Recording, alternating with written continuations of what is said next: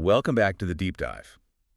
Our mission today, well, it's to cut through all that project management speak, Agile, Waterfall, Scrum, and really turn it into something practical, a roadmap, if you will, for navigating actual project complexity. Yeah, because it gets complicated fast. Exactly.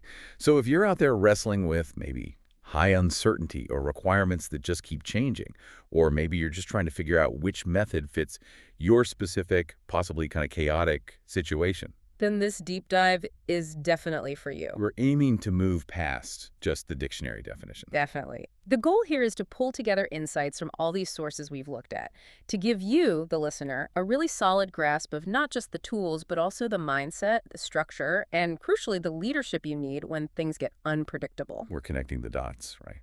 From the original 2001 Agile Manifesto. All the way to things like the rigid triple constraint framework, and even digging into some, well, surprising bits about team psychology and cognitive bias. Okay, let's frame this. Let's start with the big conflict, the foundational difference. We've got the traditional way, often called predictive or waterfall, Right, the old school. and then there's the modern response to uncertainty, the adaptive approach. That's where Agile lives. So what's the core difference we need to lock onto here? It really boils down to how you deal with information, and especially change. Predictive methods. They kind of assume you know most things up front. Like you have all the requirements locked down from day one. Exactly. They're linear, step by step, very planned out. You define it all, you build it, and then you test it, usually right at the very end. Which sounds stable. It is stable, and it gives you great documentation. No. So it's essential if requirements are stable or if you've got heavy regulations or contracts to follow. Think like big construction projects or maybe certain hardware builds. Right. It's like aiming a rifle carefully, taking one shot, and hoping you hit the target. That's a good way to put it. But innovation, high-tech stuff, that's Yeah. rarely a single shot. It's more like a guided missile, needs constant adjustments. Mid-course corrections. Yeah. And that's the adaptive side. Precisely. Adaptive methods expect change. They thrive on it, actually. Requirements evolve because you're getting feedback constantly, ideally from the customer. So it's not a straight line. Not at all. The work is iterative. You cycle through development again and again, refining things, and it's incremental. You deliver working pieces often. Testing isn't just at the end, it's continuous. Learning is continuous. The main takeaway being, Adaptive is how you handle high risk, high complexity, high uncertainty. You can't just plan away the unknown. You have to build your process around adapting to it. and the sources we pulled together for you cover this whole journey from the philosophical shift of Agile to the hard discipline needed for project boundaries, and then into the messy, fascinating reality of how people actually behave under pressure. Okay, let's dive into that shift, the Agile mindset. Because when we say Agile, it's not just about a specific process like Scrum or Kanban, is it? No, not at all. It's deeper than that. It's really a fundamental way of thinking, a philosophy that kicked off, well, over 2 decades ago now. And we can actually pinpoint its origin quite precisely. We can. February 2001. A group of 17 software folks got together in Utah. People like Jeff Sutherland, Ken Schwaber, key figures behind Scrum. What was driving them? Fundamentally, frustration. They were fed up with the way things were usually done, these super bureaucratic, document-heavy, slow processes. Often, by the time the software was delivered, the market had already moved on. They were looking for, in their words, better ways of developing software. So it really grew out of a practical need, not just theory. Absolutely. And it wasn't created in a vacuum. You can trace the ideas back, especially to lean thinking. That came out of Japanese manufacturing, Toyota specifically. Ah, lean. Maximize value, minimize waste. Exactly. Waste of time, waste of effort, waste of unnecessary paperwork, waste from just waiting around. You see that DNA all over Agile. And the team structure ideas also had earlier roots. They did. There's a really influential 1986 article in Harvard Business Review called The New Product Development Game.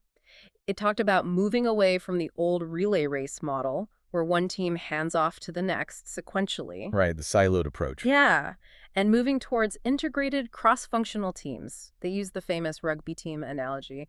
Everyone moving down the field together, passing the ball back and forth as needed. That rugby idea is powerful because it implies shared ownership, constant movement, adaptation. Oh.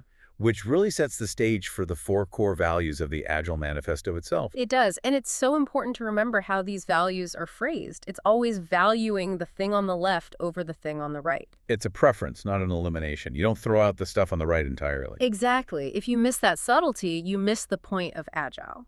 So the first value, individuals and interactions over processes and tools. The human element first. Right.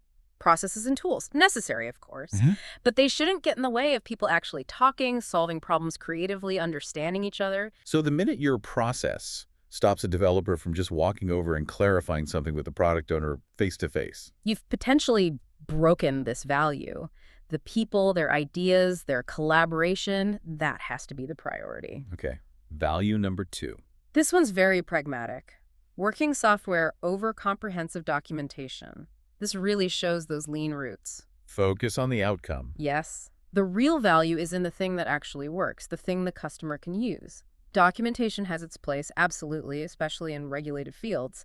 But writing massive documents for features that might change next week, that's often just waste. The working product itself is the proof of progress. This one causes friction sometimes, doesn't it? In big companies, people worry about technical debt or lack of traceability if documentation is constantly deferred. It's a valid concern, and it requires nuance. Agile isn't no documentation, it's just enough documentation. The documentation itself needs to provide value. Maybe that means prioritizing automated tests that act as living documentation. Or maybe you document the architecture after it's proven stable in an iteration, not based on upfront guesses. Right, just enough. It's a good point. Okay, third value. This feels like a big philosophical shift, especially in how companies work with clients or vendors. Customer collaboration over contract negotiation. Huge shift. It aims to move the relationship from being purely transactional, maybe even adversarial, to being a real partnership. Because rigid, upfront contracts in uncertain projects are dangerous. Extremely. They lock you into requirements that might be obsolete tomorrow. And they often incentivize conflict when, inevitably, things need to change. Collaboration means you're constantly talking, showing the customer what you're building in increments, getting their feedback, and actually using that feedback.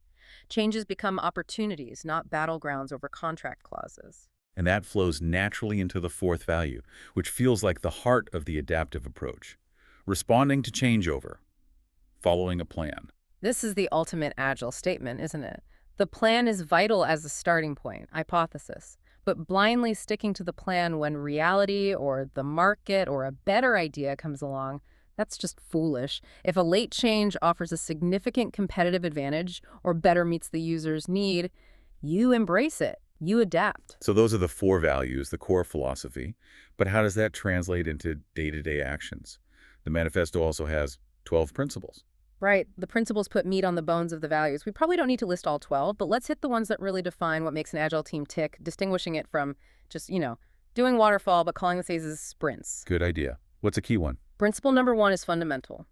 Our highest priority is to satisfy the customer through early and continuous delivery of valuable software. Notice those keywords. Early, continuous, and valuable.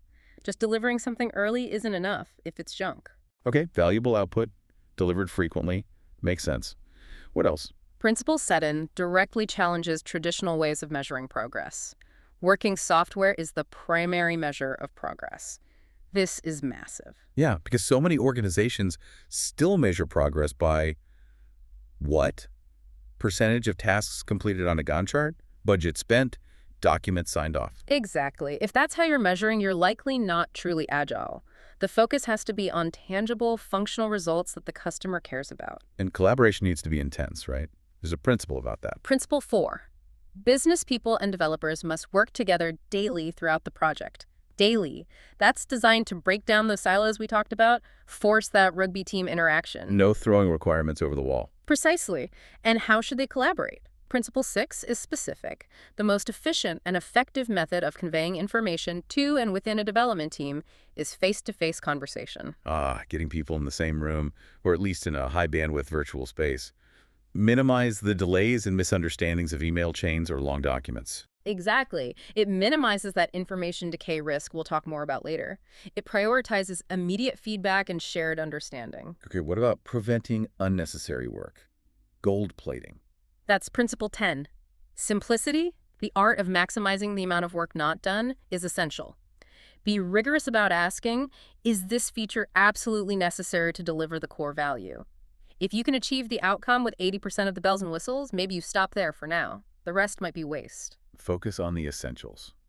And finally, there's a principle about how teams are managed, or rather, how they manage themselves. Yes, Principle 11, which can be quite revolutionary for traditional command and control organizations. The best architectures, requirements, and designs emerge from self-organizing teams. Meaning you build teams around motivated individuals, you give them the environment and support they need, clarify the goals and context, and then you trust them to figure out the best way to do the work. Leadership shifts from directing tasks to enabling the team, removing obstacles. Servant leadership. Trust and empowerment. Okay. And that idea of trust and self-organization leads us right into the next section. How does this adaptive, trust-based approach deal with the hard realities, the unavoidable limits that every project faces? #TapeTake2, navigating project constraints and complexity. Right, so we have this adaptive philosophy, this focus on people and change. But as you said, no project exists in a fantasy land. Every single one runs up against real-world limits.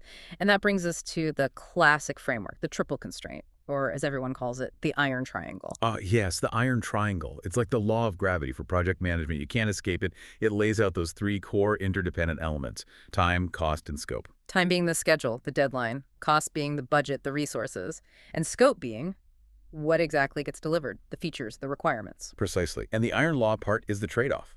They are interdependent. Right. You change one, you will affect at least one of the others. You simply can't escape it. So if the client suddenly wants more features, increases the scope, then you have to either get more money, increase costs, maybe hire more people, or get more time, push out the deadline, or possibly cut scope elsewhere to make room. Something has to give.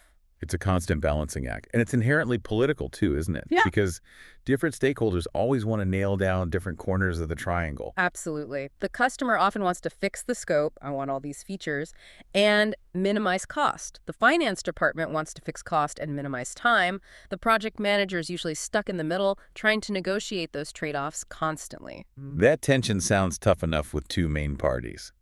But it's even worse in what our sources call tripartite projects. What happens when you add a third major independent stakeholder?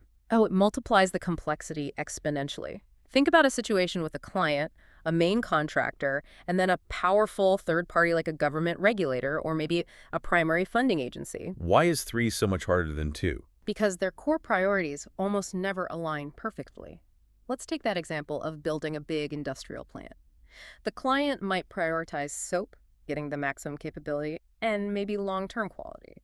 The contractor building it, they're likely laser-focused on minimizing cost and maximizing their own efficiency. Okay, classic conflict there. And the third party, the regulator. The regulator might be fixated on time, hitting a specific compliance deadline, and safety, which could add extra steps, checks, and documentation, potentially increasing both cost and scope for the others. So now, any change request, that infamous scope creep where requirements just keep expanding, has to navigate the competing demands of 3 different masters. It becomes incredibly difficult to get agreement. Things can grind to a halt, or costs can spiral because you're trying to satisfy everyone. There was a construction example in the sources, right? Developer wants to add 500 square feet increased scope. Yes. And if the local government, the third party, says, no way, the original time limit is fixed because of permit deadlines, well, the PM can't just extend the schedule. So they're forced into a trade-off. Exactly. They either have to find more money, increase costs to speed things up, or they have to cut scope somewhere else. Maybe remove some non-essential decorative features to keep the project balanced within that fixed time constraint imposed by the regulator. Okay, so understanding and managing these constraints is critical, even if you're trying to be agile and adaptive. Absolutely critical. Which leads us nicely into a specific Agile framework that actually leverages constraints in a really interesting way. The Dynamic Systems Development Method, or DSDM. DSDM. I know it's agile, but it's known for being quite structured, almost constraint-driven. How does it handle the iron triangle? It does something radical. Traditionally in waterfall, you fix the scope up front. Here's exactly what we'll build. And then time and cost often become the variables that get adjusted when problems arise. DSDM flips that completely. It flips it. How? With DSDM, you deliberately fix cost, quality, and time right at the beginning of the project. These become your non-negotiable baselines. Wait, fixed time and fixed cost. That sounds very unagile. How can you adapt if those are locked down? That's the clever part. Because cost, quality, and time are fixed, it forces the only remaining element of the triangle to become the variable, scope. So DSDM manages projects by flexing the scope. How do they do that in a controlled way without just delivering half a product? They use very explicit, structured techniques for managing that flexible scope. Most famous one is Moscow prioritization. Moscow. Right. That's not just a wish list, is it? It's more rigorous than that? Much more rigorous. It's a continuous tool for negotiating what gets delivered within the fixed time and budget. It forces difficult choices. Okay, let's spell out Moscow, because it seems like the engine driving this. What do the letters stand for? Right, it's an acronym. M, must have. These are the absolutely critical requirements. If even one must-have isn't delivered, the project is considered a failure. It's the minimum usable subset. Non-negotiable. Okay.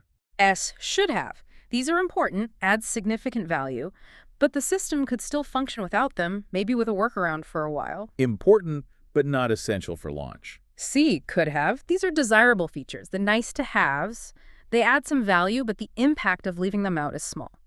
They are the first candidates for deferral if time gets tight.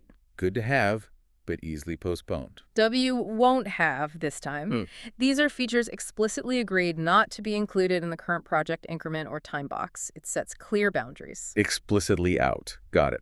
So how does this play out? Let's use that CRM system example from the sources. Fixed budget, say 150K, fixed deadline, 6 months. Okay. The team starts working. They hit an unexpected technical problem. It's going to take longer than planned. In a traditional project, they might ask for more time or more money. But in DSDM, they can't, because time and cost are fixed. Exactly. So the conversation immediately shifts to the Moscow list. They look at their should have and could have features. Maybe those advanced analytics reports could have get pushed to a future release. Maybe a secondary integration should have is simplified. They sacrifice scope to protect the deadline and budget. Precisely. They negotiate which lower priority features move down the list, possibly into won't have for this specific release, to guarantee that all the must-have features like basic contact management are delivered on time, on budget, and to the agreed quality level. So it's a really interesting paradox. DSDM achieves delivery predictability by embracing scope flexibility, but within a very rigid framework of fixed time and cost. It forces that ruthless prioritization that Agile talks about. It makes the trade-offs explicit and ties them directly to the business value delivered within predictable boundaries. Okay, we've got the Agile philosophy, the adaptive mindset, we've got the hard reality of constraints like the Iron Triangle and frameworks like DSDM to manage them, but ultimately, projects are run by people. Systems don't execute themselves. Exactly. The human element is inescapable, and often it's the most complex part. So let's shift focus there, starting with the leader, the project manager. The Project Management Institute, PMI, has a breakdown of the skills needed for that role. What does it tell us? It's really revealing, actually, because it strongly validates that Agile principle about valuing individuals and interactions. When you look at the skills breakdown by how much time PMs supposedly spend using them, well, the people skills dominate. What are the top ones? Leadership is right at the top, estimated at 25% of the role. Communication management is next at 20%. Then you have things like time management and organizational skills at 15%. Wow. So leadership and communication alone make up almost half the job right there. Easily. And if you add in things like stakeholder engagement, team building, the soft skills, the interpersonal stuff, it accounts for, well, probably closer to 2/3 of what a successful PM actually does day to day. The purely technical project skills are important, but secondary. That really underscores how critical the style of leadership is, especially when things are complex and uncertain.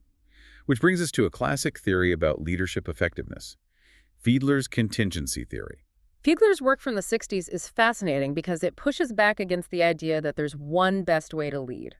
His core idea is contingency leadership effectiveness depends on matching the leader's inherent style to the specific situation. And he defined two main styles. Yes. And crucially, Fiedler believed these styles were pretty much fixed for an individual leader. You couldn't easily change them. He measured this using the least preferred coworker, or LPC scale. Based on that, you're either primarily task-oriented, your focus is on getting the job done, efficiency, hitting goals, or you're relationship-oriented, your focus is on building strong team bonds, morale, supporting your people. Okay, task focus versus people focus. And the idea that this style is fixed is pretty radical. It implies you can't just train someone to be a different kind of leader. That's the implication. You don't try to change the leader, you try to put the leader in the situation where their natural style is most effective. So how do you determine the situation? What makes a situation favorable or unfavorable for a particular style? Fiedler identified 3 key variables that determine situational favorableness. 1. Leader-member relations. How much trust, respect, and loyalty does the team have for the leader? Good relations mean high favorableness. 2. Task structure. How clear, defined, and standardized are the tasks the team needs to perform? Highly structured tasks increase favorableness. Ambiguous tasks decrease it. 3. Position power. How much formal authority does the leader have? Can they reward, punish, hire, fire? High power increases favorableness. Okay, so you assess the situation based on those 3 factors. Then you match the leader. Where do the different styles fit best? Fiedler's research suggested a specific match. The task-oriented leader, the one focused on goals and efficiency, actually performs best in the extremes. Extremes, meaning very good situations or very bad ones. Exactly. They excel in highly favorable situations where the team trusts them, the task is crystal clear, and they have strong authority. They can just drive execution efficiently. And the other extreme. They also excel in highly unfavorable situations. Think a crisis, a team in open conflict, a completely ambiguous task with no clear path forward. In that chaos, a strong, directive, task-focused leader is needed to impose order, make decisions, and just get something done. Okay, so task-oriented leaders for the very best and very worst situations. What about the middle ground? That's where the relationship-oriented leader shines. In moderately favorable situations, this is often where complex, innovative projects live. Maybe it's a new team forming, the goals are general and require creative solutions. The task isn't fully defined yet. So, situations needing collaboration, innovation, team cohesion. Precisely. In those moderately favorable scenarios, the leader focused on building trust, encouraging participation, and supporting the team is more likely to succeed. That's really interesting. It highlights that a leader who is brilliant in one context could completely fail in another if their style doesn't match the situation's needs. Context is king. Absolutely. You can't just assume a good leader will be good everywhere. Okay, now let's add another layer of human complexity. Let's talk about cognitive biases within the team itself, specifically the Dunning-Kruger effect. Dunning-Kruger, a classic and a potentially huge problem for projects. This is the bias where people who are, frankly, incompetent or unskilled in a particular area tend to dramatically overestimate their own ability. They don't know what they don't know. Exactly. They lack the metacognitive skill, the ability to self-assess accurately, to even recognize their own incompetence. They confidently reside at the summit of, well, what Dunning and Kruger called Mount Stupid. How does this play out in projects? It can be disastrous. Think about project planning and estimation. Someone with low competence might provide wildly optimistic estimates because they simply don't grasp the complexities involved. They might resist feedback or criticism because they genuinely believe they know best. It hinders learning, collaboration, and realistic planning. And there's a flip side to it too, right? Competent people sometimes underestimate themselves. Yes. Highly competent people, precisely because they understand the depth and complexity of a subject, might underestimate their own expertise relative to others. They might think, well, this was hard for me, so it must be really hard for everyone. Or they might assume their knowledge is common knowledge when it isn't. So you've got incompetence leading to overconfidence, and competence potentially leading to underconfidence. That sounds like a recipe for difficult team dynamics and poor decision-making. It absolutely can be. Imagine trying to use Fiedler's model to pick the right leader for a situation, but your assessment of the potential leader's skills, or even the team's trust level, is skewed by Dunning-Kruger among the assessors or the team members themselves. It adds noise to everything. What's the strategy to combat it? How do you get people off Mount Stupid? It's tough, but it requires fostering a culture that values intellectual humility, encouraging continuous learning, making constructive criticism, and seeking external feedback mandatory, not optional. Things like peer reviews, retrospectives where people feel safe admitting mistakes, these help force a degree of self-correction. So building systems that challenge assumptions and force objective feedback. Exactly, because relying purely on self-assessment is demonstrably unreliable for many people. And speaking of unreliability, let's talk about communication again. We mentioned Agile prioritizes face-to-face conversation. Dunning-Kruger shows why accurate self-perception is hard. Now let's quantify the risk of information decay and noise when messages get passed along. Right. This is crucial for understanding why direct communication is so heavily emphasized. Information is fragile. As soon as it leaves the source, it starts degrading. The classic Shannon and Weaver theory from the 1940s talks about noise, anything that interferes with the signal. And in communication between people, noise can be literal noise, but also jargon, assumptions, cultural differences, lack of context. All of that. And the estimated loss just from basic noise in verbal communication, even without multiple handoffs, can be significant. Some studies suggest a loss of anywhere from 20% to 50% of the original information content. 20 to 50% loss just in one transmission. Wow. And it gets much worse when information is relayed through multiple people. There's the information decay theory, which suggests that each additional person or step the message passes through can lose another 10% to 30% of accuracy. So it compounds. It compounds dramatically. Think about a requirement going from a customer to a business analyst to a project manager to a team lead to a developer, maybe then to a tester. That's 5 or 6 stages. If each step loses, say, 20%. The total loss by the end can easily exceed 70%. The person actually building the thing might be working with less than a third of the original intent or detail. That's staggering. Are there studies that back this up? There are. Classic rumor model studies show that simple rumors often lose around 70% of their original details after being passed through just 4 or 5 people. And a Harvard Business Review study specifically looked at business instructions.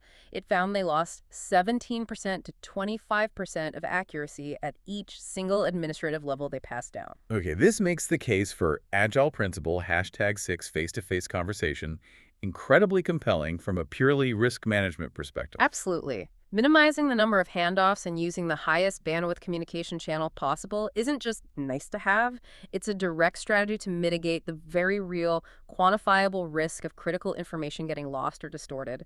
Getting people talking directly isn't overhead, it's essential risk reduction. #TagRYVD, organizational structure and value delivery. That imperative for clear, high-fidelity communication really highlights the need for a well-designed value delivery system within the organization. How does information, strategy, and feedback actually flow up and down the chain? Yeah, that flow is critical for alignment and responsiveness. It needs to be a continuous cycle, not just top-down directives. So what does the downward flow look like typically? It usually starts at the top, with senior leadership defining the overall business strategy and goals. They communicate this down to portfolios, the groups managing major investments and programs. And portfolios then translate that strategy into more concrete objectives For the programs and individual projects under their purview. They allocate budgets, set expectations for value delivery, and pass those down the line.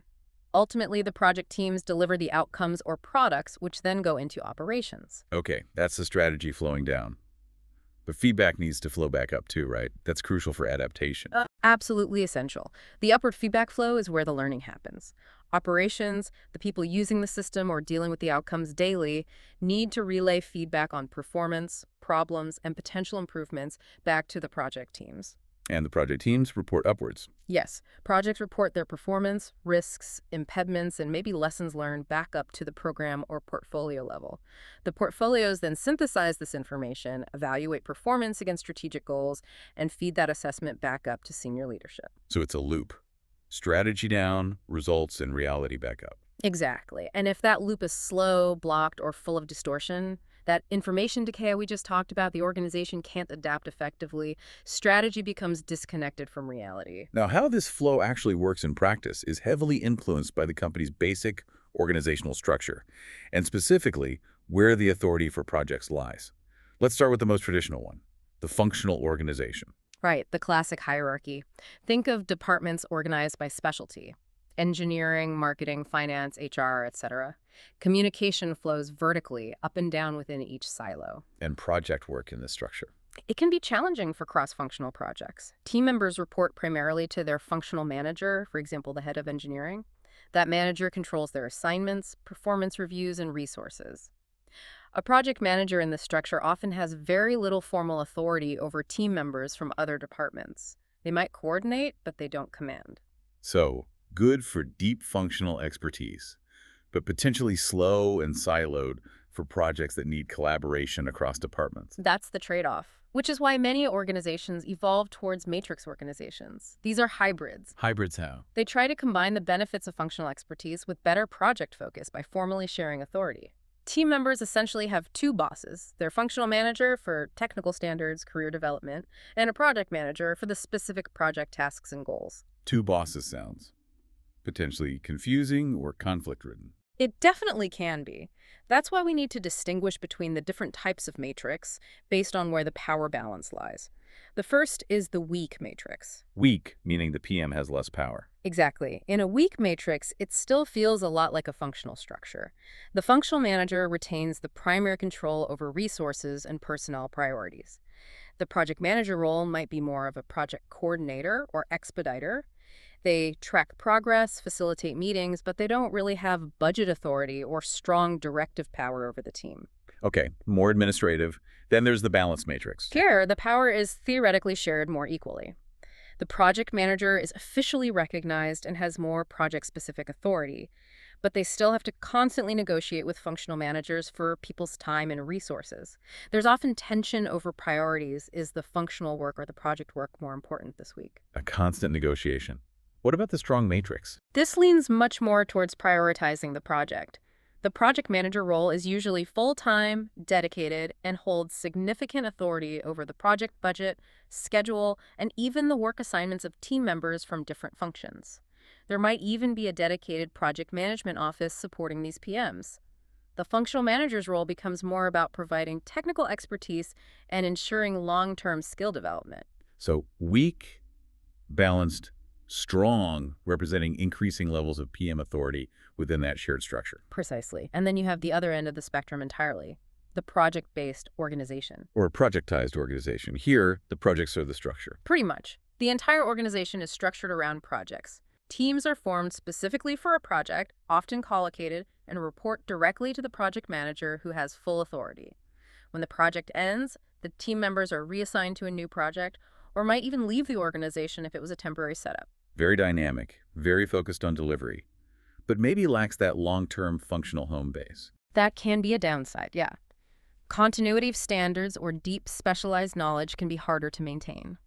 Which is why, in reality, many large organizations operate as a composite organization. Meaning they mix and match. Exactly. They might be predominantly functional, but create a temporary strong matrix or even a fully projectized team for a specific, critical, time-bound initiative. They use different structures where they make the most sense. Okay. Now, within many of these structures, especially matrix and project-based, you often find a specific entity created to help manage things. The Project Management Office, or PMO. What's its core purpose? The PMO's fundamental role is to standardize and improve project delivery across the organization. They typically handle things like establishing methodologies, providing templates and tools, facilitating resource sharing, managing risks across projects, and ensuring projects align with overall business strategy. They bring consistency and oversight. And just like matrix structures, PMOs also come in different flavors depending on their level of control, right? Starting with the supportive PMO. Right. A supportive PMO has low control. It acts mainly as a consultant or a center of excellence. It provides resources, templates, best practices, training, lessons learned from past projects, but it doesn't mandate their use. Teams can choose whether or not to use the PMO's offerings. Think of it as a helpful library. Okay, low control, high support. What about a controlling PMO? This type has moderate control. It aims to ensure compliance. A controlling PMO does mandate the use of specific methodologies, tools, templates, or governance frameworks. They might conduct reviews or audits to ensure projects are following the prescribed standards. They enforce the rules. Moderate control, focused on compliance. And the highest level, the directive PMO. A directive PMO has high control. It doesn't just set the rules, it actively manages the projects. This type of PMO often directly employs or assigns the project managers, takes ownership of project outcomes, and exerts strong centralized control over the project portfolio. You see this more in organizations where project consistency and strategic alignment are absolutely paramount. So supportive, controlling, directive, increasing levels of authority, and direct management. Exactly. And it's really important to distinguish the PMO's role from the individual project manager's role. How so? What's the key difference? The PM focuses on the specific objectives of their project, managing its unique scope, schedule, budget, that triple constraint again, and leading their specific team. The PMO looks across projects. It manages shared organizational resources, methodologies, overall portfolio risks, and ensures alignment at a higher level. They operate on different scales within that value delivery system. Tag V, project life cycles, and tailoring. All right, we've covered the mindset, the constraints, the organizational structures, the human factors. We're finally ready to talk about how the actual work gets done over time, the project life cycle. Choosing the right one seems critical. It absolutely is. The life cycle you choose really dictates the rhythm of the project, how you handle change, how often you deliver things, and the overall structure. Our sources identify 4 core types. Let's define those quickly. First up, the classic. Predictive or waterfall? Predictive. You aim to know everything up front. Requirements are fixed. You move through sequential phases like analysis, then design, then build, then test. There's typically one big delivery at the very end. The main goal is predictability and efficiency, assuming stability. Best for things like building a bridge. Okay. Linear. Big bang delivery. Next, iterative. Iterative focuses on getting the solution right. You still might have one final delivery, but you get there through repeated cycles of refinement. Think. Build a prototype, test it, learn, refine it, build another version, test again. Repeat until it's correct. The goal is high quality and correctness of the final product. So lots of cycles, but maybe still one main deployment. Often, yes. Contrast that with incremental. Incremental's goal is? Speed and early value. You deliver the product in small, usable pieces. Each increment adds functionality. So the customer gets something working early, and then more features arrive with each subsequent increment. The focus is on early and frequent delivery of usable output. Okay, early usable pieces. And finally, agile. Agile essentially combines the benefits of iterative and incremental.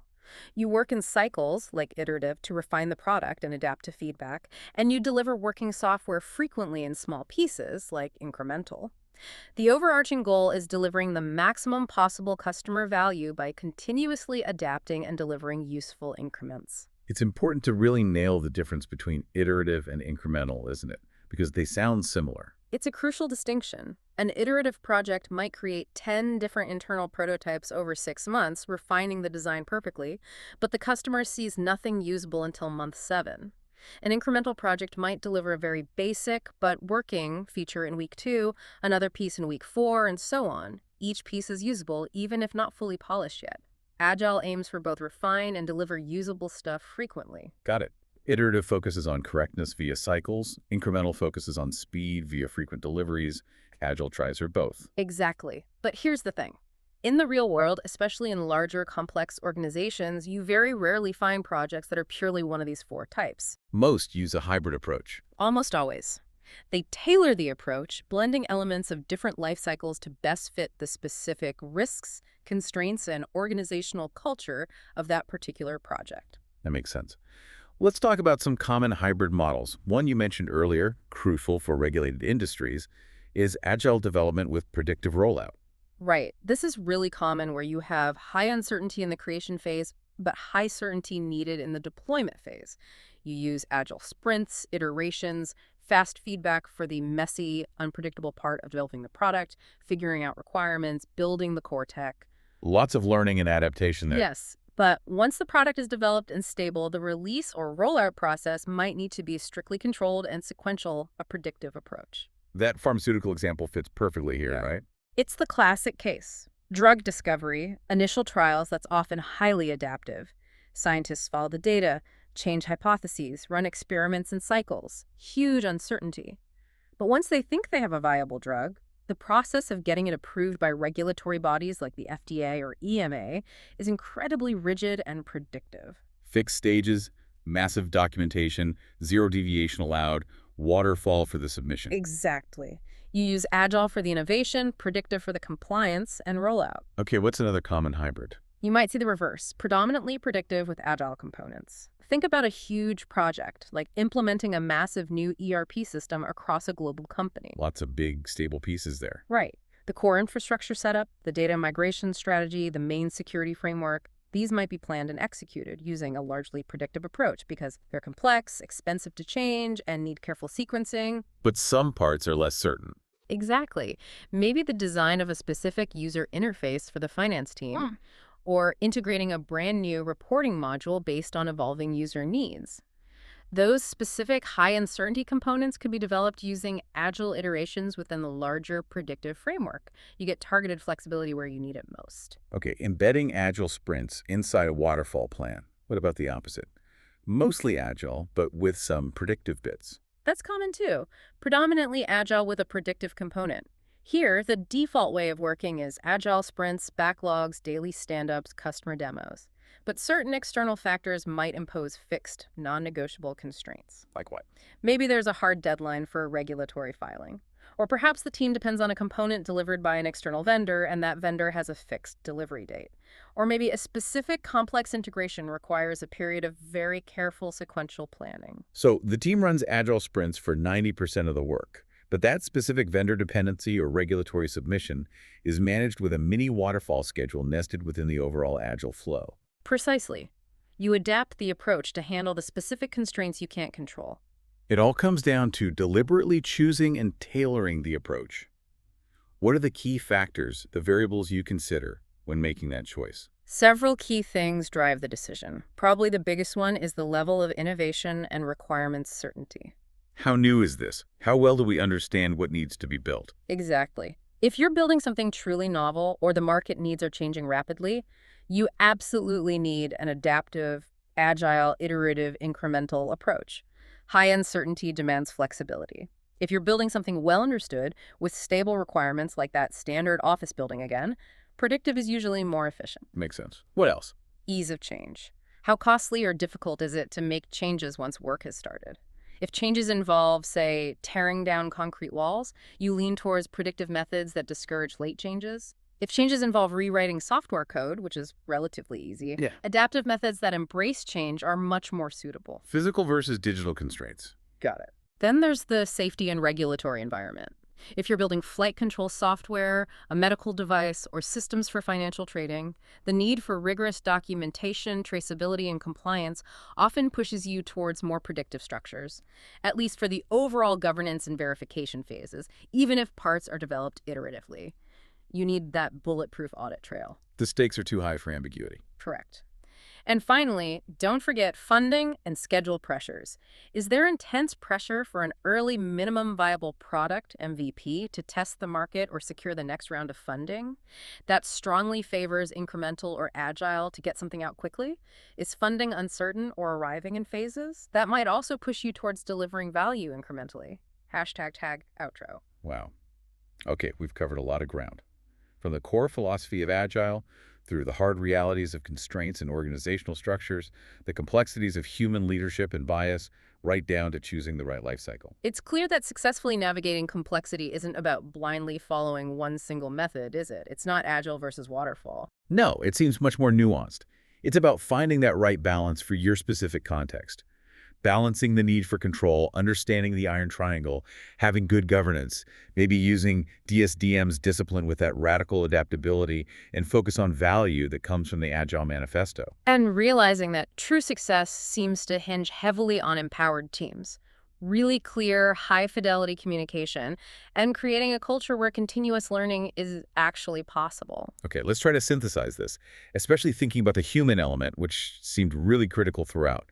We heard that the most vital skills for a project manager are things like leadership and communication, the soft skills. Right. Overwhelmingly so, according to the PMI data. Then we heard about Fiedler's theory, suggesting that a leader's fundamental style, task-oriented or relationship-oriented, is pretty much fixed, and success depends on matching that style to the situation's favorableness. A potentially fixed style needing a specific context. And then we layered on the Dunning-Kruger effect, that cognitive bias, showing how difficult it is for any of us leaders included to accurately assess our own competence, or the competence of others, or even the true nature of the situation we're in. Yeah. Incompetence leading to overconfidence, competence sometimes leading to underconfidence, making clear assessment really tricky. So this brings us to a final, maybe challenging thought for you, the listener, to take away from this deep dive. If we accept Fiedler's premise that a leader's style is largely fixed, and we know that organizational success often depends on putting the right leader in the right situation, but our ability as individuals and organizations to clearly perceive a leader's true capability or the situation's actual favorableness is constantly warped by cognitive biases like Dunning-Kruger and clouded by information decay. Where are you going with this? Well, the question for you is this. How can any organization, especially a complex, maybe high-control one, ever reliably select the right project approach or the right leader for that approach when the very things they need to assess the leader's style, the team's state, the task structure, are so inherently difficult to see clearly and without distortion? Doesn't it suggest a need for a fundamental shift in how organizations approach self-assessment and maybe even truth-telling? That's a really deep question. It is right at the tension between the neat theories of management science and the messy reality of human psychology and organizational politics. How do you make optimal choices when your information and self-perception are inherently flawed? Exactly. Something to ponder. We'll leave you with that thought. Thanks for diving deep with us today. Welcome back to the Deep Dive. Today, we are really opening up the essential playbook for modern project execution. Yeah, getting things done when they're complicated. Exactly. Whether you're handling a huge product launch or maybe a tricky supply chain thing, or honestly, just trying to get any complex initiative over the line. The core problems are kind of the same, aren't they? They really are. How do you manage all that uncertainty, the tight resources, and, well, human nature itself? All at once. It's a juggling act. Totally. So our mission today is to give you a complete, organized toolkit. We're starting with the philosophy, the agile mindset. The foundation. Then we'll get into the mechanics, the iron triangle, constraints, stakeholders. The hard stuff. Right, the nuts and bolts. And finally, we're going deep on the human side. Leadership styles, how communication just vanishes. Oh, the information loss, yeah. It's scary. And those cognitive biases, the things that quietly mess up even the best plans. This deep dive is really for, the learner who needs structure, speed, and real depth. No surface level stuff. No. We're pulling from the Agile Manifesto itself, looking at specific methods like DSDM, Dynamic Systems Development Method. Why a mouthful? It is, and grounding it all in behavioral science. Fiedler's theory on leadership, Dunning-Kruger. That one's always fascinating. Definitely. So by the end, you should have the framework, the details. You need to sound like you really get how to manage complexity today. Okay, let's do it. Let's unpack this, starting right at the foundation. The agile mindset. Right. Agile. It feels like it's everywhere now, but the actual origin, Yeah. it's pretty specific. It goes back to 2001. Utah, right. A ski resort. Exactly. 17 software developers got together. They were just fed up. Fed up with what, specifically? With the old ways, the heavyweight methods. Yeah. Tons of documentation up front, super rigid, sequential processes. The kind where projects were often obsolete before they even launched. Precisely. They were failing too often. Yeah. Too much bureaucracy. They wanted something lighter, faster, more responsive. It really was a revolution, wasn't it? Not just an evolution. I think so. A direct pushback against methods that valued process and documents over, well, actual results and people. And what's amazing is it started with software guys. Coders. Yep. But it didn't stay there. It just exploded outward. Absolutely. Manufacturing, product design, education, even healthcare. They all started picking up on these ideas. Why do you think it spread so fast beyond tech? Because the core shift wasn't really technical. It was organizational. It was about culture. Moving away from that top-down command and control style. Exactly. Towards empowering teams, getting rapid feedback, constantly improving. It's a mindset focused on how people work together and how quickly you can adapt when things inevitably change. So when we talk about the Agile philosophy, it's this mindset, this way of thinking that comes straight from that 2001 manifesto. Grounded in it, yeah. And it boils down to prioritizing customer satisfaction, getting work and stuff out the door quickly, and intense collaboration. Which brings us to the 4 core values, the famous over statements. These are the heart of it. They really define the shift. Okay, let's break them down. The first one takes aim at hierarchy and red tape. Individuals and interactions over processes and tools. This is huge. It means valuing the people, the communication between them, more than forcing everyone into a rigid process or mandating a specific software tool. It's saying the best solutions come from people talking, not filling out forms. Pretty much. Empowered people, direct communication. That's where the magic happens. Yeah. Especially when problems pop up unexpectedly. Trust, transparency, connection. That's the fuel. Okay, value number 2 combats that documentation for documentation's sake problem. Working software outcomes over comprehensive documentation. Yeah, this gets right to the chase. Deliver something that works, something that provides actual value to the customer. Instead of spending ages on specs that might be wrong anyway. Exactly. It's not saying no documentation ever. It's saying the documentation should serve the product. support the outcome, not become the main goal itself. Get something functional out there first. Makes sense. The third one is about the customer relationship. Customer collaboration over contract negotiation. This flips the script on traditional client work. It demands active partnership throughout the entire project. So no more signing a contract, disappearing for 6 months, and then surprising them with the result. Hopefully not. It's about short feedback loops, constant check-ins, shaping the product together iteratively. It drastically reduces the risk of building the wrong thing. The contract is just the starting point, not the end point of the discussion. Precisely. Collaboration drives it. And the fourth value, maybe the most critical one today, responding to changeover, following a plan. This is where the Agile part really lives, Yeah. right? Adaptability. Being able to pivot. Yes. Agile processes are built to welcome change, even late in the game, if it helps the customer compete better. So if the market shifts or the user discovers something new, You want the ability to react quickly, to absorb that change, not fight it because it messes up your beautiful 6-month-old Gantt chart. okay, so those are the values. To really get agile, though, we need that clear comparison. Agile, adaptive versus waterfall, predictive. Right. Two fundamentally different beasts. Waterfall is your classic approach. Linear, sequential, do step A, then step B, then step C. Exactly. Right. You try to define all the requirements up front, lock them down, then you design it all. Then you build it all. And testing, Happens right at the very end. Big bang testing. which sounds risky. It can be. But waterfall is actually great when things are stable. Like when requirements are super clear and unlikely to change. Perfect example. Think regulatory projects. The law dictates the requirements. They're not going to change mid-project, or some kinds of engineering where physics dictates the specs. Low uncertainty, waterfall can be very efficient then. Yep. But agile, totally different game. It's adaptive. Meaning it expects change. It thrives on it. It works in short cycles, iterations, or increments. Sprints, often called in Scrum. Right.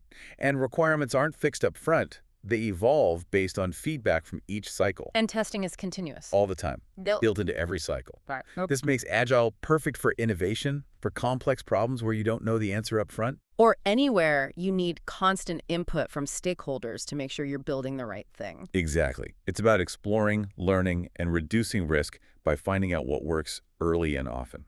You mentioned reducing waste. That brings us to lean thinking. Agile didn't invent everything from scratch, right? Not at all. Deep roots in lean, especially ideas from the Toyota production system.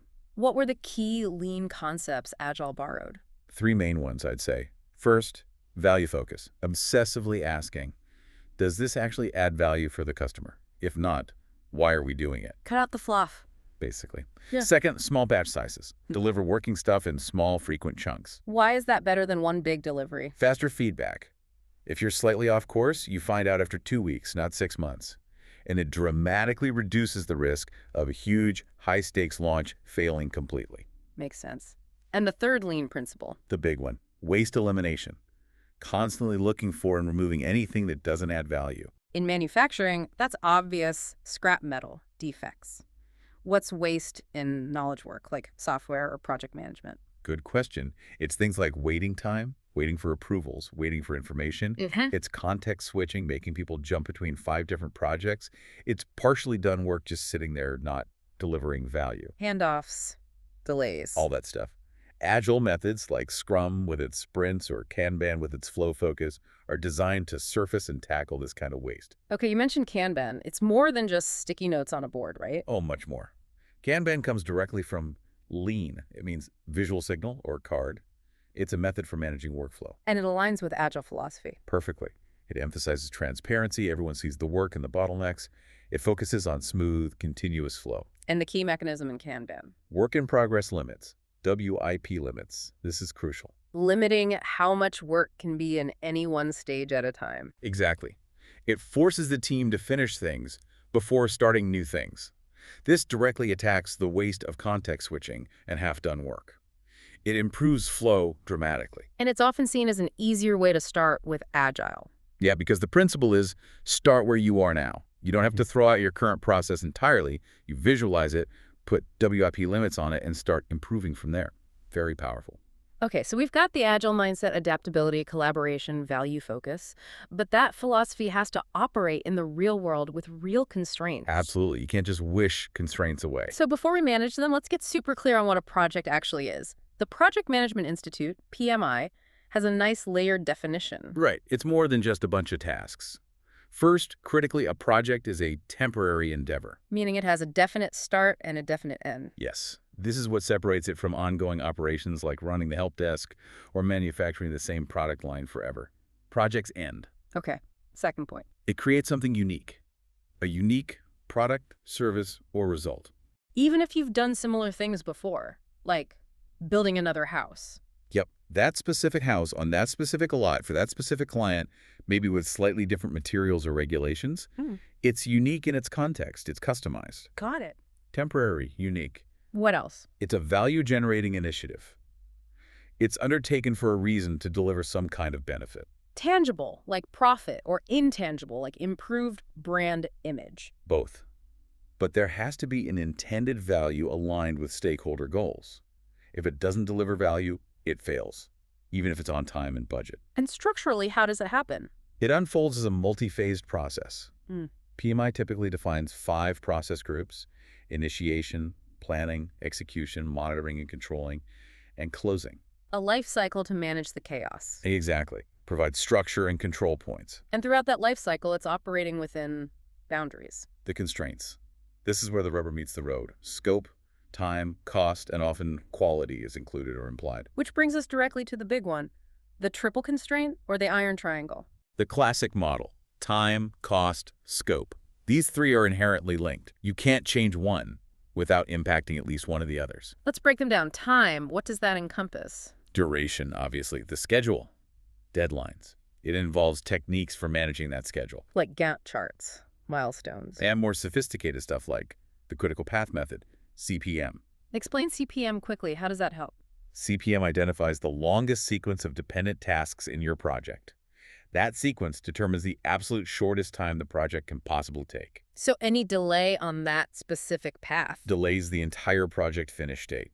It tells you where you absolutely cannot afford slippage. And delays cost money, right? Penalties, missed opportunities. Huge consequences. Which leads to the second constraint, cost. Pretty straightforward. The budget. The budget, yes, but managing it involves more. Labor, materials, equipment, software licenses, contingency funds. And estimating that accurately is hard. Very hard. That's why techniques like 3-point estimating exist. What's that? You estimate 3 scenarios. Optimistic, best case, pessimistic, worst case, and most likely. Then you use a formula, often a weighted average, to get a more realistic budget figure. And you need constant monitoring to control spending. Okay, time, cost. The third corner is scope. This is what you're delivering. The features, the functions, the deliverables, the work required to create them. And the big danger here is Scope creep, the silent killer.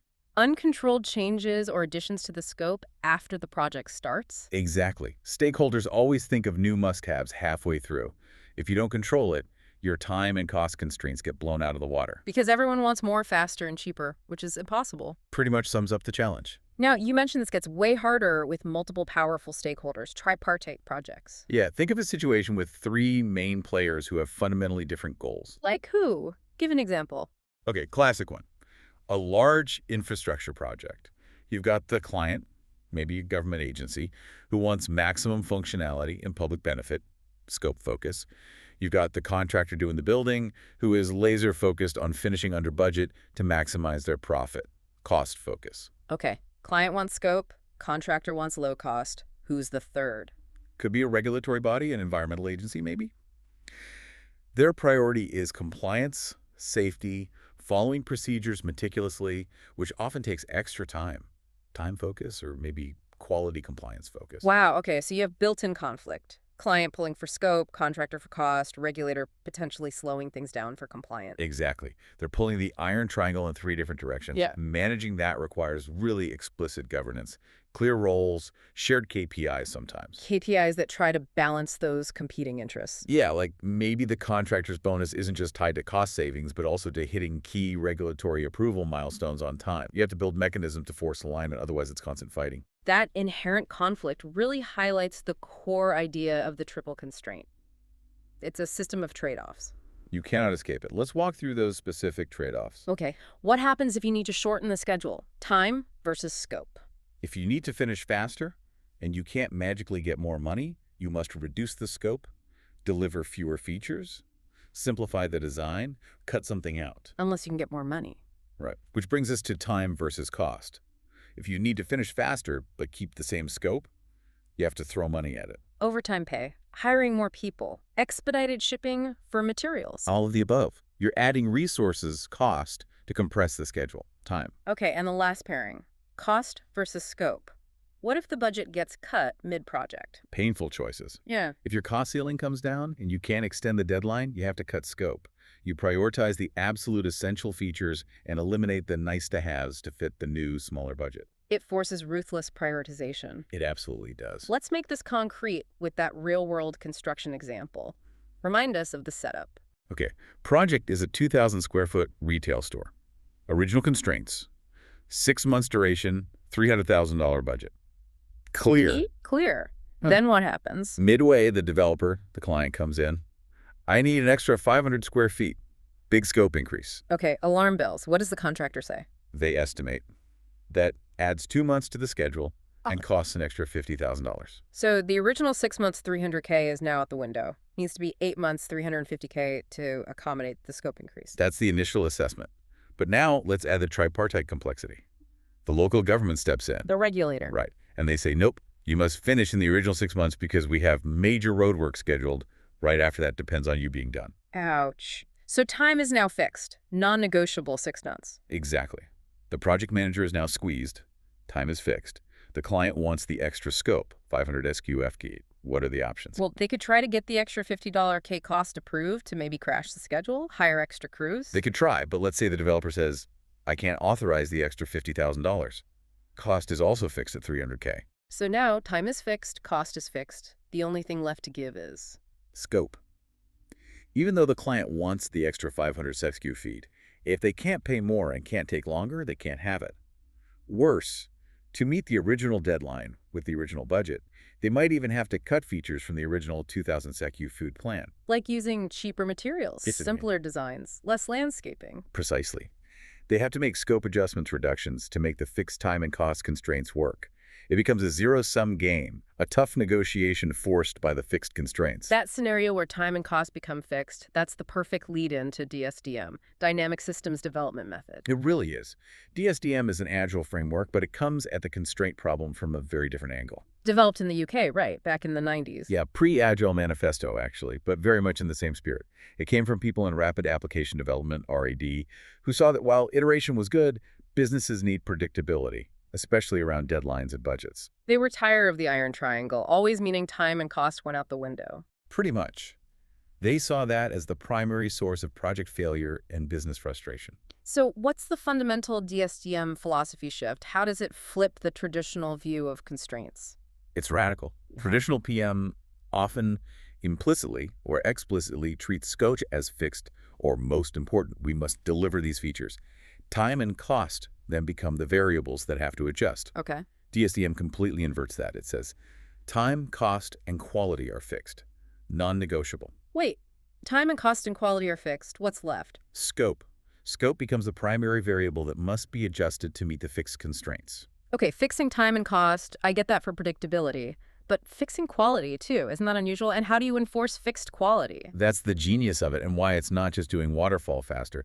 The core DSDM principle is never compromise quality. Quality isn't variable, it's a baseline requirement. How is it ensured then? Through rigorous, continuous testing, frequent reviews, and integration built into the process. You can't cut corners on testing or deliver buggy software just to meet a deadline. If it doesn't meet the agreed quality standard, it's not considered done. So if time, cost, and quality are locked, scope has to be flexible. It's the only dial you can turn. How does DSDM manage the fixed time constraint? What's the mechanism? Time boxes. This is the engine. Fixed periods of time, like sprints. Similar, but perhaps even more rigid in philosophy. A time box is a non-negotiable period, maybe 2 to 6 weeks. It has defined objectives, activities, and deliverables. Crucially, at the end of the time box, work stops. Whatever is done to the agreed quality standard is potentially deliverable. Whatever isn't. No extensions. The time box itself doesn't extend. It forces focus and ruthless prioritization within that fixed duration. Prevents deadline slippage by making the deadline sacred. Okay, so if you're fixing time, cost, and quality, you need a really robust way to manage scope. How do you decide what gets done within a time box and what gets dropped if you run out of time? That's where Moscow prioritization comes in. It's DSDM's killer app for scope management. Moscow sounds like the city. Spelled differently, but sounds the same. It's an acronym for 4 categories of requirements: must have, should have, could have, and won't have this time. Okay, break those down. Must have. Absolutely critical. Non-negotiable requirements. If these aren't delivered, the time box or even the whole project is considered a failure. The minimum usable subset, Should have. important, adds significant value, but not absolutely vital for success right now. The system can function without them, just less effectively or completely. High priority, but there's some wiggle room if absolutely necessary. Could have. Desirable, nice to haves, things that add some value but are less important or have workarounds. These are the first candidates to be dropped if time gets tight. And won't have. This is just as important. These are requirements that have been explicitly agreed not to be included in this specific time box or increment. It manages expectations and prevents scope creep by formally deferring things. So Moscow gives the team a clear framework for negotiation when pressure mounts. Exactly. DSDM mandates that not all requirements in a time box can be must-haves. Typically, you aim for maybe 60% musts to guarantee delivery of the core, leaving flexibility with the shoulds and coulds. So if a problem arises or estimates were off. The team first sacrifices the could-haves. If more time is needed, they look at the should-haves. The must-haves are protected.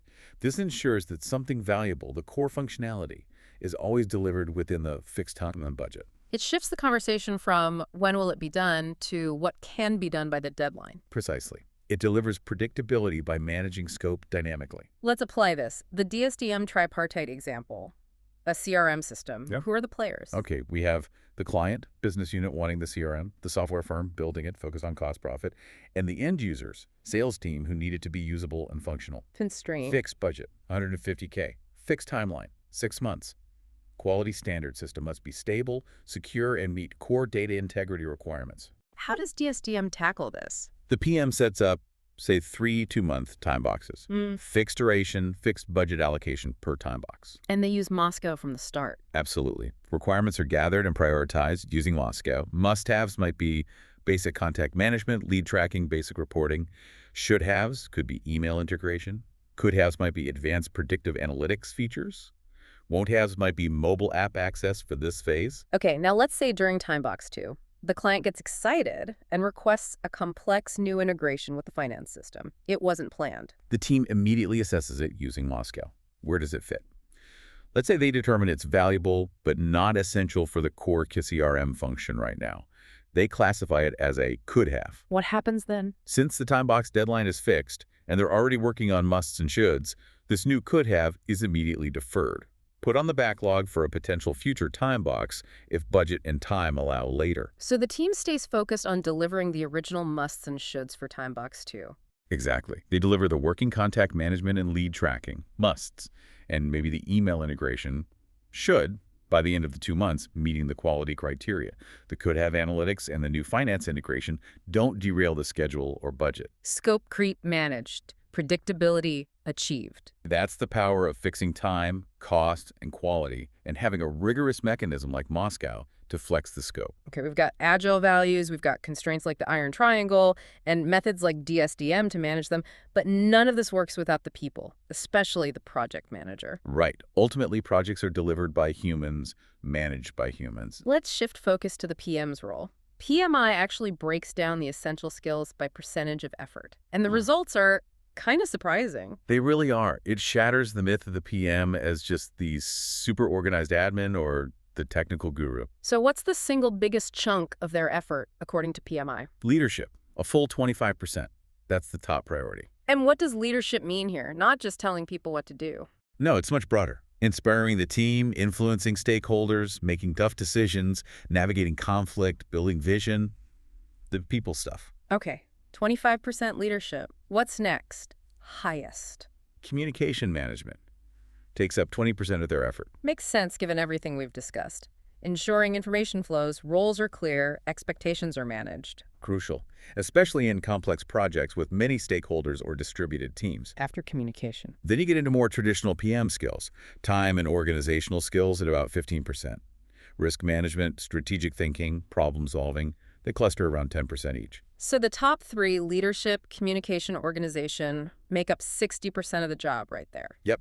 But here's the real kicker. What percentage do you think technical knowledge accounts for? Deep expertise in the project's subject matter. I'd guess maybe 10–15% still important. Try 2.5%. Wow, 2.5%, that's tiny. It really underscores the point. Modern project management is primarily a social, organizational, and leadership discipline. The PM orchestrates. They don't have to be the best player. They manage the experts. They don't have to be the top expert. Exactly. Their value is in managing complexity, ambiguity, stakeholders, risk. The power skills, as PMI now calls them. Okay, so if leadership is 25%, we need to understand what kind of leadership works. Is there one best style? According to Fiedler's contingency theory, absolutely not. There is no single best style. Effectiveness depends on the situation. Precisely. Fiedler argued that leadership effectiveness is contingent.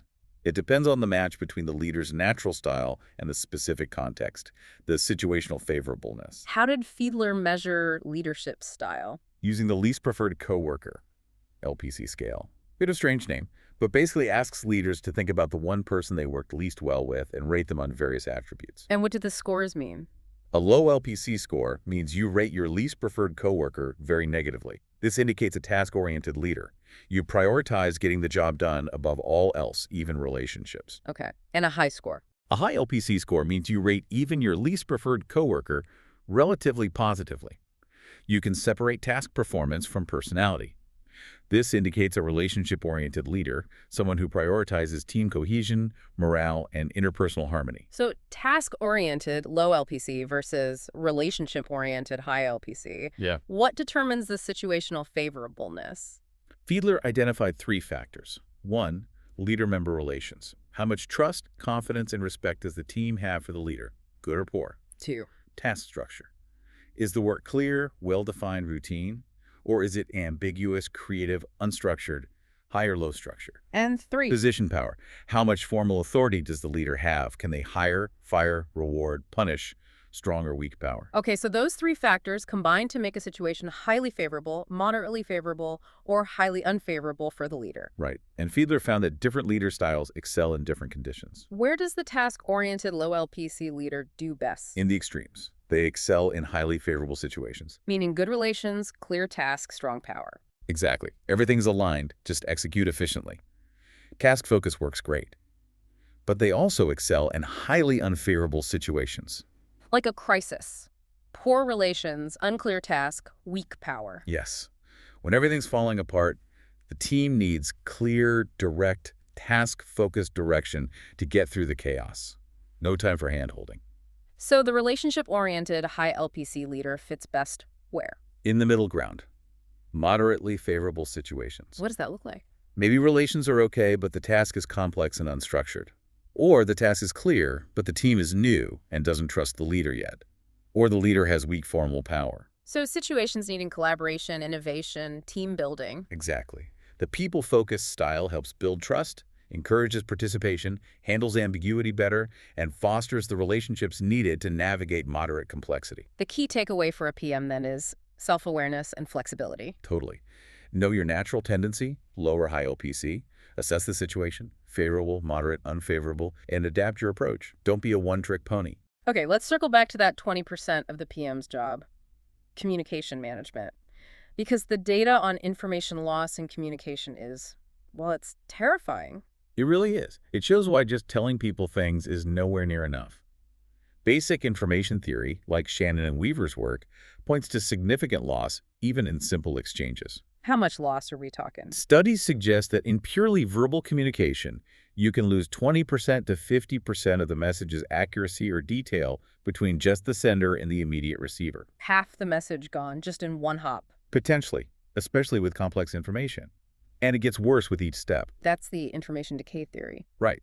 It suggests that at each additional stage or person the message passes through, you lose another 10% to 30% of accuracy or content. Let's trace that. CEO tells VP, VP tells director, director tells manager, manager tells team lead, tells developer. That's 5 handoffs. If you lose, say, 20% at each step, do the math. The developer at the end might be working with, what, maybe 30–40% of the original intent? The potential for misunderstanding is massive. Over 70% loss is easily possible. Are there studies confirming this in organizations? Oh, yeah. A Harvard Business Review piece noted that verbal instructions tend to lose 17% to 25% accuracy at each administrative level they pass through. And informal communication, like gossip or rumors. Even worse, the rumor model suggests distortion can easily exceed 50% to 70% after a message passes through just 3 or 4 people. Details get dropped, interpretations get added. It morphs completely. So the implication for a project manager is stark. Crystal clear. You must be deliberate about communication channels. Favor written communication for key decisions or requirements.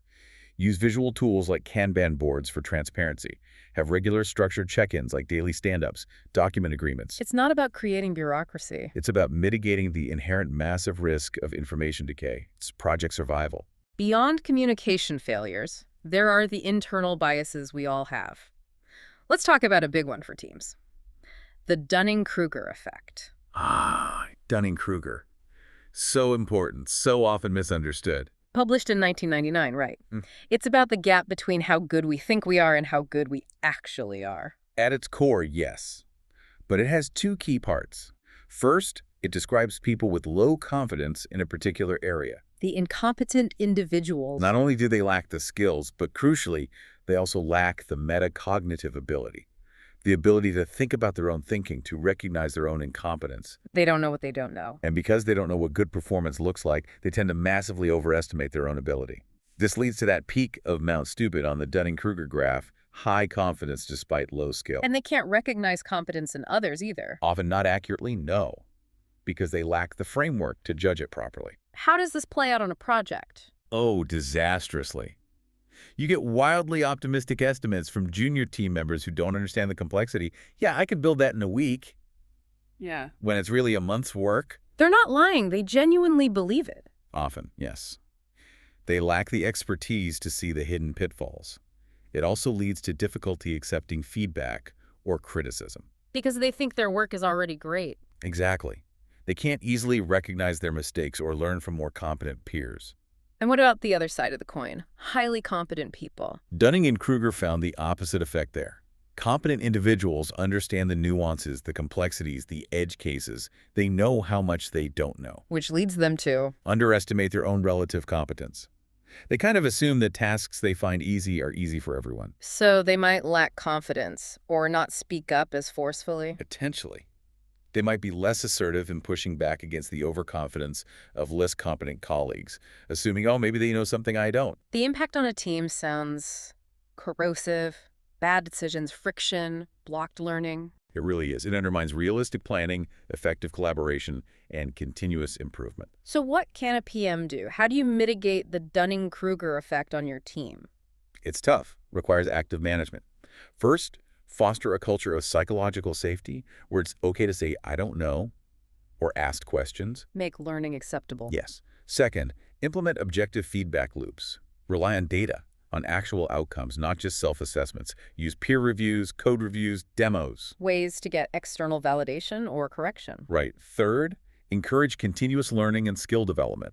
As people gain competence, their self-assessment becomes more accurate. They move out of that Mount Stupid phase. And cultivate intellectual humility. Crucial. Model it yourself. Acknowledge your own limitations. Encourage people to seek diverse perspectives and challenge assumptions.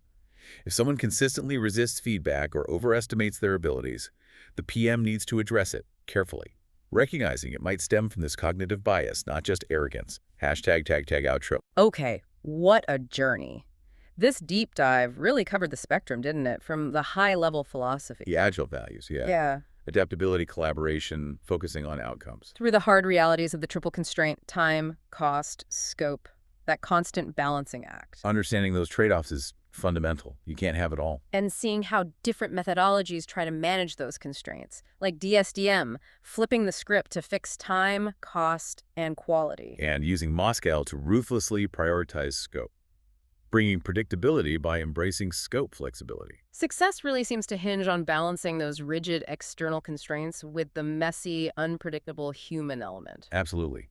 Which brought us to the PM's role, primarily leadership and communication, those power skills taking up 45% of the job. And the huge pitfalls there, Fiedler showing leadership isn't one size fits all, the shocking reality of information decay. Losing potentially 70% of a message across levels. And finally, the internal psychological hurdles like Dunning-Kruger, warping self-perception and hindering team effectiveness. It really paints a picture of project management as navigating complexity on multiple fronts: technical, organizational, and deeply human. So let's leave our listeners with that final provocative thought. You take this one. Okay.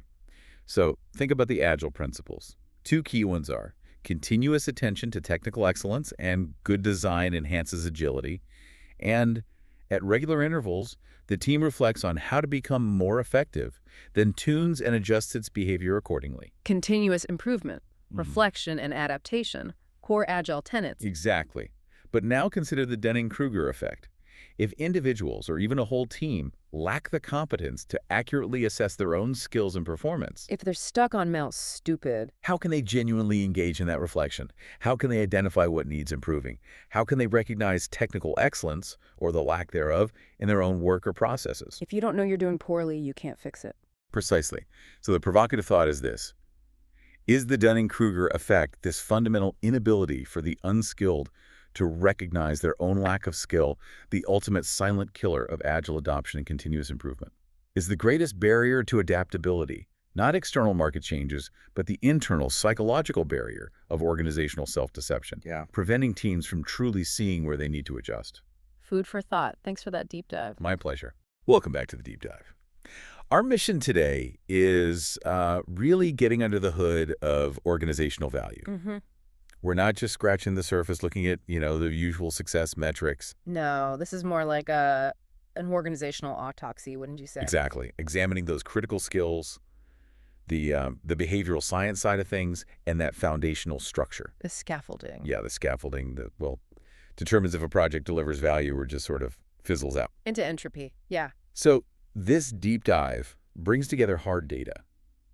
We're looking specifically at the breakdown of essential PM skills from major methodologies. Right. We're merging that with behavioral science. We'll hit leadership contingency theory, cognitive bias, which is fascinating and, frankly, a bit scary. It really is. And then we tie it all together with the practical side. Organizational structures, governance, how the whole system is meant to work. It's a whole system view. That's the key. We're aiming to move past just surface knowledge because, as you'll see, the things that really drive success, often quite counterintuitive. The goal is for you, listening, to walk away with a much more integrated picture of project delivery. We're not just looking at the leader in isolation or the task in isolation. Right. We're looking at the individual, the team, and the system they operate in all at once, understanding how those pieces interact. That's probably the biggest shortcut to actually maximizing value in, any modern organization. Okay, so let's unpack this with some of that hard data you mentioned. Yeah. Because honestly, this data really challenges what you might think a project manager spends their time doing. It does. If you're a PM or you hire PMs, what's your gut feel? Spreadsheets, budgets, Gantt charts. Right. You think technical skills, maybe financial acumen. Well, when you break down the skill stack based on approximate usage, how much time and effort goes where the priorities become really clear. Yep. And maybe surprisingly non-technical. So what's at the top? The big one, taking up roughly 60% of the PM's usage, it's all in the behavioral, the soft skill domain. 60%. And right at the very top of that, accounting for about 25% of their time and effort, is leadership. Leadership, 25%. Yes. Wow. That's the high leverage skill. And the description is pretty clear.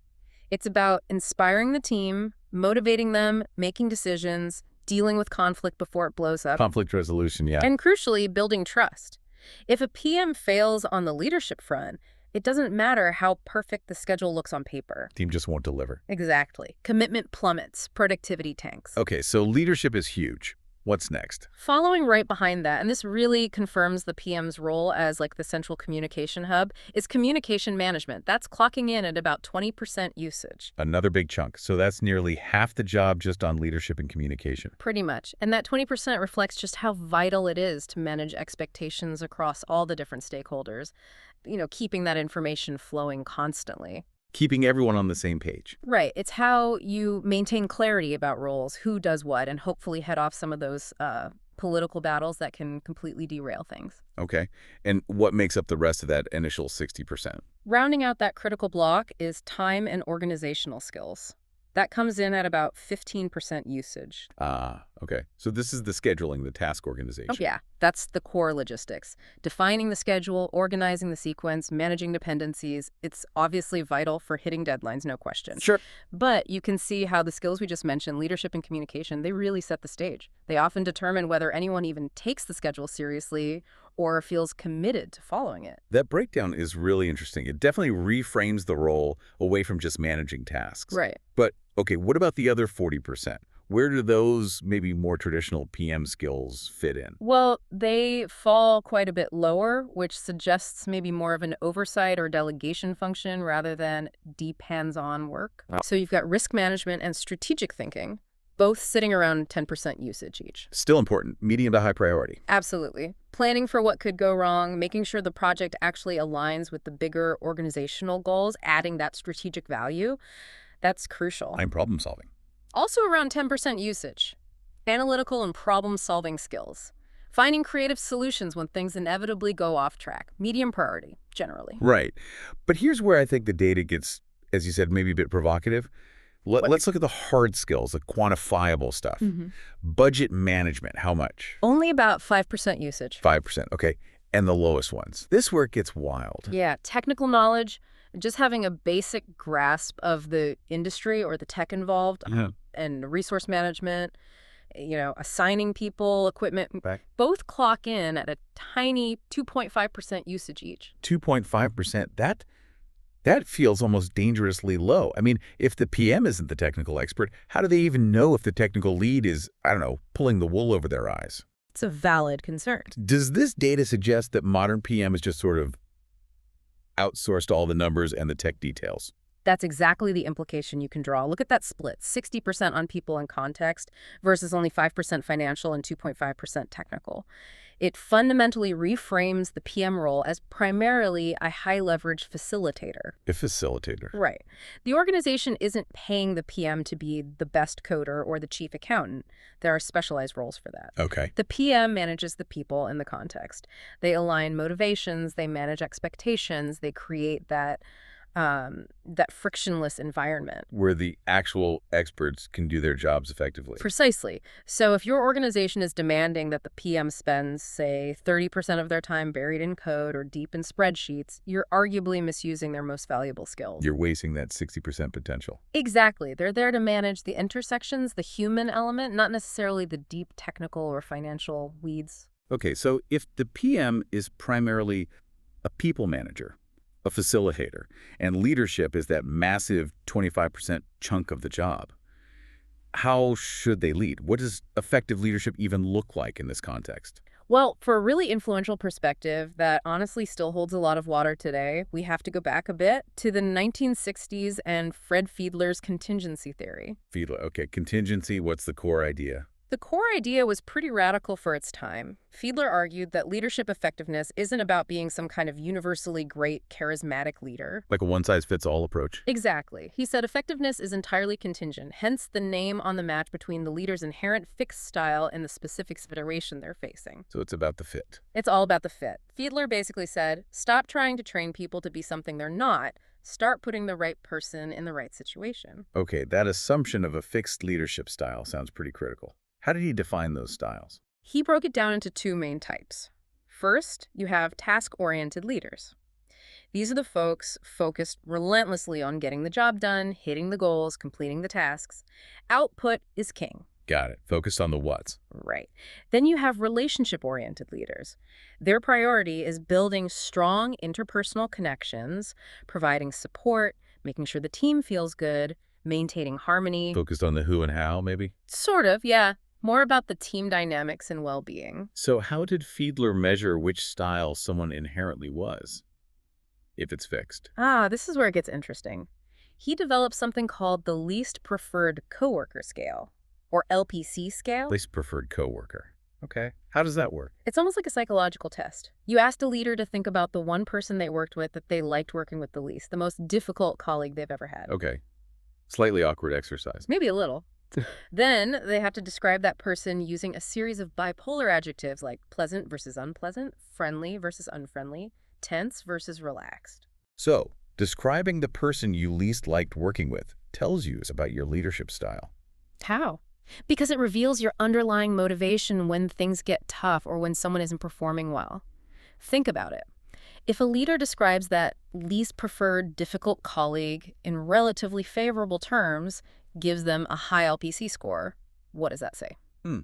Maybe that even though the person was difficult, the leader still saw some good qualities, still valued them as a person? Exactly. That indicates a relationship-oriented leader.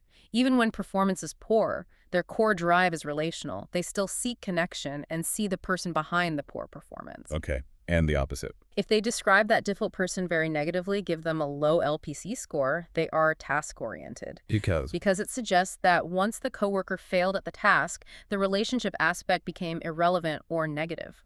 The leader's core drive is transactional, focused purely on execution. Task failure equals person failure, in a sense. Wow, okay. And Fiedler saw this LPC score, this style, as basically fixed. You couldn't really train someone to change it. That was his core assumption, yes, that it reflects a deep-seated aspect of personality and motivation. All right. So we have these two fixed styles, task-oriented, low LPC, and relationship-oriented, high LPC. But effectiveness depends on the match with the situation. How did he define the situation? He called it situational favorableness, and he broke it down into 3 key factors that determine how much control and influence the leader has. Okay, what are they? First, and most important, according to Fiedler, is leader-member relations. Basically, how much does the team trust, respect, and have confidence in the leader? Is it a good relationship or a tense one? Makes sense. Trust is foundational. Definitely. Second is task structure. How clear and specific are the goals and the steps to achieve them? Is it a well-defined routine process, or is it ambiguous, maybe creative, poorly defined? High structure versus low structure. Right. And the third factor is position power. This is about the leader's formal authority. Can they actually reward people, punish people, control budgets, assign work, or do they have very little official clout? So strong power versus weak power. Exactly. You combine those 3 relations, structure, power, and you can place any leadership situation on a spectrum, from highly favorable, where everything's good. Good relations, clear task, strong power. Right. All the way down highly unfavorable, where it's basically chaos. Bad relations, unclear task, weak power. Ouch. Yeah. And Fiedler mapped where each leadership style performs best across that spectrum. Okay, this is the crucial match part. Where do the task-oriented leaders excel? The low LPC folks. They actually perform best at the extremes of the spectrum. The extremes, meaning? Meaning they do best in highly favorable situations. When the team trusts them, the task is clear and they have power, the task-oriented leader just gets things done efficiently. No wasted time on relationship building that's already solid. Okay, that makes sense. Cut to the chase. But you said extremes. Plural. Yes, and this is the really interesting part. They also perform best in highly unfavorable situations. In chaos. Why? Think about a real crisis. Resources are scarce, the team might be fragmented or disagreeing, the goal might be unclear or changing. What do people need most in that situation? Direction. Clarity. Someone to just take charge. Precisely. The task-oriented leader provides that structure. They cut through the noise, make decisions, and impose order when everything feels like it's falling apart. They're the crisis commanders. Okay, wow. So task leaders shine when things are great or when things are terrible. Right. Now, what about the relationship-oriented leaders, the high LPC scores? Where do they fit? Well, if task leaders take the extremes, relationship leaders must be best in the middle. Exactly. They excel in moderately favorable situations. What does moderately favorable feel like in practice? Think about situations with some ambiguity. Maybe you're putting together a new team. The goals might be fairly clear, but how to achieve them requires innovation and collaboration. Leader-member relations might be okay, but need development. Power might be moderate. So not total chaos, but not perfectly smooth either. Right. In those situations, the team needs psychological safety to brainstorm, to potentially fail and try again, to build consensus. The relationship-oriented leader provides that supportive environment. Their focus on harmony and interpersonal connection helps navigate that ambiguity and foster creativity. So they'd be good for, like, change initiatives or Yeah. R&D teams. Perfect examples. Situations where the human element, collaboration, and navigating uncertainty are really paramount. So the big practical takeaway for organizations is what? Don't try to force leaders to change their style. That's the core message. Stop wasting time and money trying to train that hardcore, task-focused manager, low LPC, to be warm and fuzzy, or trying to make the super supportive relationship builder, high LPC, crack the whip in a crisis. It likely won't work, according to Fiedler. Instead, focus on leader situation fit. Yes. Identify the leader's inherent style using something like the LPC, or just careful observation, and then deploy them where their natural strengths align with the situation's demands. Put the task master in charge of the efficient rollout or the emergency turnaround. Put the relationship builder in charge of the new, innovative team project. Exactly. It avoids putting square pegs in round holes. Saves a lot of frustration. It makes a lot of sense conceptually. Yeah. Are there limitations or criticisms, though? That idea of a fixed style feels a bit rigid. Absolutely. That's the main criticism. Is leadership style truly fixed and static throughout someone's career? Modern psychology might suggest more flexibility. And the LPC scale itself has been criticized for being a bit subjective or simplistic. Sure. But even with those caveats, Fiedler's core idea is powerful. It forces organizations to stop looking for the mythical perfect leader and instead ask a much more practical question. Are we setting our leaders up for success by matching their innate strengths to the actual challenges they face? Okay, so we've established that PM is heavily about leadership, Right. 25%, and communication, 20%. Almost half the job is people and information flow. But that leads to, well, the elephant in the room, doesn't it? We spend all this time communicating. But how much of that message actually gets through? How reliable is that information flow? Now we get to the really sobering part.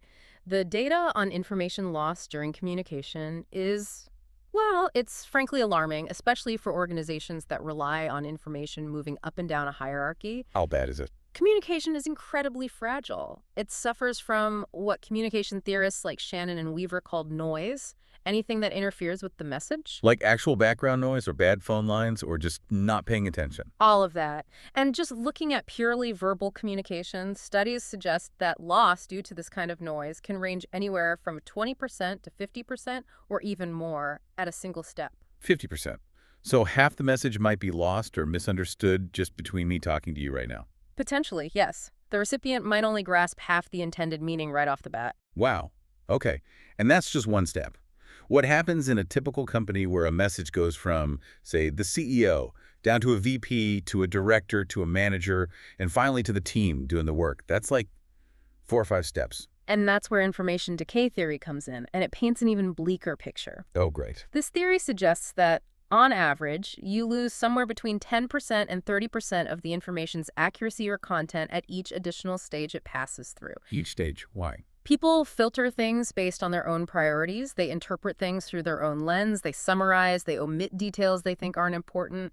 It's just a natural human process when relaying information. It's systemic. So let's do the math. If you lose, say, 20% at each step over 5 steps, Yeah. what's the total loss? Well, it compounds. The study suggests that over 5 administrative stages, the total loss of the original intent, the accuracy, the nuances, it can easily exceed 70%. 70% loss. That's catastrophic. It is. So the senior leader might kick things off saying, our top priority is product quality, even if it means delaying the Q3 launch slightly. right. But by the time that message filters down 5 levels, It might have morphed into something like, we absolutely must launch in Q3, figure out how to make it happen, cut whatever corners you need to. The original strategic intent is completely inverted. that explains a lot of project failures, It actually. really does. And it's not just theory. There's specific research backing this up. You have the classic Allport and Postman studies on rumor transmission. Okay, that's informal, but they found information lost about 70% of its original detail after just 4 or 5 retellings. 70% again. And in more formal business settings, analyses published in places like Harvard Business Review have found that verbal instructions tend to lose somewhere between 17% and 25% of their accuracy at each administrative level they pass through. So it's not just accidental mishearing. It's a systemic distortion built into hierarchical communication. It's the natural entropy of human information transfer. It just degrades over distance and time. Okay, so if the system naturally loses maybe 3/4 of the message, we obviously need really robust feedback loops, clear documentation, ways to fight that entropy. Absolutely. You need defenses. But often, the biggest barrier isn't the process, it's us. It's the human mind. Which brings us neatly, or perhaps uncomfortably, to the Dunning-Kruger effect. Ah, yes.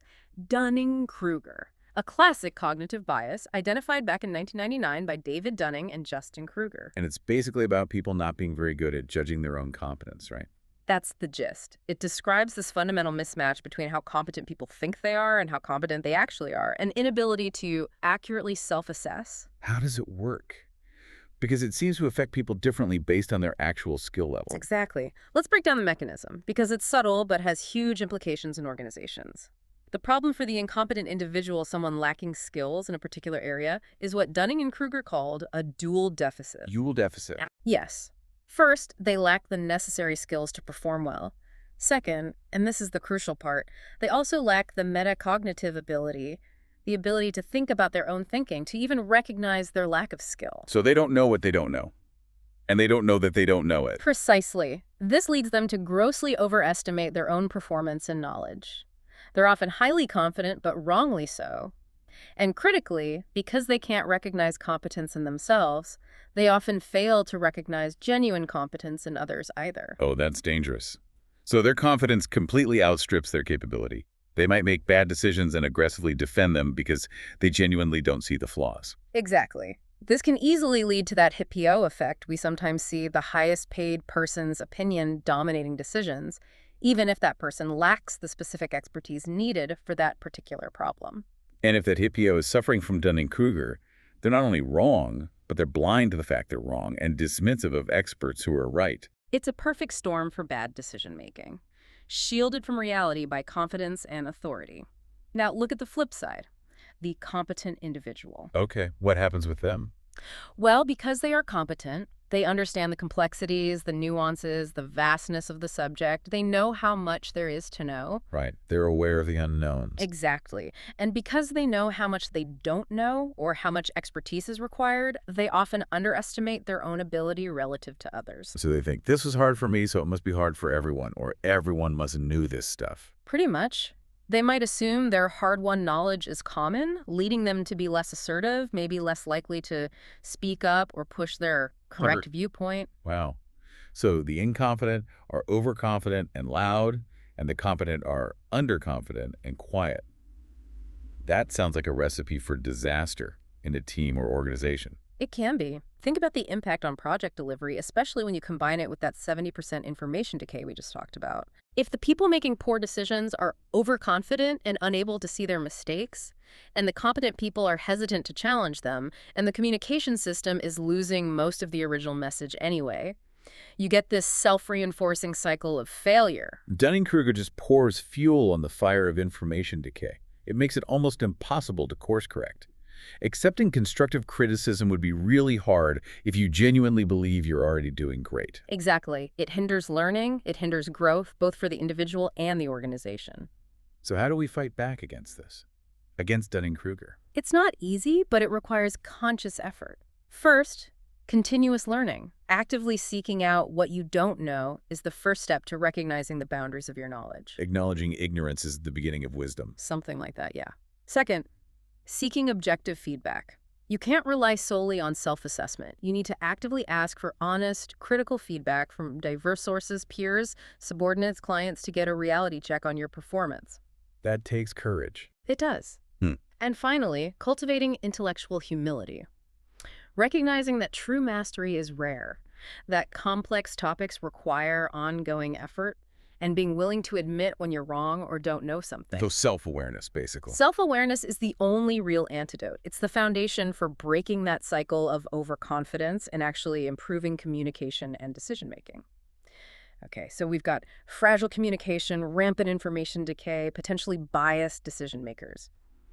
It's clear why just letting things happen organically in an organization is, well, a terrible idea. Right. You can't just rely on informal chats and hope for the best. Exactly. This is precisely why we need strong formal scaffolding. We need organizational systems designed specifically to manage this inherent complexity, to fight that information entropy, and to ensure that work actually aligns with strategic goals delivering value. So let's talk about that structure, the system for value delivery. Yeah. How does information ideally flow? Well, ideally, it needs to manage two distinct flows simultaneously.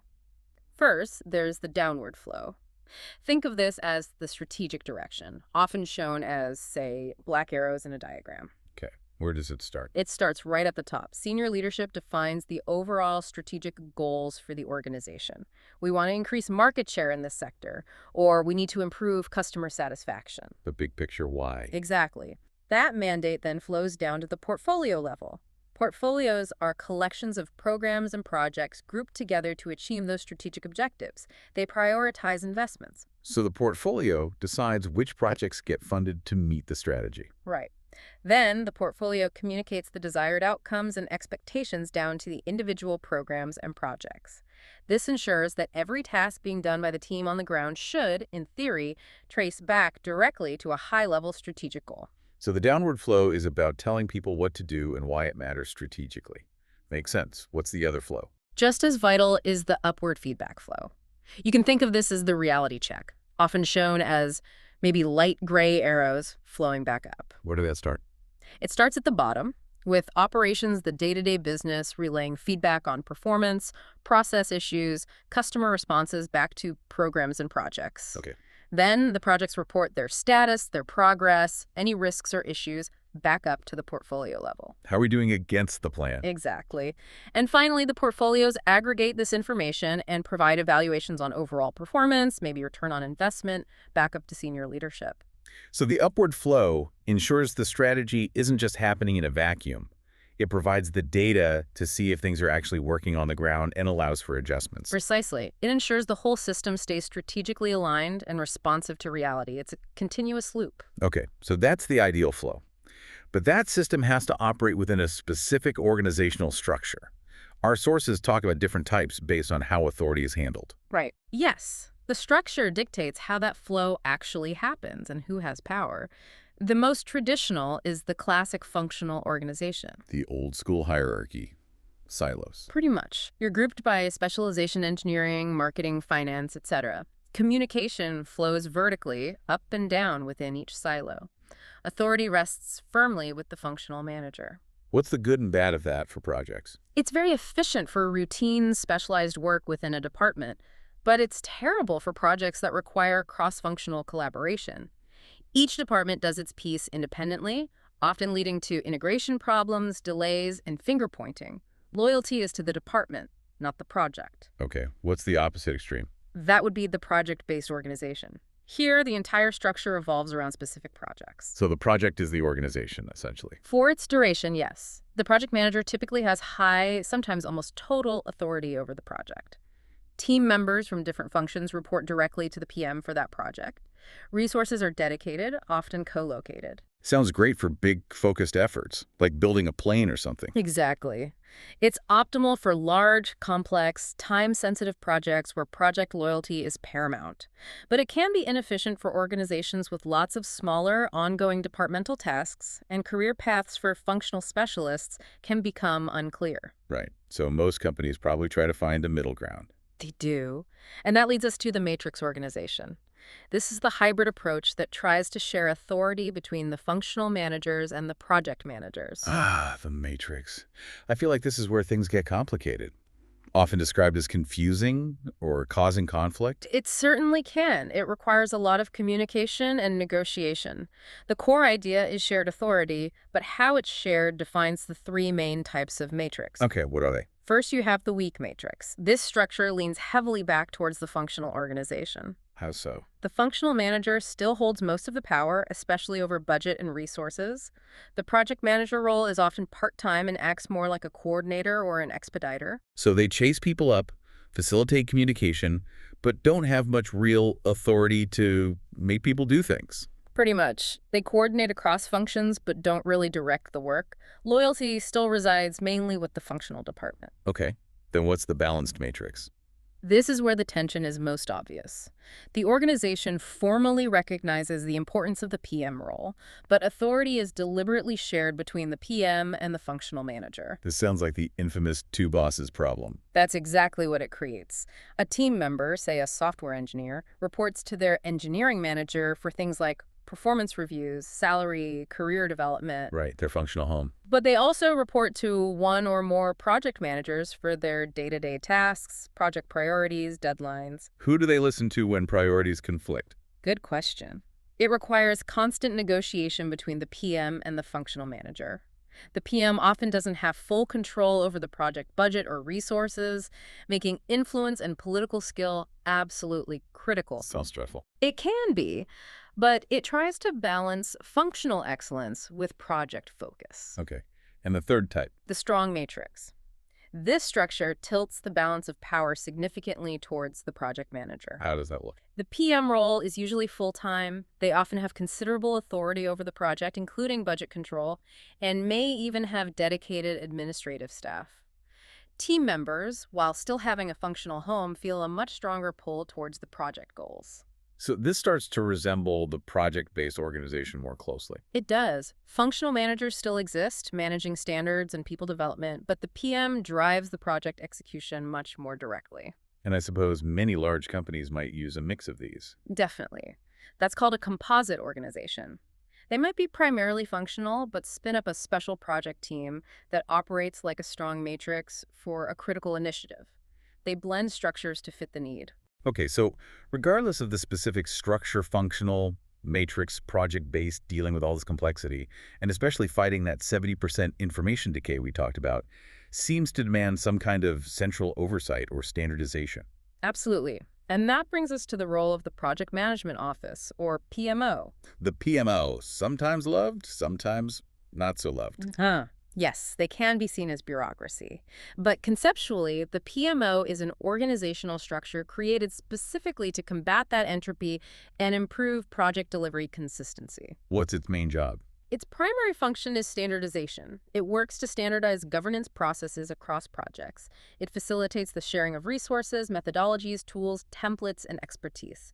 It tries to ensure everyone is playing by the same rules, using the same language. Okay, so how is that different from what an individual project manager does? That's a crucial distinction. A project manager is focused on the specific objectives and constraints of their project, scope, schedule, cost, quality, delivering that thing. Tunnel vision on their project. In a good way, yes.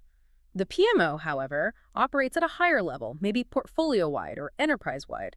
It's focused on organizational optimization. Like what? Like ensuring overall resource utilization is efficient across all projects, making sure that chosen methodologies are actually being followed consistently, identifying and managing risks that affect multiple projects, handling the interproject relationships like resolving conflicts when two projects need the same critical expert at the same time. Ah, okay. They manage the ecosystem the projects live in. Exactly.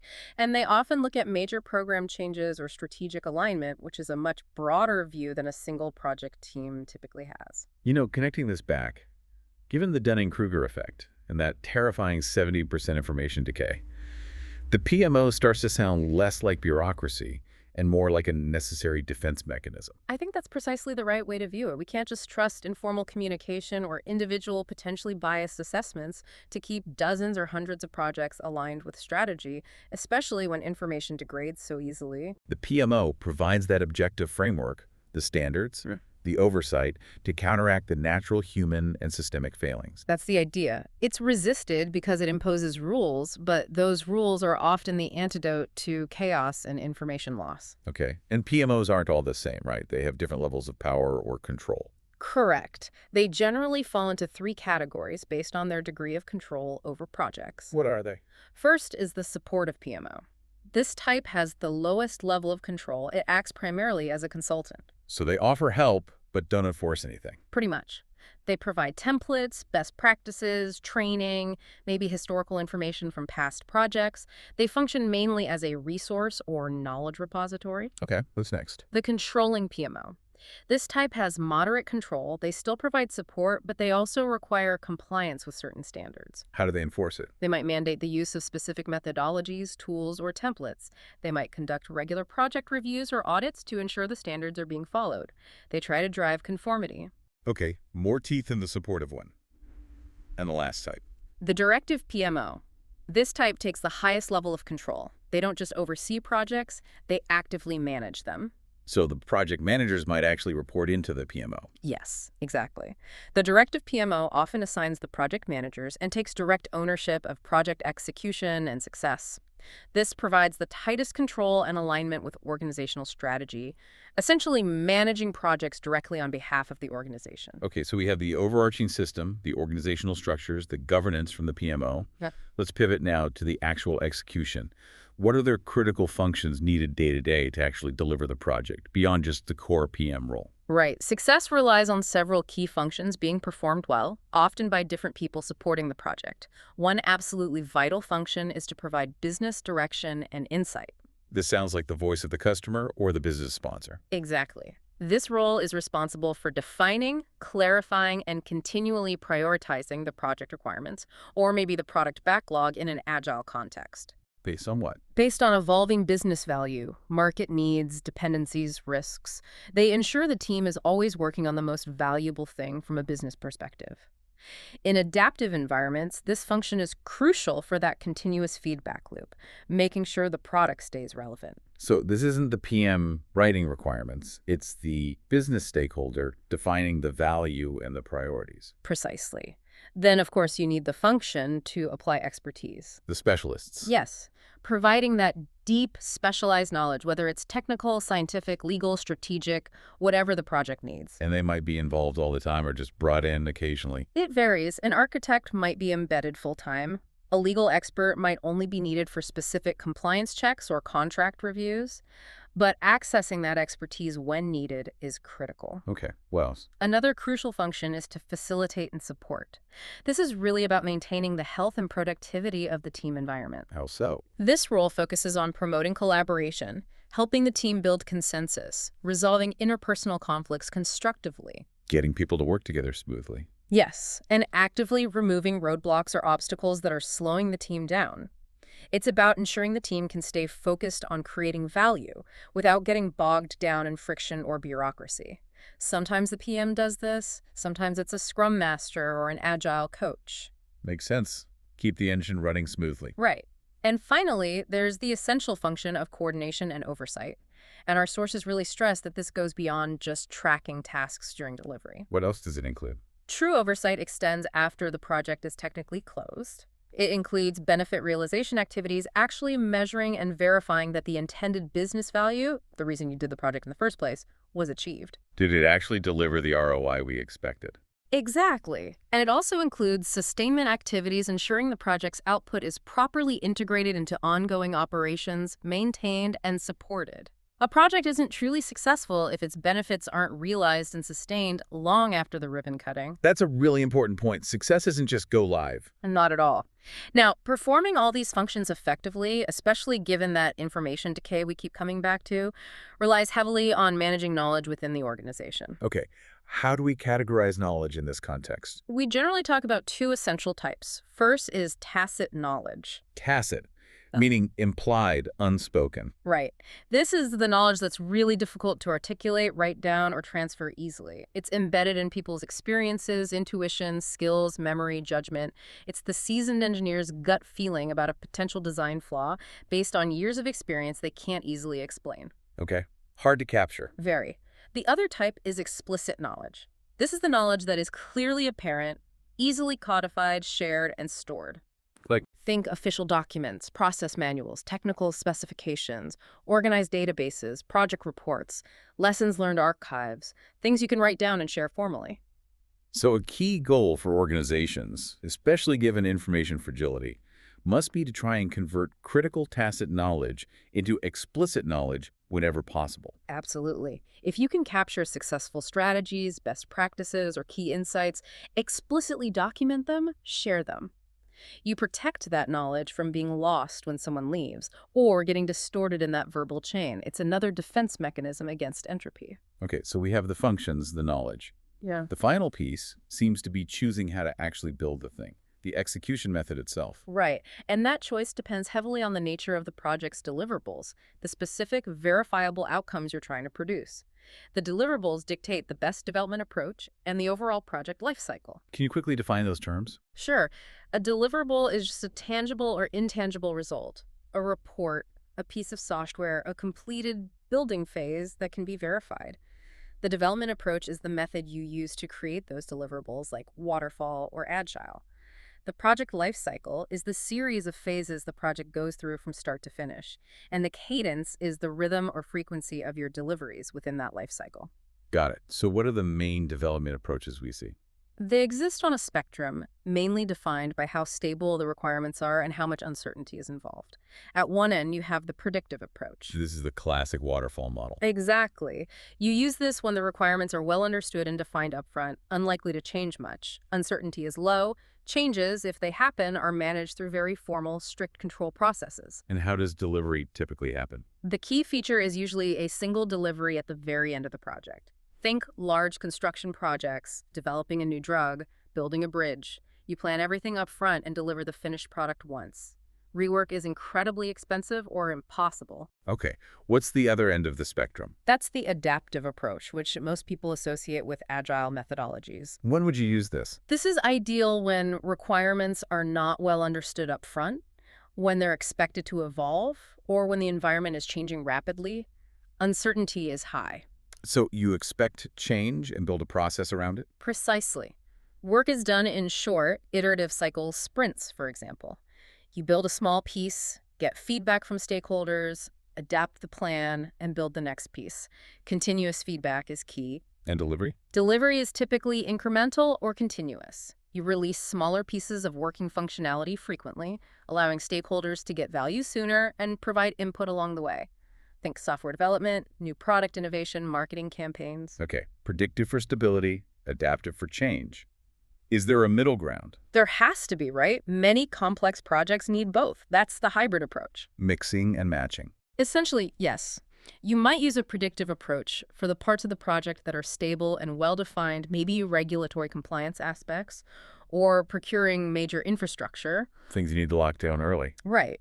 But then you use an adaptive approach for the parts that are more dynamic or uncertain, like developing innovative user-facing features where you need lots of feedback. So you get the control where you need it and the flexibility where you need it. That's the goal. It balances stability with innovation. And the delivery cadence here can vary. It might be multiple deliveries releasing major components in phases or periodic deliveries, like releasing updates every 2 weeks in sprints. The key is tailoring the approach and the cadence to the specific needs and uncertainties of the project deliverables. Hashtag tag check and outro. Wow. Okay, we have covered a lot of ground today. A genuine deep dive into the real mechanics of organizational success or failure. Let's try to quickly recap the main threads. Sounds good. We started by confirming, with data, that the project manager role is, well, overwhelmingly about people and context. Around 80% is leadership, communication, organization. Not the deep technical or financial stuff many assume. Right, the PM as high-leverage facilitator. Then we looked at leadership itself through Fiedler's lens, establishing that effectiveness isn't one-size-fits-all. It's about the fit between the leader's fixed style, task versus relationship, and the situation's favorableness. Task leaders for the extremes, high favorability or high chaos. Relationship leaders for that moderate, ambiguous middle ground needing collaboration. Exactly. And then we hit the really critical, maybe uncomfortable point about communication's inherent fragility. Yeah, that 70% plus information decay figure is hard to forget. How messages naturally get distorted, passing through organizational layers. Compounded aggressively by the Dunning-Kruger effect, where incompetence often masks itself with overconfidence, preventing self-correction and making it hard to hear accurate feedback. Right, which leads us to the why behind all the structure. Precisely. That stark contrasts the reality of 70% natural information entropy versus the absolute need for continuous, accurate information flow to deliver strategic value that's the central challenge modern organizations face. And it highlights why things like formal governance systems aren't just red tape. Exactly. Systems like the PMO, standardizing processes, enforcing methodologies, and the conscious effort to create explicit knowledge systems. They aren't just bureaucratic overhead, they are absolutely essential defense mechanisms. They're designed specifically to fight back against the natural entropy of human communication and cognitive bias.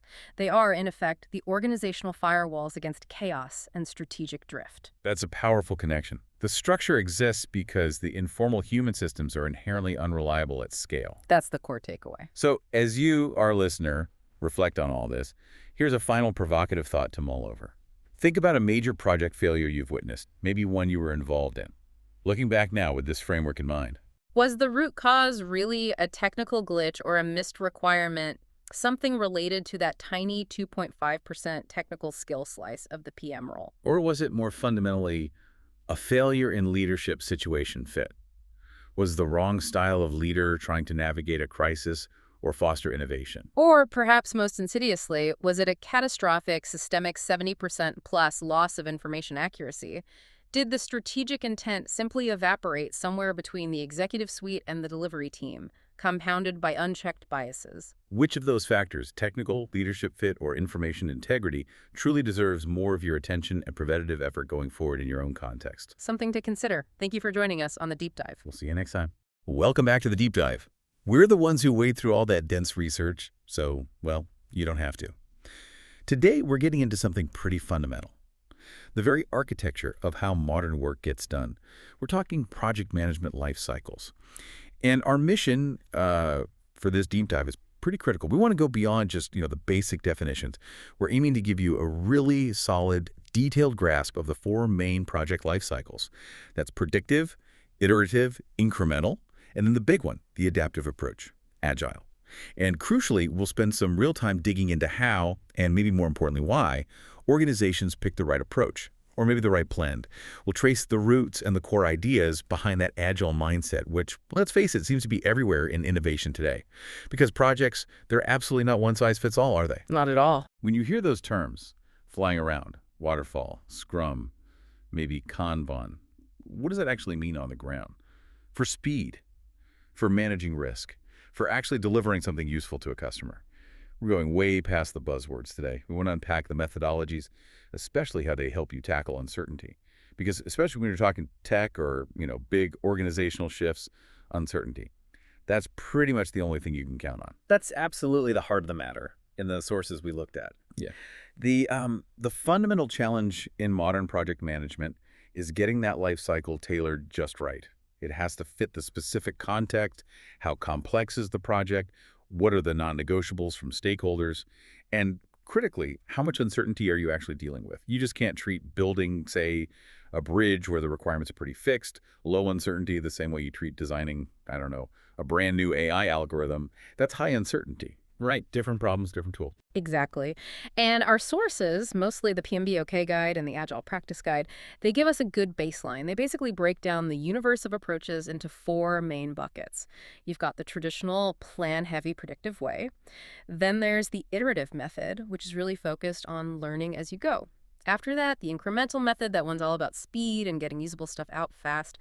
And finally, the really flexible integrated one, the Agile approach. Understanding the pluses and minuses, the trade-offs of these four, that's your strategic foundation for tackling anything complex. Okay, let's kick off then, section 1, the 4 core life cycles. Let's start with the one most people probably know, or maybe the one their organization started with way back when, predictive, often called waterfall. We can assume most listeners know the basics, but what's the real defining limitation of this model today in a fast-moving world? Okay, predictive, yeah, the waterfall. The big limitation, the defining one, I'd say, is the delayed value and the cost of finding out you're wrong too late. See, in a pure predictive model, you plan everything up front. Scope, requirements, schedule, budget, it all gets locked down early before you really build anything significant. It's like planning a whole road trip down to the minute before you even start the car. Exactly. It's very sequential, very linear. You do your analysis, then you design, then you build, then you test, and only then, finally, you deliver, one step after the other. Which means the business, the customer, they don't actually get anything useful until the very end of that whole sequence. Right. You wait. Could be months, could be years for really big projects. You get the whole thing at once, but it's late. And you risk finding out the market changed, or the user didn't actually want what you built only after you've spent all that time and money building it. Precisely. This model really banks on stability. It assumes requirements won't change much, or if they do, it'll be minor. And changes, they're not welcome. They're tightly controlled through formal change management, lots of paperwork, approvals. It's all about protecting that initial plan. But it does work sometimes, right? Yeah. Where is it still a good fit? Oh, absolutely. It's very effective, even necessary in really stable environments. Think major construction building, that bridge we mentioned, or large infrastructure projects, maybe setting up a high-volume manufacturing line, places where requirements are fixed, maybe due to physics or safety regulations, and where meticulous planning is essential. It gives you great documentation, predictable forecasts, good for accountability. Okay, but the trade-off is that inflexibility. If the market does shift or your user research halfway through tells you something crucial, Then you're stuck. Accommodating that change midstream is disruptive, it's expensive, time-consuming, it can easily blow the budget and schedule. You might be locked into delivering something that's already out of date. so that inflexibility, that risk of building the wrong thing slowly, that's what led to the next approach, iterative. That's exactly the driver. The iterative life cycle flips the script. The focus shifts dramatically away from sticking to a rigid plan towards, well, learning and refining, getting it right. The core idea is progressive refinement. You go through repeated cycles, develop something, evaluate it, improve it, repeat. Like sculpting. You start with a block and keep refining it based on feedback. That's a great analogy. The process is a loop. Analyze, design, maybe build a prototype, test it, get feedback, refine. And you keep doing that loop until the solution matches the customer's vision or the team's understanding of what's needed. So it's not really about delivering usable pieces early on. It's about perfecting the final thing before release. That's the key difference from, say, incremental. With pure iterative, the focus isn't speed or volume of delivery initially. It's about solution correctness, quality, learning, experimentation. Each iteration gives you an updated, ideally more accurate version, a better prototype. It incorporates feedback from the last cycle. So you're catching issues earlier than in waterfall. Definitely. You identify problems, misunderstandings, technical hurdles much earlier through these cycles. You reduce that long-term risk because you're constantly checking your assumptions. What's the downside? It sounds like it could take a while. It can. That's the trade-off. All that repetition and refinement can extend the overall project timeline, and it demands a lot of stakeholder involvement. They need to be available constantly to provide that feedback and guide the refinement. If they're not engaged, the iterations might not head in the right direction. Okay, so iterative helps you get the right product eventually, but you still might wait a long time for the final delivery. If the market needs something now, iterative isn't the answer either. Not for speed, no. If the limitation of iterative is still that potentially delayed final payoff, how did we evolve a system that prioritizes getting something valuable out the door, like right now? That brings us neatly to the third type, right? Incremental life cycles. Exactly. Incremental is the direct response to that market pressure for speed. It flips the focus again. It emphasizes delivering smaller, usable chunks increments of the final product. And the key is, these increments are delivered and can be used almost immediately. So unlike iterative, where you keep refining the whole thing, here you build and deliver usable parts. Precisely. The goal of each increment isn't just to be a better prototype. It's to be a complete, functional piece of the puzzle that adds features and provides real value now. Think about building a big software application. Instead of waiting a year for the whole thing, predictive, or constantly refining the whole design, iterative, you deliver the login functionality first, then maybe user profile management, then the core feature. Each part is usable on its own. Or your construction analogy earlier, building one floor of a skyscraper, getting it approved, maybe even letting tenants move in before starting the next floor. That's a perfect example. Early validation, early use. And the advantage there seems obvious. You deliver value faster. You can prioritize the most important features first, maybe get that 80% of value out with 20% of the feature. Absolutely. Accelerates value delivery, lets you prioritize high-value stuff. And it reduces overall risk because you're getting real market feedback on usable pieces progressively, not just refining something internally. But there must be a catch. What's the challenge with incremental? Integration. Definitely integration management. If you're building a complex system in lots of separate, usable pieces, you need really careful architectural planning to make sure they all fit together seamlessly in the end. Yeah, I can see that. Making sure increment A doesn't break when you add increment B. Right. And scope management can also be tricky. If your priorities are constantly shifting, those early increments that are already out there and being used might need significant rework later. That can create technical debt or user disruption. Okay, so we've got predictive, plan it all, deliver late, iterative, refine it all, deliver right, but maybe late, and incremental, deliver parts fast, manage integration. That leads us to the synthesis, right? The fourth category, agile. Yes, agile. This is where things really came together. The agile approach, you could say, cherry-picked the best bits. It successfully integrates both iterative principles, the refinement through cycles, and incremental principles, the frequent delivery of value. And fundamentally, Agile is built on the assumption that change isn't just likely, it's inevitable and should actually be welcomed, leveraged even. How does that work in practice? You're refining and delivering frequently. Typically, yes. Agile often uses short, fixed-length time boxes. You'll hear them called sprints or iterations, usually something like 2 to 4 weeks long. And the goal at the end of each of these short cycles is to release a potentially shippable increment of value, something usable, something that adds to what was built before. We see this playing out in a couple of main ways in the real world, don't we? Depending on how teams manage the work flowing through those cycles. That's right. The two dominant models are iteration-based Agile. Scrum is the most famous example here. The team commits to delivering a specific set of features within that fixed time box, and they produce a working increment at the end. Predictable rhythm. Okay, fixed time, variable scope within that time. Sort of. The team commits to a scope for the sprint, but the overall product scope evolves. Then you have flow-based Agile. Kanban is the key example. Here, teams pull work from a prioritized list, the backlog based on their actual capacity at that moment. There are no fixed iterations. Delivery timing is more variable depending on how big or complex tasks are. The focus is all on continuous flow, limiting work in progress, and getting things through the system smoothly. So maybe less predictable delivery dates for specific features, but potentially a faster overall flow. Potentially, yes. Both approaches, though, share the same core pillars. Transparency, everyone knows what's going on. Constant customer collaboration, getting that feedback. Yeah. And radical adaptability over sticking rigidly to an upfront plan. Okay, let's pause there. We've defined the 4 core types. Now, section 2. Let's try and connect these dots and see how they relate to each other. This is the so what part. If we think about those basic project activities, analysis, design, testing, building, population, how do they actually get done differently across these 4 models? Yeah, this synthesis is where it clicks. Let's look at the frequency. In a pure predictive project, you do those things, analyze, design, test basically once for the whole project in that strict sequence. Okay, one and done. Pretty much. In iterative projects, you're doing them repeatedly in cycles. Analyze, design, build, test, refine, loop, loop, loop, loop, but still often leading to just one final delivery. Got it, refining the whole.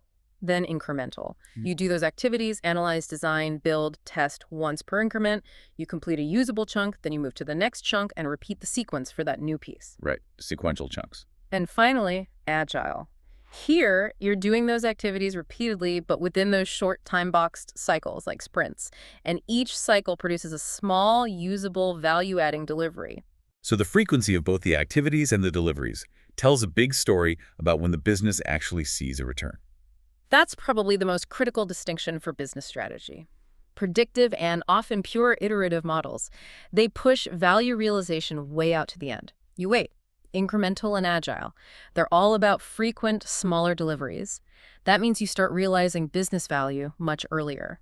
And, just as importantly, you get those crucial feedback loops firing constantly, early and often. It also sounds like the fundamental goal is different for each. Absolutely. Predictive's primary goal, manage the baseline. Control cost, time, scope. Stick to the plan. And control. Iterative's goal, solution correctness. Quality, getting it right through that refinement process. Might miss. Incremental's goal, speed, getting usable stuff out the door fast, early outputs. Mandy. Yeah. And agile. It aims for the highest strategic goal, maximizing sustained customer value, using feedback, adaptation, frequent delivery to make sure you're always building the most valuable thing right now. Value, okay, control, rightness, speed, value. That's a useful way to frame it. So we can picture this like a spectrum, maybe. Exactly. Visualize a line. On one far end, you have predictive, characterized by very low tolerance for change, detailed upfront plans, and infrequent delivery. Maximum control, minimum flexibility. Okay, the rigid end. On the other far end, you have agile, optimized for high change, high uncertainty, maximum adaptability, very frequent delivery of value, minimum upfront planning, maximum flexibility. Flexible end. And the other two sit somewhere in the middle. Right. Iterative and incremental occupy that middle ground. They offer different blends of control, adaptability, and speed. Iterative leans more towards control and refinement before release, while incremental leans more towards speed of initial delivery. Often organizations use them as stepping stones towards full agility, or when specific project constraints make pure predictive or pure agile unsuitable. Which brings us to the real world, because, let's be honest, very few complex projects fit perfectly into just one of these neat boxes. They're messy. Totally messy. And that absolute necessity for customization, for blending approaches, leads directly to the rise of hybrid life cycles. So hybrids aren't just a compromise, they're often a strategic necessity. Oh, definitely a necessity. Real-world needs are rarely uniform across a whole project. You might have one part that demands absolute predictability, think regulatory filings or hardware integration. But another part of the same project needs extreme flexibility, like the user interface design or experimenting with a new algorithm. Hybrid models are designed specifically to leverage the strengths of different approaches within a single project, tailoring control, speed, flexibility based on the context of each part. What are some common hybrid flavors we see out there? Probably the most common in large organizations is the predictive agile hybrid. It sounds like a contradiction, but it's practical. Core infrastructure, compliance activities, maybe hardware development. Those follow a traditional plan-driven predictive path. You need that control and documentation. Meanwhile, the software components, the customer-facing features, the user experience, those parts use agile iterations. Sprints, feedback loops, rapid delivery. But doesn't that create friction? The slow, rigid part holding back the fast, flexible part. It absolutely can. That integration point between the predictive and agile elements is the critical risk area in any hybrid. Managing that interface is key. So how do companies handle that, especially big ones that need oversight? One common pattern is what you might call agile with predictive governance. The team's doing the work, they're fully agile, they run sprints, they have daily stand-ups, they focus on delivering value iteratively, but the overall project management layer, the budgeting, the high-level milestones, the resource allocation, the reporting up to senior management that still follows a traditional predictive framework. Ah, okay. So the doing is agile, but the reporting and control structure looks predictive to the wider organization. Exactly. It allows teams the flexibility they need to execute efficiently, while still giving the organization the predictable checkpoints and financial controls it requires. Very common in regulated industries or large enterprises. Makes sense. Any other common hybrid structures? Yeah, there's also the phased hybrid approach. This is common when you have distinct stages. Maybe the early phases, feasibility studies, market research, high-level architecture design are done predictively. You need that upfront clarity and alignment, maybe to secure funding or sign a contract. Then, once the initial direction is set and maybe the core design is stable, the project transitions. The actual development, testing, implementation phases switch over to agile or incremental delivery. Get the speed and responsiveness benefits later on. Okay, let's make this concrete. You mentioned a regulatory hybrid example earlier. Can we flesh that out, maybe with a physical product like a medical device? That seems like a perfect storm of needing innovation and strict control. Great example. Let's take a complex new medical scanner. High tech, needs to be safe, needs FDA approval. The team developing it might use agile development with a predictive rollout. So during the early stages, designing the core imaging algorithms, prototyping the user interface for the technicians, developing the control software they're deep in agile mode, using Scrum perhaps. Why? Because uncertainty is massive. They need rapid feedback from clinicians. They need to experiment with different technical approaches. Fast learning is crucial. Okay, agile for the innovative, uncertain parts. Right. But then the moment that design gets locked down, or maybe when they start preparing the formal submission package for the FDA or equivalent bodies, bam, the process switches gears hard into predictive mode. Why? Because regulatory compliance demands it.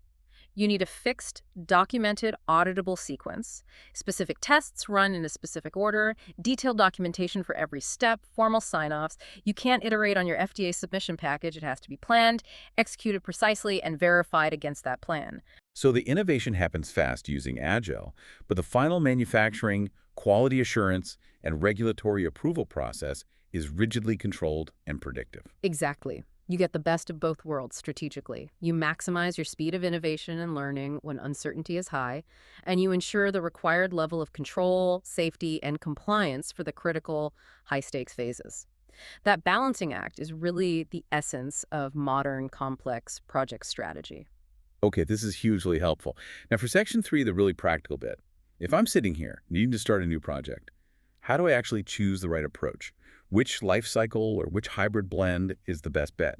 What are the key variables I need to weigh up? Right, the decision framework. This is crucial. You need to analyze the context by looking at two main buckets of variables, and importantly, understand that some factors might push you strongly towards one end of the spectrum regardless of the others. Let's start with the variables related to the product, service, or result itself, the thing you're actually building. Okay, the deliverable. First up, innovation level and requirements certainty. These are often linked. If the deliverable is something you've built before, uses well-understood tech, or has crystal clear, stable requirements, then predictive makes a lot of sense.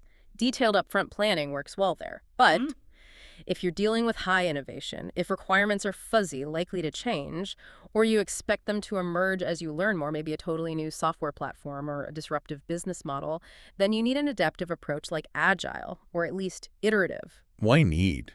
Can't you just try to plan uncertainty away? You can try, but it's a recipe for failure. Trying to force a predictive plan onto a highly uncertain project basically guarantees you'll be drowning in change requests later. It cripples the budget, kills morale. You need a process that embraces that learning and change, so adaptive iterative becomes almost strategically mandatory. Okay, uncertainty pushes you towards Agile iterative. What else about the product matters? You mentioned safety and regulation being a big one. Huge. Often a trump card. The safety and regulatory environment. If you're building something where failure has critical safety implications, aerospace, medical devices, or operates under strict regulations, finance, defense, you're almost certainly going to need a significant degree of predictive structure. Why? Because those environments demand rigorous documentation, traceability, formal verification, mandated testing sequences, things that fit naturally with a plan-driven approach. But you also said you can use Agile within those projects. Yes, that's the key nuance. You compartmentalize. While the final validation, submission, or safety-critical integration might have to be predictive, the R&D phase, the internal tooling, the non-regulated software components, those can often benefit hugely from adaptive practices to accelerate the innovation before you hit the mandatory compliance gates. Makes sense. What of the nature of the thing itself, like physical versus digital? Does ease of change matter? Absolutely critical. If your deliverable is hard, expensive, or physically complex to change once you've started building it, pouring concrete, stamping metal parts, integrating specialized hardware, you lean towards predictive. You want to minimize the chance of costly rework by planning meticulously upfront. Conversely, if the deliverable is relatively easy and cheap to change software code, marketing campaign materials, training documents, then adaptive or incremental approaches are much more suitable. They leverage that low cost of change to allow for rapid iteration and feedback. Okay, and the last product variable, delivery options. Yeah, delivery options. Can you actually release this thing in valuable chunks? Or does it only make sense as one big integrated whole? If it inherently must be a single large integrated release, launching a satellite, maybe opening a giant new factory, then predictive often becomes the default, simply due to the coordination complexity. But if you can break it down and release smaller, usable increments that deliver value on their own, then adaptive or incremental approaches are usually much better. You get market feedback faster, start earning returns sooner. All right, that covers the what. Now let's look at the who and how, the project and organizational variables. This feels like it's more about the environment the project lives in. Exactly. The culture, the team structure, the constraints. First big one, stakeholder engagement. This is practically a go-no-go for pure Agile. Adaptive approaches demand continuous active involvement from key stakeholders. Often you need someone like a dedicated product owner who is empowered to make decisions and prioritize work pretty much daily or weekly. And if you don't have that, if your key business sponsor is only available for a meeting once a month, then pure Agile is probably going to fail miserably. You'll lack direction, priorities will be unclear, feedback will be delayed. In that scenario, you might be forced towards a more predictive model, or at least a hybrid, where you lock down more scope up front because you simply can't get that continuous input. Okay, stakeholder availability is key. What about time and money? Schedule constraints and funding. Big drivers. If there's intense pressure to deliver something valuable early, even if it's not the whole thing, then iterative or adaptive methods are strongly favored. They're designed for early and frequent delivery. This connects directly to funding. If your funding is uncertain or comes in phases based on milestones, adaptive is brilliant. You can aim to deliver a minimum viable product, MVP, with the initial tranche of funding. MVP, that's not just the smallest possible thing, right? Sure. It's about learning. Exactly. The MVP is the smallest version of the product you can release to start learning from real users. Does the core idea work? Is there demand? It lets you test your riskiest assumptions quickly and cheaply. Based on that real-world learning, you can then justify or adjust the plan for the next phase of funding. It's much more flexible and evidence-based than relying on a static business case written months or years ago. That adaptability seems crucial in volatile markets. What about the organization itself, its structure and culture? Hugely influential. Organizational structure and culture often dictate which methodologies can even survive, let alone thrive.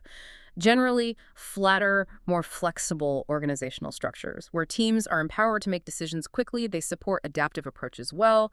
More rigid, hierarchical structures with lots of layers and formal approval processes, they tend to favor predictive methods because those methods align with the existing control mechanisms. So trying to force Agile into a very traditional hierarchical company is an uphill battle. Massive uphill battle. It's often more about cultural change than technical process change. Cultures that genuinely value experimentation, learning from failure, speed, and collaboration are fertile ground for Agile. Cultures that emphasize formal process adherence, deep documentation up front, risk avoidance at all costs, and maybe even punish failures. Any Agile transformation there risks becoming superficial, what some call wagile. You might have daily stand-ups, but the underlying mindset and delivery process remains stubbornly predictive. Right, Agile lipstick on a waterfall pig. Kind of, yeah. You need the cultural commitment for it to be real. And lastly, the team itself. Team dynamics. What? Size, location. Yes. The sources often highlight that the ideal Agile environment involves small, co-located, cross-functional teams. Why? Because it maximizes communication bandwidth. Face-to-face interaction, osmotic communication, quick collaboration, these are fuel for Agile. When you have very large teams or teams spread across different buildings, cities, or even time zones, the coordination overhead increases dramatically. That often necessitates more formal communication protocols, more documentation, more structure, leaning you back towards a more predictive or at least a highly structured hybrid approach, just to keep everyone aligned. Okay, this framework, product variables, organizational variables, gives us a solid way to diagnose the situation and make a more informed choice. Let's shift gears now into Section 4. We've talked a lot about Agile as the approach best suited for complexity and change. Where did this whole Agile thing even come from? Let's get into the history, the manifesto, the mindset. It wasn't born in a vacuum, right? Not at all. Its roots go back quite a way, really stemming from the frustration and, frankly, the high failure rates of those big traditional waterfall projects, especially in software development back in the 70s, 80s, and 90s. The core problem wasn't just that waterfall was slow, it was that the world changed faster than the projects moved. You'd spend years building something based on requirements gathered at the start, only to deliver it and find out it wasn't what the customer needed anymore. The cost of discovering that so late was just astronomical, wasted effort, missed opportunities. So developers were feeling the pain. Where did the first seeds of a different approach come from? Interestingly, the intellectual spark, particularly for the term Scrum, didn't come directly from software folks. It came from, believe it or not, manufacturing strategy.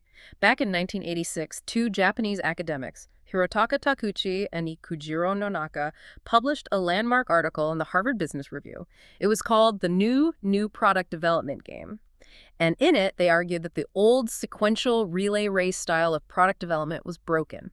They proposed a holistic, team-based approach, comparing it to a rugby team moving down the field together, passing the ball back and forth within the team as they advance. They called this the Scrum approach. Wow, okay. So the rugby analogy, the idea of a tightly integrated, cross-functional team moving together, adapting as they go, that came from observing successful product development in companies like Honda, Canon, Fuji, Xerox before it was codified for software. Absolutely. They highlighted things like built-in instability, self-organizing project teams, overlapping development phases, multi-learning, subtle control, and organizational transfer of learning. Ideas that are pure Agile DNA, but identified in a broader product development context nearly a decade before Scrum was formalized for software. So how did it jump from HBR article to software practice? That's where Jeff Sutherland comes in. In the early 1990s, around 1993, he was working at Easel Corporation. Facing challenges with traditional methods, he, along with Ken Schreiber and others, explicitly drew on those ideas from Takuchi and Onaka's paper. They started implementing a practical, software-focused version of this Scrum approach. Then, crucially, in 1995, Ken Schreiber and Jeff Sutherland formally presented the Scrum framework at the OPSLA conference. That's really seen as the public birth of Scrum as a defined, repeatable process for software development. Okay, so Scrum was bubbling up as a specific framework, but Agile is broader than just Scrum. When did the umbrella term Agile emerge? That unification moment happened in February 2001.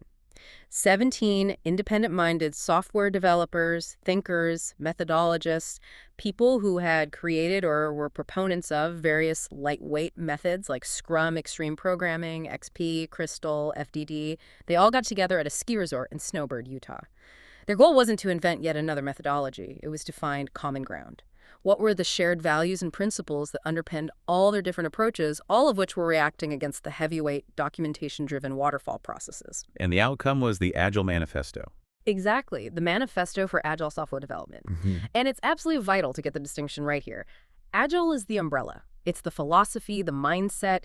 It's a set of guiding values and principles about how to develop software or really tackle complex problems more effectively. It doesn't prescribe specific roles or ceremonies. Scrum, on the other hand, is a specific framework. It's one very popular implementation of the Agile philosophy. It gives you concrete roles: product owner, Scrum Master, development team, events, sprints, daily Scrum, review, retrospective, and artifacts, product backlog, sprint backlog, increment, to put those Agile values into practice. Okay, Agile mindset, Scrum framework. Let's unpack those core values from the manifesto. There are 4 of them, and they're framed as preferences, right? Valuing one thing more than another. Precisely. They explicitly say, we are uncovering better ways of developing software. Through this work, we have come to value. And then the 4 value statements. It's not saying the things on the right have no value, just that they value the things on the left more. That nuance is critical. Right. So the first one, individuals and interactions over processes and tools. What's the revolutionary part of that? It's a direct challenge to bureaucratic, process-heavy thinking. It says that the best solutions, the breakthroughs, the effective problem-solving, they come from motivated people talking to each other, collaborating effectively. So prioritize getting the right people together and enabling them to interact fluidly. Think good communication, maybe pair programming, effective team meetings like the daily Scrum over simply imposing rigid processes or relying solely on complex tools to manage the work. People first. Okay. Second value, working software over comprehensive documentation. This one feels like it causes the most arguments, especially in big companies or regulated fields. It definitely does get pushback. But again, think about the context reacting in waterfall projects that produced mountains of documentation but often failed to deliver working software or delivered it too late. The value isn't saying no documentation. It's saying that the primary measure of progress, the most important outcome, is a functional product that delivers value to the user.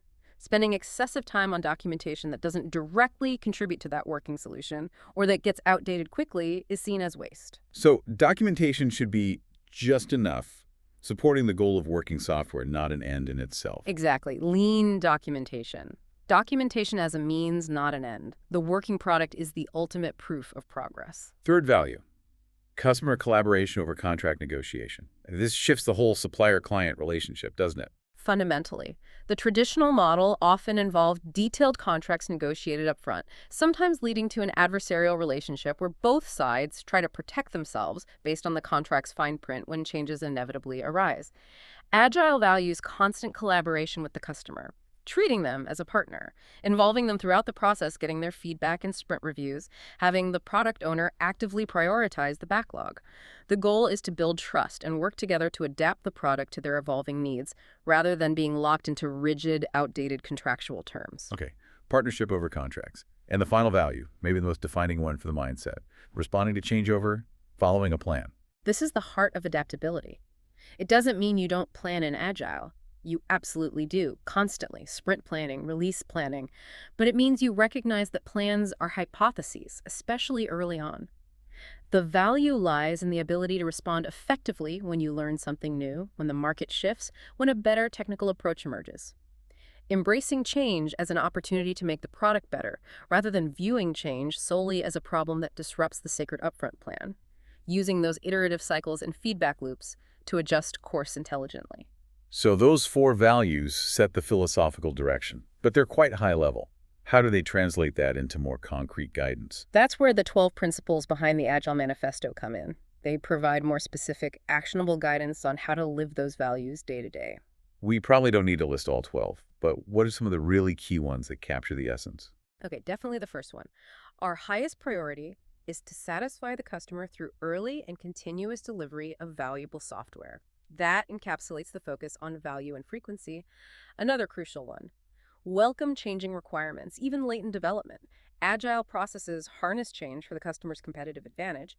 That's the core of responding to change. Then there's business people and developers must work together daily throughout the project, emphasizing that constant collaboration. Working software is the primary measure of progress, reinforcing the second value. I also really like simplicity. The art of maximizing the amount of work not done is essential. That's a powerful lean concept embedded right there.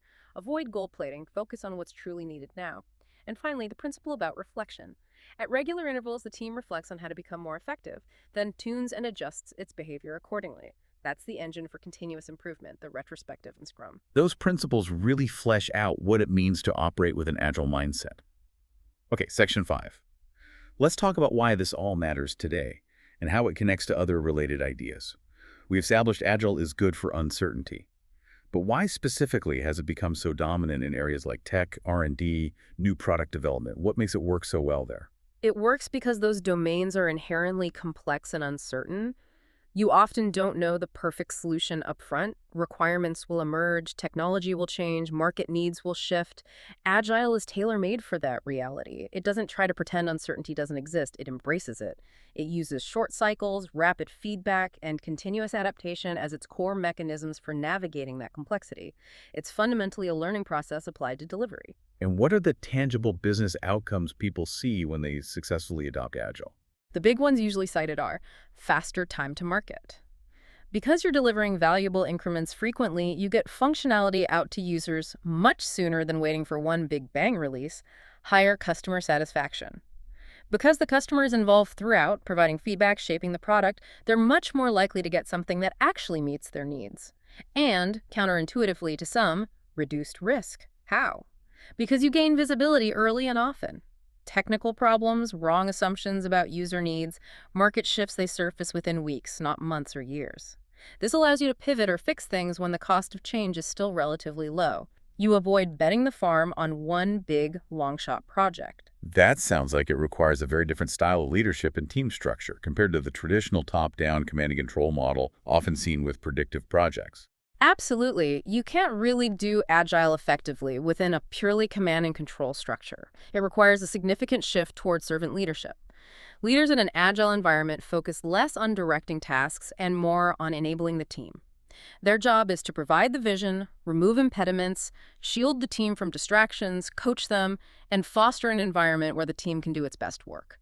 And the teams themselves need to operate differently too. Yes, the ideal is self-organizing teams. Teams that have the skills and, crucially, the autonomy to figure out how best to accomplish the work they've committed to. They take collective ownership and accountability for the outcome. It's about trusting the people doing the work to find the best way to do it, rather than micromanaging them. That trust and empowerment is fundamental. Okay, Agile is powerful. We often hear it mentioned in the same breath as lean or lean thinking and also Kanban. How do these concepts relate? Are they the same thing? Competitors? Complementary? Good question. They're definitely related and highly complementary, all sharing a common philosophical ancestor, in many ways the drive for efficiency, value, and continuous improvement. Think of lean thinking as the overarching philosophy, largely stemming from the Toyota production system. Its core aim is maximizing customer value while minimizing waste muda in Japanese. Waste being anything that doesn't add value from the customer's perspective. Overproduction, waiting time, unnecessary transport, overprocessing, excess inventory, defects, unused talent. So how does Agile relate to that lean philosophy? Agile basically applies core lean principles to the domain of knowledge work, particularly software development initially, but now much broader. Think about it. Delivering early and often reduces the inventory of unfinished work. Focusing on customer collaboration and feedback minimizes the waste of building the wrong features. The principle of simplicity, maximizing work not done, is pure lean, avoiding overprocessing. Regular retrospectives drive continuous improvement, Kaizen. Agile is lean applied to complex adaptive systems. Okay, so Agile is a way of implementing lean ideas in knowledge work. Where does Kanban fit in this picture? Is it just the board with sticky notes? The sticky notes are just the most visible part. Kanban is much more than just a board. Kanban is a method for managing knowledge work with an emphasis on flow. It's also deeply rooted in lean principles. Its core practices are visualize the workflow, that's the board, limit work in progress, WIP, manage flow, keep things moving smoothly, make process policies explicit, implement feedback loops, and improve collaboratively. Limiting WIP, that seems key. Why is that so important? Because limiting the amount of work being done simultaneously is one of the most powerful ways to improve flow and reduce waste. It forces teams to finish things before starting new things. This reduces context switching, highlights bottlenecks in the system immediately, shortens lead times, and creates a much more predictable and sustainable pace. It's pure lean flow applied visually. So Kanban isn't necessarily an alternative to Scrum. It can work with it. Absolutely. Kanban can be used as a standalone approach, often called flow-based Agile, or its principles and practices, especially visualizing workflow and limiting WIP, can be layered onto existing processes, including Scrum. A key strength of Kanban is its evolutionary approach. Start with what you do now. It doesn't require big disruptive change like adopting all of Scrum might. You can start by visualizing your current process and gradually introduce improvements like WIP limits. It makes Agile and lean principles accessible without a massive organizational overhaul. So Agile provides the iterative, adaptive structure, Lean provides the waste reduction philosophy, and Kanban provides powerful tools for visualizing and managing flow efficiently. They work together. Beautifully put. When you combine Agile's focus on iterative value delivery, Lean's relentless pursuit of eliminating waste, and Kanban's emphasis on smooth, efficient flow, you get a really powerful toolkit for tackling complex work effectively. This has been incredibly insightful. We've gone from the rigid predictability of waterfall right through to the adaptive, flowing world of Agile, Lean, and Kanban. So, wrapping this deep dive up, what's the single biggest takeaway for our listeners? If you had to boil it all down, the core idea seems to be that there's no single best life cycle. The choice is entirely strategic, driven by your specific context. How much uncertainty are you facing? How stable is the environment? How fast do you need to deliver value? Whether you land on pure predictive because regulations demand it, or pure agile because innovation requires it, or more likely some smart hybrid blend in between. The ultimate goal is always tailoring, picking and mixing the right practices to optimize value delivery for that specific challenge. Couldn't agree more. And maybe one final thought to leave people with. These life cycles, these methodologies, they're not just technical choices you make on a project plan. They become ingrained organizational habits, almost like reflexes. They reflect how your organization fundamentally thinks about and responds to work, risk, and change. So, as you look at your next big project, or even your current ones, ask yourself this. If the project demands you blend something requiring strict, fixed scope control, maybe managing that complex regulatory timeline with another part needing high innovation and adaptation, developing the core user experience, perhaps which of those common hybrid models we discussed is already operating, maybe implicitly, within your organization? And perhaps more importantly, what does that blend and the friction or harmony between its parts tell you about your organization's real readiness and capability to manage that inherent constant tension between control and adaptation? It's a deep question about organizational agility itself. And if you want to go even deeper into the cultural and professional extension of these ideas, especially beyond just software, I'd really encourage you to look up two related documents: the Declaration of Interdependence for Project Leaders and the Software Craftsmanship Manifesto. They take the core Agile values and principles and explore what they mean for professionalism, collaboration, technical excellence, and delivering real business value in a broader sense. Really interesting stuff. Welcome back to the Deep Dive. Today, we are undertaking, well, a pretty critical mission, actually. We want to decode the foundational principles of modern project management.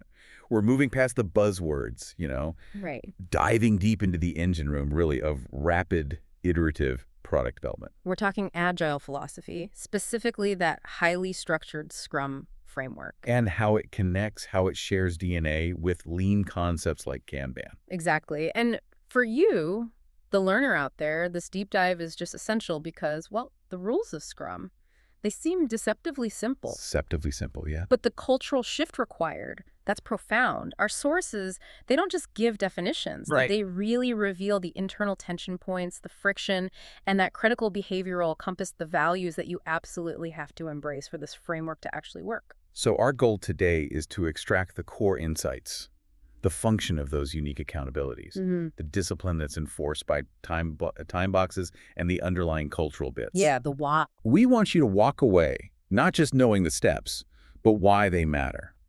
And at the heart of this whole system, the philosophical core everything rests on, is this idea of empiricism. Empiricism, that's really where we have to start. It's the absolute foundational principle. Okay. Knowledge comes from experience, and decisions have to be based on observation. This isn't theory. It's like a mandate for how the team must operate. Oh, mandate. Yeah. And in the Scrum framework, empiricism is held up by three critical pillars: transparency, inspection, and adaptation. Okay, let's unpack those pillars right away then. Yeah. Transparency, that means the work, the progress, the challenges, everything. It's got to be visible. Visible to everyone involved, yeah. Stakeholders too. Because if you can't see it, you just can't manage it. As simple as that. Exactly. But transparency alone, it's useless without the second pillar, inspection. Right. This means the Scrum team and the stakeholders, they need to regularly inspect the artifacts, the product increments, specifically looking for undesirable variances. So actively looking for problems, not just, admiring the shiny new thing. Precisely, not just a demo. And if that inspection reveals something's off, a deviation from what's acceptable. But then you hit the third pillar, adaptation. Adaptation. Timely adjustments have to be made to the process or maybe to the material being produced. The whole idea is adjust quickly. Minimize further deviation. Don't wait for a big crisis. Right, because if just one of those pillars is weak transparency, inspection, or adaptation, the whole framework, it just collapses. Because the environment Scrum is designed for, these complex projects, they demand constant, rapid course correction. And that's why Scrum is defined as this lightweight, agile framework. Originally software, sure, but now used much more broadly. Focusing on delivering high-value products through these iterative, incremental cycles. It gives just enough structure, to promote collaboration, flexibility, continuous improvement, letting teams respond effectively when things inevitably change. Because they always do. They always do. Okay, that sets the stage really well. Yeah. Okay, let's unpack the people component of this structure now. The sources really hammered this home. Scrum is intentionally not hierarchical. That's a major break from traditional corporate setups. Totally. It's built on this idea of a self-managing, collaborative Scrum team. And that self-management, it's enabled, or maybe enforced, by strict size constraints. Teams are small. How small? Typically 10 or fewer members. And you might ask, why that specific number? Yeah, why 10? Because once you get bigger than 10, the communication overhead, it just tends to explode exponentially. Right, it gets messy fast. It hinders agility, focus, the ability to maintain those really necessary feedback loops. So small is key. So within this small self-managing unit, we have three key accountabilities. And you stressed this before we started. It's important we use that word. Accountabilities. Yes, accountabilities, not roles, not just job titles. It implies ownership, responsibility for specific outcomes. Exactly. And these three are the product owner, the Scrum Master, and the developers. Let's start with the strategic voice then. The product owner, or PO. Their accountability is singular and it's profound, maximizing the value of the product that results from the work of the development team. Value maximization. They're the essential bridge. Business goals on one side, the execution team on the other. I often think of the PO as like the chief economic decision maker for the product. Yeah. How do they actually do that value maximization day to day? Well, they execute it by being the definitive voice of the stakeholders. They make sure business goals, market demands, customer needs, all that stuff is aligned directly with what the developers are actually building. Okay. Their key responsibilities are intensely strategic. First, they have to define and constantly communicate the product goal. That's the long-term vision. The North Star. Exactly, the North Star for every single sprint. It guides everything. And then, probably the thing they're most famous for, they own the product backlog. Yes, they are responsible for creating it, maintaining it, and prioritizing it. That transparent product backlog. It's the single source of work for the team. And this isn't just making a list, is it? Oh, absolutely not. This involves deep, value-based analysis, weighing market needs against technical risk, figuring out dependencies, making really tough trade-offs sometimes. Okay, this is where I see the political challenge creeping in. The PO must be empowered to make the final call, which means Saying no. saying no to maybe a VP's pet project, or saying no to a feature that just doesn't add enough value. Absolutely. If the PO is just a list taker, someone who can't actually decline those low-value requests, the whole system of focus just breaks down immediately. The focus is gone. It has to be real decision-making authority, a mandate from leadership for them to succeed. If they're constantly undermined or forced to prioritize, short-term political wins over real strategic value. Then the team's focus degrades, the product suffers. Right. Fundamentally, they're a value maximizer, not a traditional project manager just tracking tasks. Big difference. Okay, huge difference. Let's move on to the hands-on accountability. The developers. Right. These are the professionals responsible for delivering a potentially releasable increment of the done product by the end of each sprint.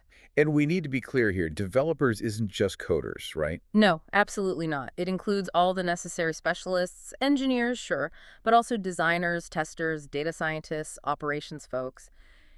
Anyone needed to take an item from that backlog all the way to a usable, quality-assured state. And they're characterized by self-organization. They figure out how best to do the work. Without external micromanagement, that's key. And this self-organization, it shows up in their responsibilities.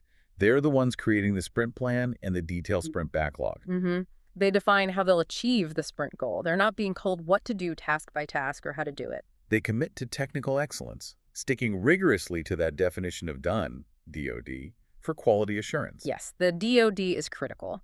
And they collaborate daily, adjusting their plan constantly through inspection and adaptation, mainly in the daily scrum. Their focus is delivering usable, high-quality increments every single cycle, not just writing code. Exactly. Usable, valuable increments. Okay, which brings us finally to the third, accountability. And this one seems, well, maybe the most complex in terms of organizational dynamics. The Scrum Master. The Scrum Master. Their primary accountability sounds simple, but it's incredibly difficult to execute well. What is it? Ensuring Scrum is understood and implemented correctly according to the Scrum Guide. And that's both within the team and across the wider organization. They're defined as the coach, the facilitator, and, crucially, the servant leader. But here's the thing I always wonder about. Doesn't that make them kind of powerless? Especially when faced with stubborn organizational resistance or maybe a leader who just insists on micromanaging. Yeah. Where does the SM's authority actually come from if they aren't a traditional manager?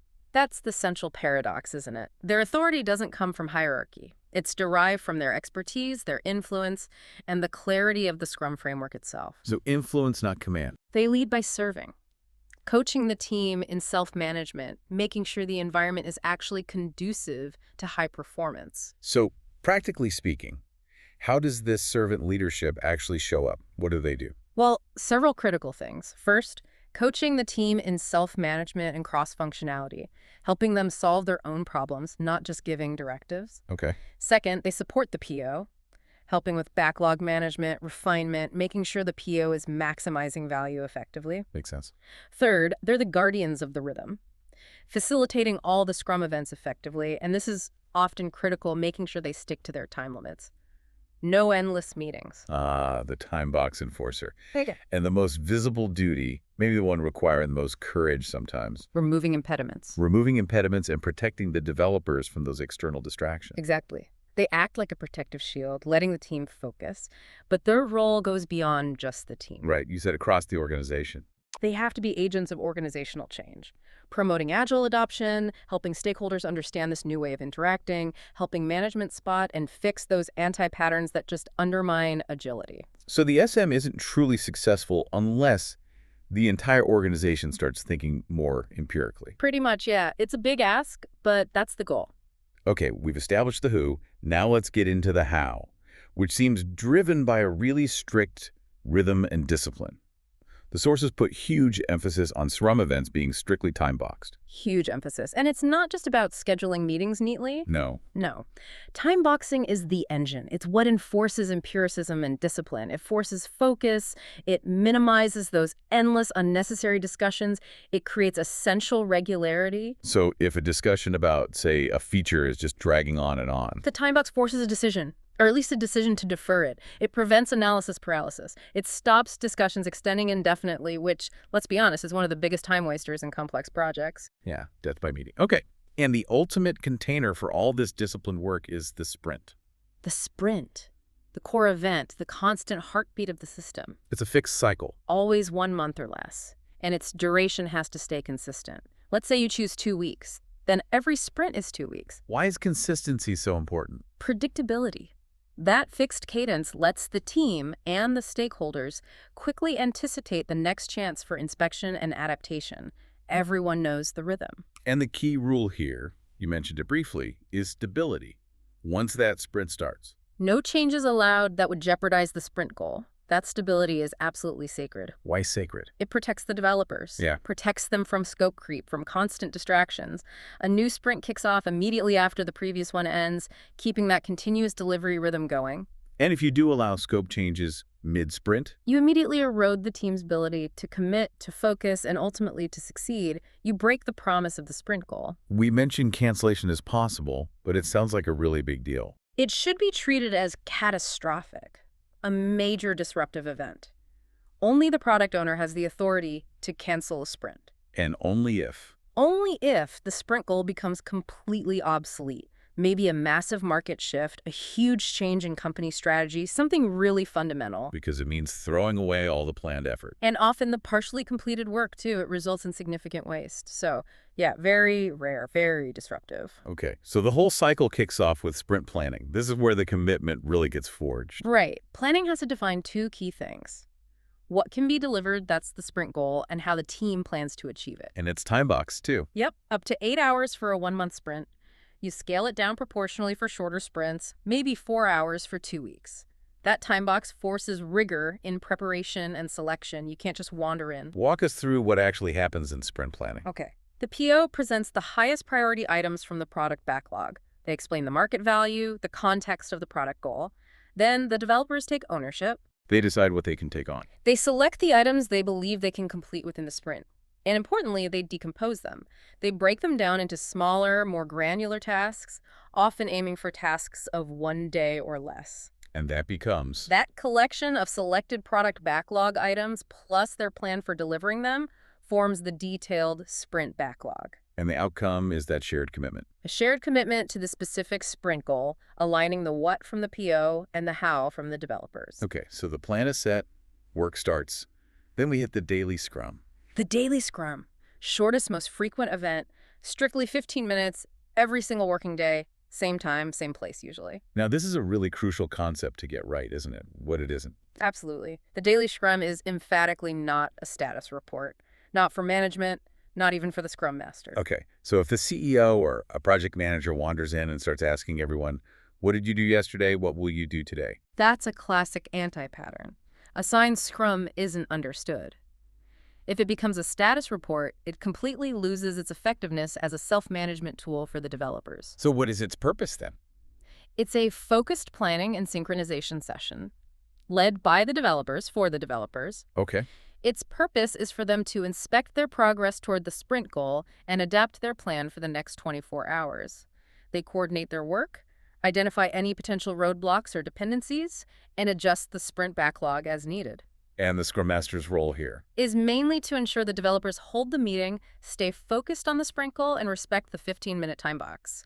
If management attendance is turning it into a status meeting, The SM needs that courage we talked about. To coach the organization out of that behavior. Exactly. Protect the meeting's purpose. Okay. Fast forward to the end of the work cycle. We have the sprint review. This sounds like the big show and tell moment. It is the moment of external inspection, yes. Yeah. It happens right at the end of the sprint before the retrospective, time boxed up to 4 hours for a month-long sprint. And the purpose. Clear purpose. Inspect the newly completed increment and adapt the product backlog based on the feedback received. The sources emphasize it's more than just a demo, though. It's a working session. Yes, very much a working session. It needs to be collaborative. You have the entire Scrum team there, plus key stakeholders, the people who have a real interest in the product. So what happened? The team demonstrates the usable increment, what they actually got done. Stakeholders provide feedback, ask questions, but critically, it's also a chance for everyone to collaboratively discuss what's changed. Like market changes. Yeah, or budget shifts, new competitor moves, new requirements that have emerged. This discussion leads directly to a collaborative update of the product backlog for future sprints. It keeps the PO's priorities grounded in the latest reality. Ensures alignment. Okay. And then finally, the event focused purely inward. The sprint retrospective. The engine for internal self-improvement. This is the dedicated event for the Scrum team to drive continuous improvement within the team itself. Time boxed up to 3 hours for a month sprint. Here, the team steps back from the product itself. And inspects themselves, their people, their processes, their tools, how they interact with each other. This sounds like the place where psychological safety is absolutely critical. Paramount. If the environment isn't constructive, if it feels blamey, people just won't be open about mistakes or problems. Nothing improves. Exactly. It requires deep trust. The Scrum Master facilitates this, making sure openness and respect are maintained. The focus isn't just venting, it's identifying what went well, what problems blocked progress, and crucially, what specific changes should be made. So the outcome isn't just a list of complaints. No, the key outcome is concrete, measurable action items for improvement. Things like, let's try this new testing tool, or we need to change how we handle code reviews. And those action items, they often go right into the next sprint backlog. Often, yes. It ensures that team improvement isn't just talked about, it's treated with the same commitment as delivering features. It makes improvement visible, accountable, and prioritized. Because without a rigorous retrospective, that leads to real changes.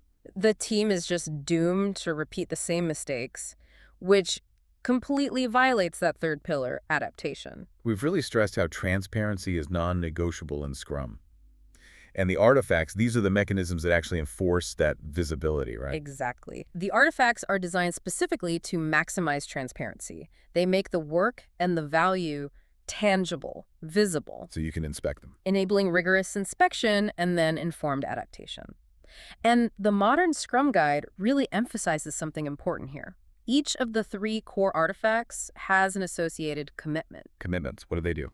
They provide necessary focus, they act as quality checks, reinforce accountability, they give the artifacts meaning beyond just being lists or outputs. Okay, let's start with the big one, the ultimate source of work, the product backlog. Right, this is the single source of truth for everything needed in the product.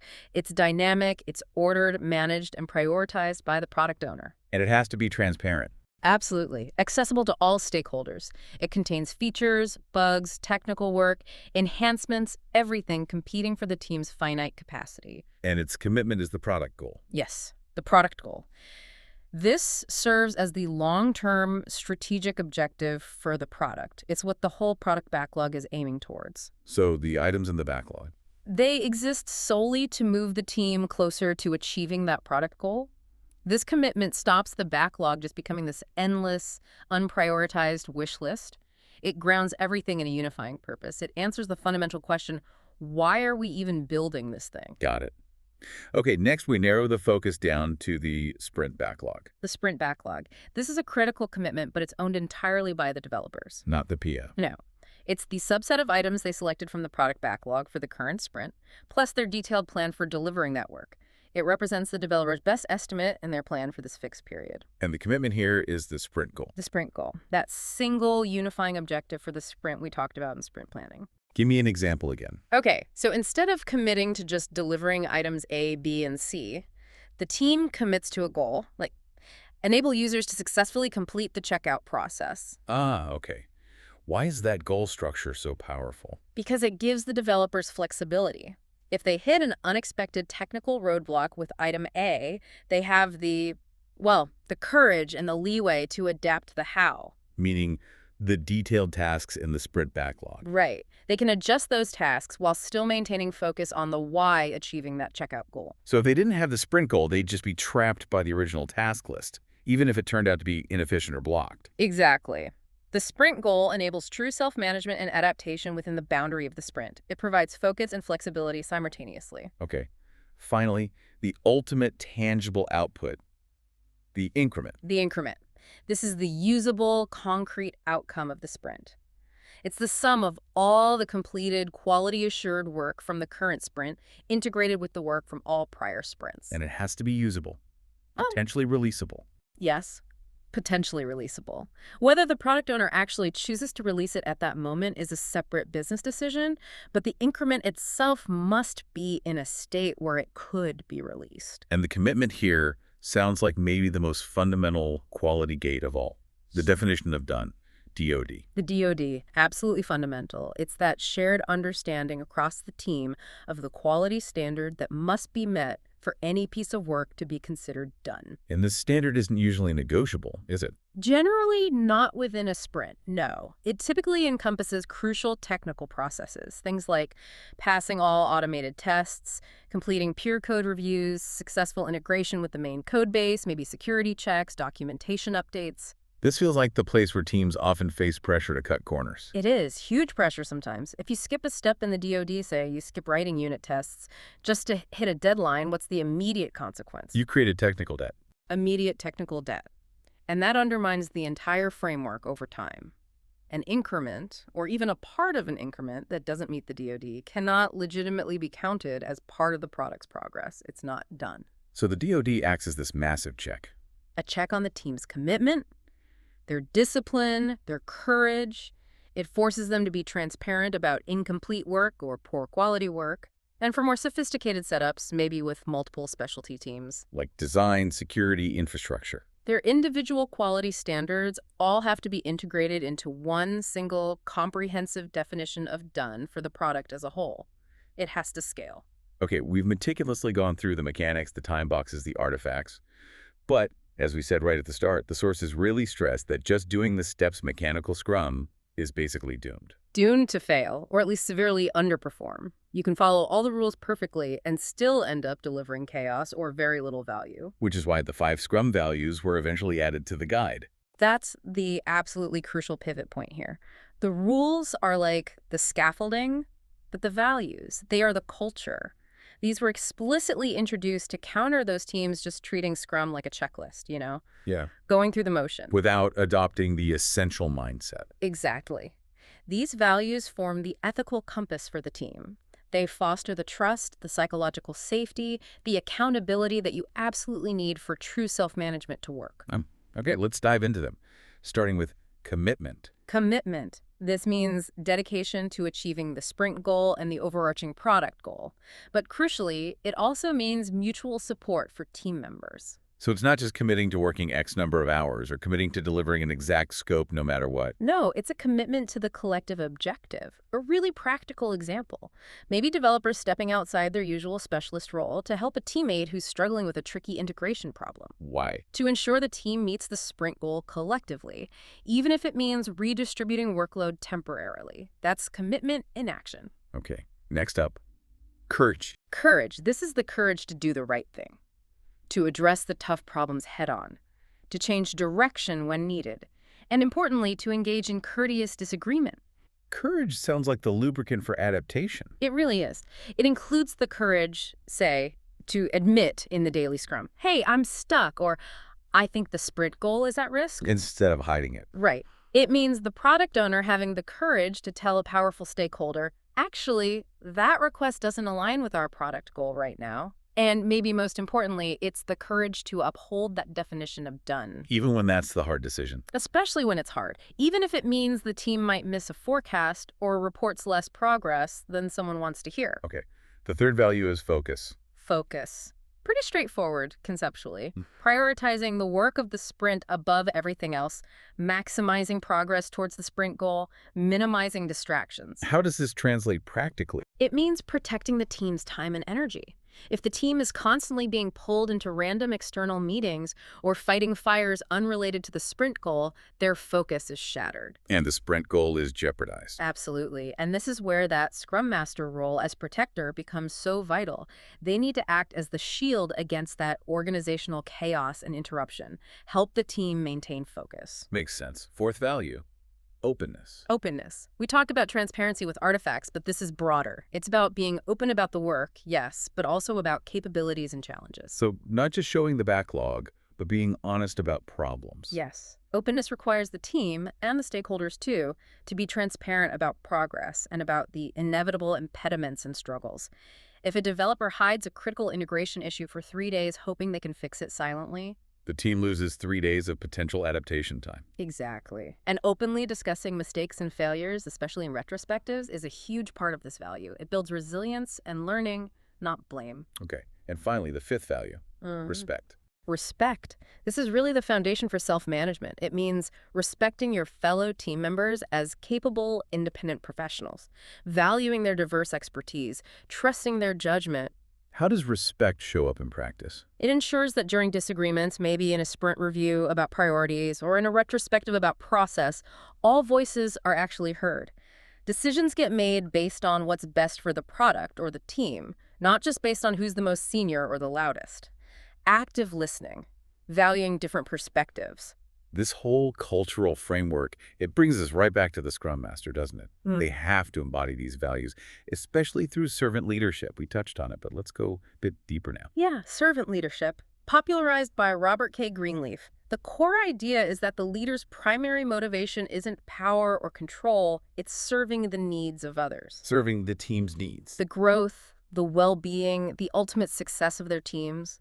The leadership comes from serving, not from asserting authority. So the SM leads by influence, by coaching, fostering trust, enabling continuous growth, rather than just giving orders. That's a massive shift from traditional command and control. Huge shift.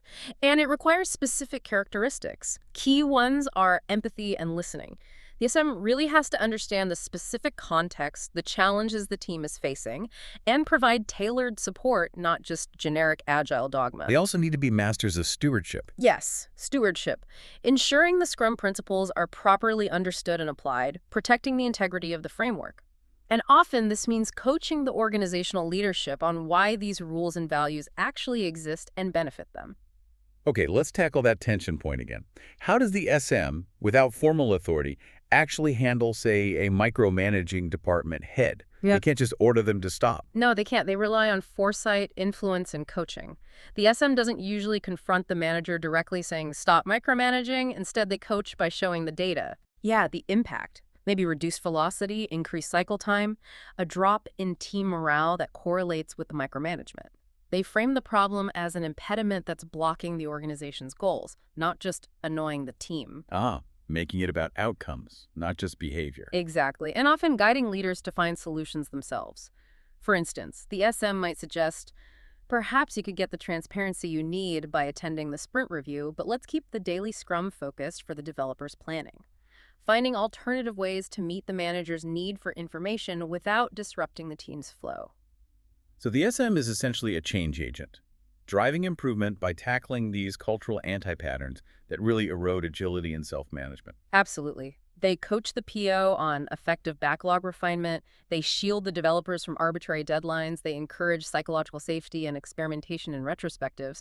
If a Scrum team is stuck just going through the motions, it's often a sign that the Scrum Master hasn't successfully executed that servant leadership mandate to coach the wider organization towards the necessary cultural discipline. Okay, so Scrum provides this really powerful, structured framework, especially for complex product development. But it's not the only game in town when it comes to agile ways of working. Let's switch gears a bit and look at Kanban. It offers a pretty different perspective on managing workflow. Very different, yeah. And Kanban's history, its lineage, is fascinating and really crucial for understanding how it works. It wasn't born in software. Right, it came from manufacturing. Exactly. Developed back in the 1940s at Toyota by Taiichi Ono, it was a core part of the Toyota production system, the foundation for just-in-time, or JIT, manufacturing.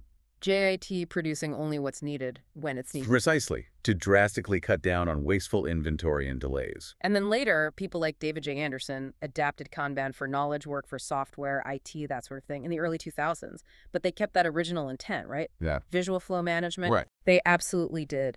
The core concept is still there. Kanban literally translates to something like signboard or visual signal. At its heart, it's a visual workflow management method. Usually a board with columns representing stages like ready, building, testing, done, whatever fits the process. But the really key mechanism, the thing that controls the speed and efficiency, isn't time boxes like in Scrum. It's the pull system. The pull system. This is often so counterintuitive for people used to traditional push management, where work is just assigned or pushed onto the next person. Yeah, so instead of pushing tasks down the pipe, The team pulls work into the next stage only when they actually have the capacity to handle it. and how do they know if they have capacity? That's defined by arguably the most critical practice in Kanban, limiting work in progress, WIP. WIP limits. Yes. You set an explicit hard cap on the number of items allowed to be active in any given stage of the workflow at one time. Those empty slots below the WIP limit, that's the visual signal, the Kanban, indicating, hey, I'm ready, pull the next piece of work. Okay, so give me an example. If the building column has a WIP limit of, say, 3, and there are already 3 tasks in that column. Then the developers cannot pull another task from the previous stage, like ready, even if that ready queue is overflowing with work. Even if there's pressure to start something new. Even then, the WIP limit forces them to focus. Focus on getting one of those 3 items currently in progress actually finished and move to the next stage, like testing. Stop starting, start finishing. So the WIP limit is like an enforcement mechanism for flow. Exactly. It ensures a steadier, more predictable flow. It prevents individuals or stages from getting overloaded. That's tackling MURI, overburden. And, maybe most importantly, it immediately visually highlights bottlenecks. How so? Well, if the testing column is constantly full, hitting its WIP limit, and that prevents the building column from moving completed work forward. Then the building column can't pull new work because it's stuck. Right. The system makes the bottleneck blindingly obvious. Testing capacity is the constraint. The rational response, then, isn't for builders to start yet another new thing. It's for the team to swarm the bottleneck. Help clear the testing queue. Okay, that makes sense. And the success of Kanban, then, seems directly tied to its deep roots in lean thinking. Absolutely. Lean is the underlying management philosophy.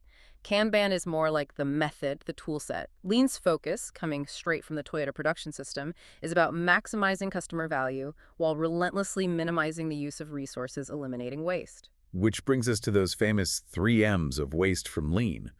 We should probably define those in a knowledge work context. The first is muda. Muda just means waste. In knowledge work, muda shows up everywhere. Unnecessary meetings, definitely. Waiting time, waiting for approvals, waiting for environments, waiting for information, excessive handoffs between siloed teams, rework due to unclear requirements, building features nobody uses. That's all muda. Okay. The second M is mura. Mura means variability or unevenness. It's the inconsistency in the flow of work. Like stop-start progress. Yeah. If development is super fast one week, then completely stalled the next because testing is backed up, that variation creates unpredictable lead times for the customer. It often happens when work arrives in huge, irregular batches, or when requirements are constantly changing mid-process, causing chaos. Kanban, by visualizing the flow, makes this mirror really obvious. And the third M is MURI. MURI means overburden or unreasonableness, putting too much stress on people or systems. Like burnout. Exactly. Forcing developers into excessive overtime to hit some arbitrary deadline. Constantly overloading one particular specialist, maybe the lone security engineer, without doing anything to relieve that pressure or build more capacity.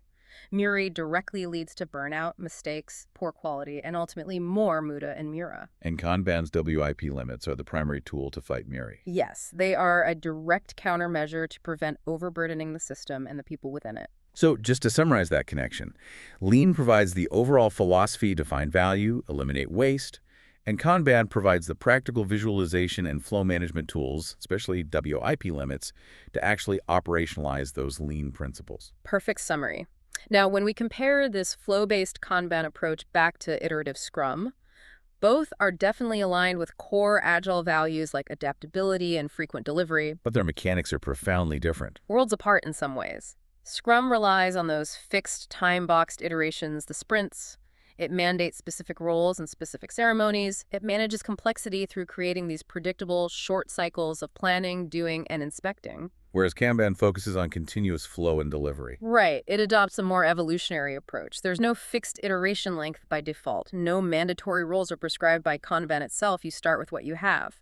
No compulsory ceremonies.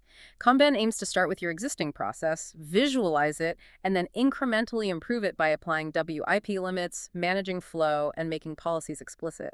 Which makes Kanban potentially better suited for certain types of work. Yeah, it often excels in environments where the inflow of work is highly variable or unpredictable. Things like IT support, maintenance teams, operations, where you can't easily plan work in neat 2-week batches. Continuous flow fits better there. I could see a difference in how they manage risk, too. Scrum seems to focus on reducing market risk. Am I building the right thing? Through frequent inspection of the increment in the sprint review. But maybe it carries a higher commitment risk because the scope is ideally locked for the sprint. That's a fair assessment. Whereas Kanban seems focused on reducing flow risk. Are we delivering smoothly and predictably by tackling bottlenecks and limiting WIP? But maybe its continuous nature could sometimes delay broader stakeholder inspection compared to a guaranteed sprint review cadence. That's also a potential trade-off, yes, which is exactly why hybrid approaches exist. The most common one is often called Scrumban. Scrumban, mixing the two. Yeah. Many teams find value in using the Scrum framework for the overall iterative structure, the sprints, the planning, the review, the retrospective, the roles. But within the sprint itself, they use Kanban principles to manage the detailed execution. So using a Kanban board with WIP limits to visualize the flow of tasks through to-do, in-progress testing done during the sprint. Exactly. It helps them track bottlenecks within the sprint, maintain a smooth flow, and apply that stop starting, start finishing principle even within the time box. It can be a very effective combination for many teams. Hashtag, outro. Wow, okay.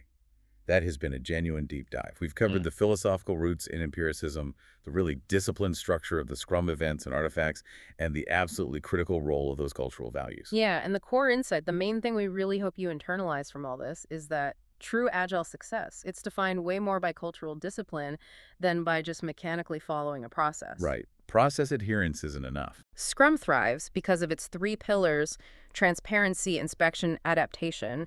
It's driven by those 3 distinct accountabilities, and it's guided, or maybe even powered, by those 5 essential values: commitment, courage, focus, openness, and respect. And we also explored Kanban as that alternative continuous flow approach, deeply rooted in the anti-waste philosophy of lean thinking. Always fighting muda, mura, and muri, waste, unevenness, and overburden.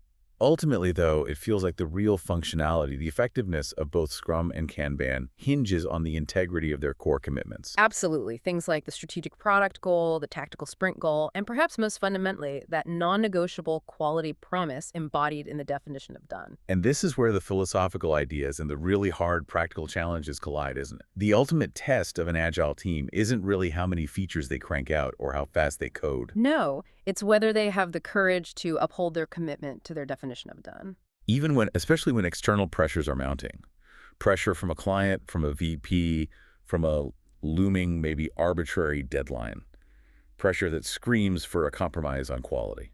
That tension point really defines team maturity. If a team consistently bends or ignores its definition of done, what are they really doing? They're accumulating hidden technical debt. They're trading short-term apparent speed for long-term drag and instability. So the provocative thought we want to leave you with today is this. If we define technical debt as essentially the deferred cost of fixing quality compromises made earlier, how many of our current organizational structures, reward systems, and management pressures inadvertently incentivize generating that debt? Rewarding that short-term velocity over long-term sustainable quality. And if that's happening, what kind of deep cultural change is actually required to make cutting corners on quality, violating the definition of done, a political impossibility, rather than just, a necessary evil to hit the date? Welcome to the Deep Dive, the only place where you submit a stack of complex sources and we deliver the synthesized strategic view you need. Hey, everyone. So if you're trying to get your head around modern project management, maybe prepping for a big planning meeting, or, you just need to understand how high-performing teams actually get stuff done. Well, this deep dive is for you. Yeah, definitely. Our focus today is really on adaptation. We're moving way past those old school fixed timelines and rigid plans, the waterfall model. Right, the predictive stuff. Exactly. We're diving deep into the frameworks that let teams actually embrace change, iterate fast, and deliver value continuously. We're basically unpacking the engine of agile delivery. And the source material we've got here, it really lays out the blueprints. The planning hierarchy, how user stories actually work, some pretty sophisticated ways to prioritize. And that's a deceptively simple idea of story point estimation. Yeah. So our mission today is to help you get a quick but thorough grasp on how all these pieces fit together to create both speed and stability. And the fundamental shift, it's everything. Traditional planning tries to define it all up front, right? Then you spend the whole project just trying to stick to the plan. And often getting stuck when things inevitably change. Precisely. Agile planning, though, it's designed to respond to change. It weaves planning into the execution. The priority is working solutions, not massive documents, and that seriously reduces the risk of building the wrong thing. What I find interesting is the strategic efficiency. It's not just about being flexible, it's about cutting your losses early. Totally. If you deliver a small piece every couple of weeks, you test your assumptions right away. If the market says, nope, you pivot after 2 weeks, not like 6 months down the line. Exactly. That continuous feedback loop test, learn, adjust, that's what really drives improvement. It ensures the team is always optimizing for what the market and the customer actually need, not just following a plan written ages ago. Okay, so let's get into the rhythm of this adaptive world. How do you take a massive goal and break it down into something manageable, something repeatable? Right. So there are two core ideas working together here. First is iterative planning. Iterative, okay. Yeah, it just means breaking the whole project into these short, repeatable cycles. We usually call them sprints or iterations. Typically, they're about 1 to 4 weeks long. And each cycle is like a mini project in itself. Exactly.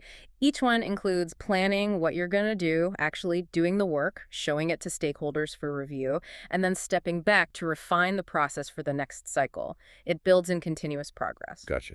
And that structure then enables the second concept, adaptive planning. So iteration gives us the rhythm. And adaptation gives us the flex. Right. Adaptive planning is really a mindset. It's about focusing on the outcomes you want, not just rigidly sticking to a list of features. So if customer needs change midstream, The adaptive team welcomes that. They'll prioritize achieving the desired outcomes, say, better user engagement, even if it means ditching some originally planned features. Sticking to a fixed list when the world changes, that's the enemy of delivering real value. now, Agile doesn't just throw planning out the window, right? It structures it differently. Our sources talk about this onion model, 5 layers of planning. Yeah, it's a great visual. Think of an onion, layers going from the outside in. It brings clarity to the whole process. The outermost layer, level 1, is the product vision. The big why. Exactly. The long-term strategic goal. Where do we want this product to be in, say, 3 to 5 years? It answers that fundamental question. Okay, peeling back a layer. Level 2, the roadmap. Right. This outlines how the product is likely to evolve. You see major themes, maybe some high-level features, key milestones. We're talking maybe a year out, sometimes more. It's about what general capabilities we're tackling and roughly when. Getting more concrete now. Level 3, the release plan. Yep. This defines specific sets of features and an estimated timeline for actually releasing them to the public, maybe looking at the next 3 to 6 months. It's the first time stakeholders really see tangible, deployable chunks. And then we hit the team's immediate reality. Level 4, the iteration plan or sprint plan. This is where it gets detailed. What exactly is the team committing to build in the next 1 to 4 weeks? It's the scope for the immediate cycle.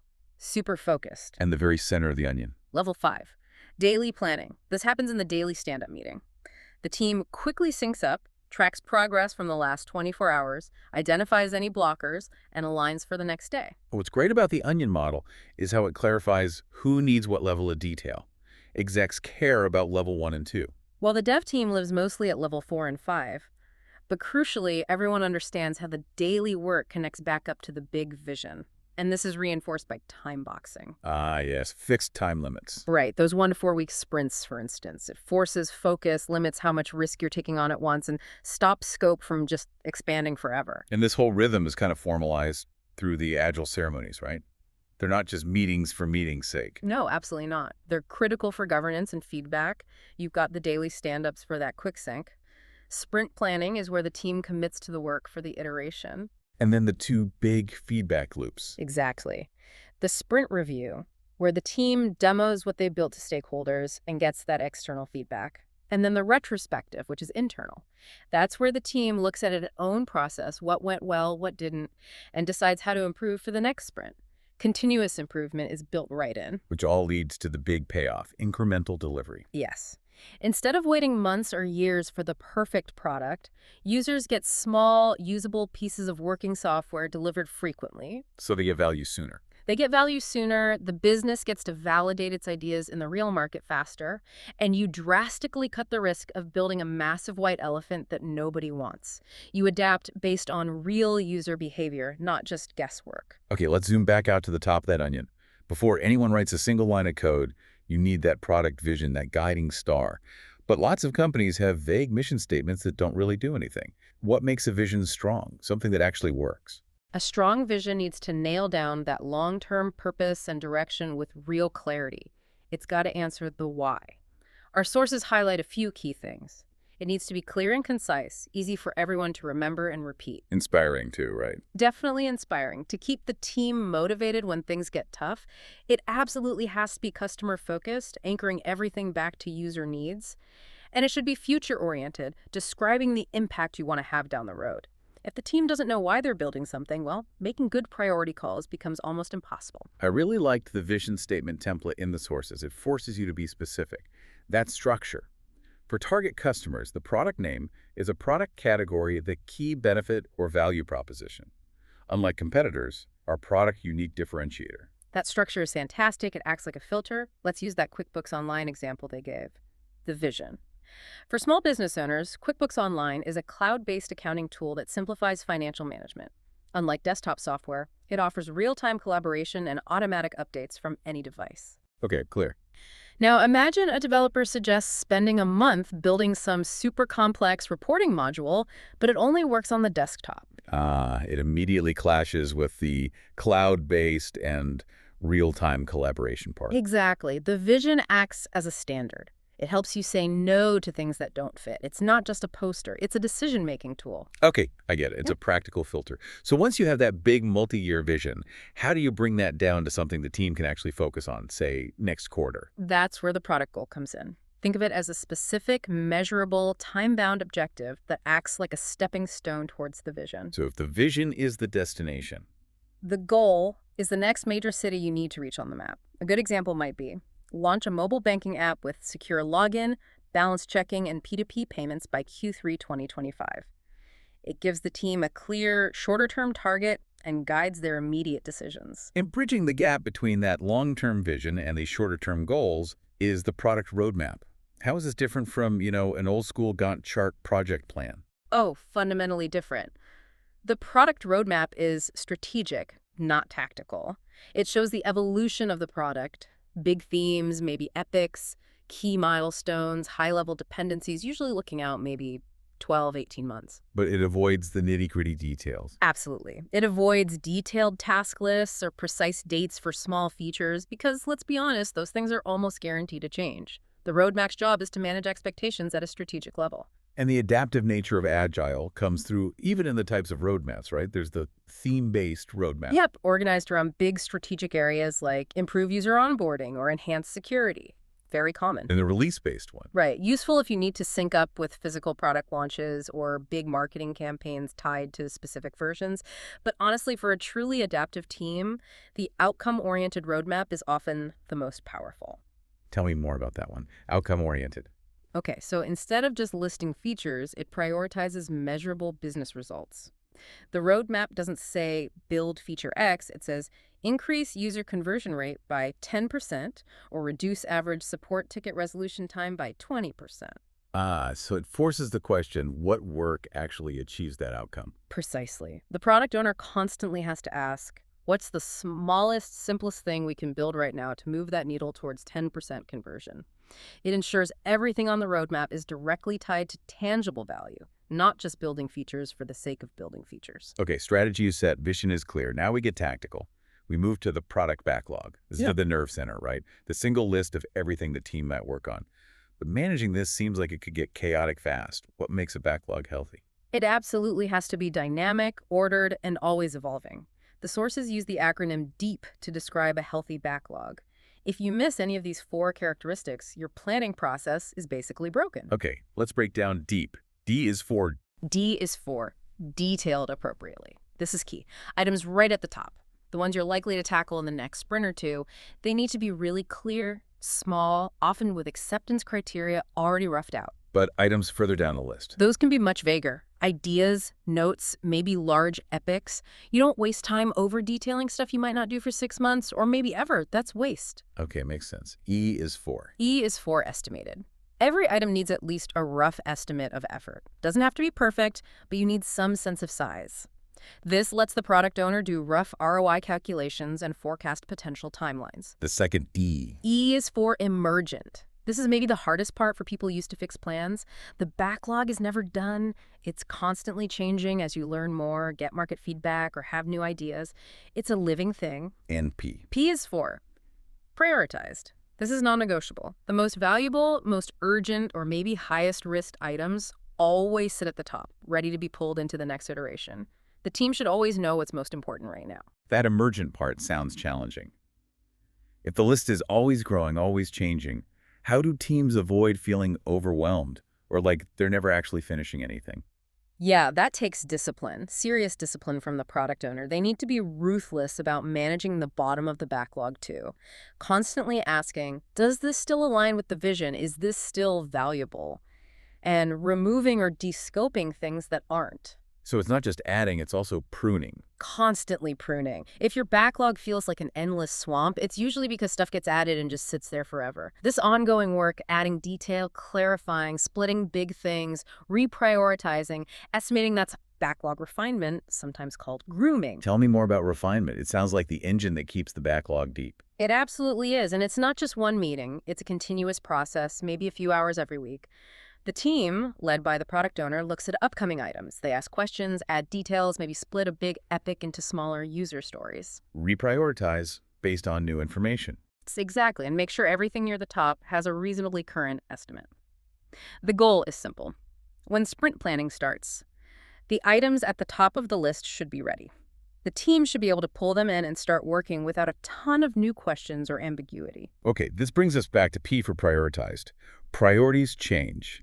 How do we strategically rank these items beyond just, gut feel or who shouts loudest? What frameworks help? We need objective tools, definitely. The sources highlight several good ones. Like Moscow? Yeah, Moscow is great for setting boundaries, especially if you have a fixed deadline or budget. It forces stakeholders to classify features. Must have absolutely essential, can't ship without it, should have high value, but maybe there's a workaround if push comes to shove. Could have. Right, the nice to haves. Low impact if they slip. And won't have this time explicitly saying no for now. It stops scope creep dead in its tracks. Think about a hospital system. Patient record access is a must-have. Maybe SMS appointment reminders are a could-have. Okay, clear categories. What about the Kano model? That sounds different. It is, strategically. Kano looks at features based on how they impact customer satisfaction. It identifies 3 types. Basic needs, things users expect. If they're missing, people are unhappy, but having them doesn't really delight anyone. Think secure login or links that actually work. Table stakes. Exactly. Then there are performance needs. Here, more is better. Faster speed, more storage, better search results. Satisfaction increases linearly with how well you execute. And the third type. Excitement needs or delighters. These are the unexpected gems. Features users didn't even know they wanted, but they generate real delight. Maybe a surprisingly helpful AI assistant pops up, or a clever shortcut. So let me see if I get this. If I'm launching version 1 on a tight deadline, Moscow tells me what absolutely must be in. But if I'm trying to innovate and beat the competition, Kano tells you where to invest for that wow factor, those excitement needs. You need a balance, of course. You can't just build delighters if the basic stuff doesn't work. But Kano helps you find those opportunities for differentiation. makes sense. And for just pure business value. Then you lean on return on investment, ROI. Simple calculation. Estimated value divided by estimated effort or cost. It's the essential tool for making those hard-nosed business trade-offs. If a tiny feature unlocks huge revenue, ROI says, bump it up the list. And lastly, tying back to that incremental delivery idea, the minimum marketable feature, MMF. Right. The MMF isn't necessarily the smallest possible thing, but the smallest piece of functionality that delivers recognizable value to the market and could, theoretically, be shipped on its own. So like for an e-commerce site, maybe just add to cart and basic checkout. Exactly. Even before you have wish lists or complex shipping options, it's the core loop. Shipping the MMF lets you validate the fundamental value proposition super early and get real feedback before you invest in all the bells and whistles. Okay, the backlog is refined and prioritized. Now we zoom in on the actual item the team pulls into a sprint. The user story. This is the fundamental building block. What's its main job? Its main job is to describe a piece of functionality from the end user's perspective, focusing squarely on the value they get. It completely shifts the conversation. Instead of, we need to build this database table, it's, what problem does this solve for the user? And that standard format is surprisingly powerful.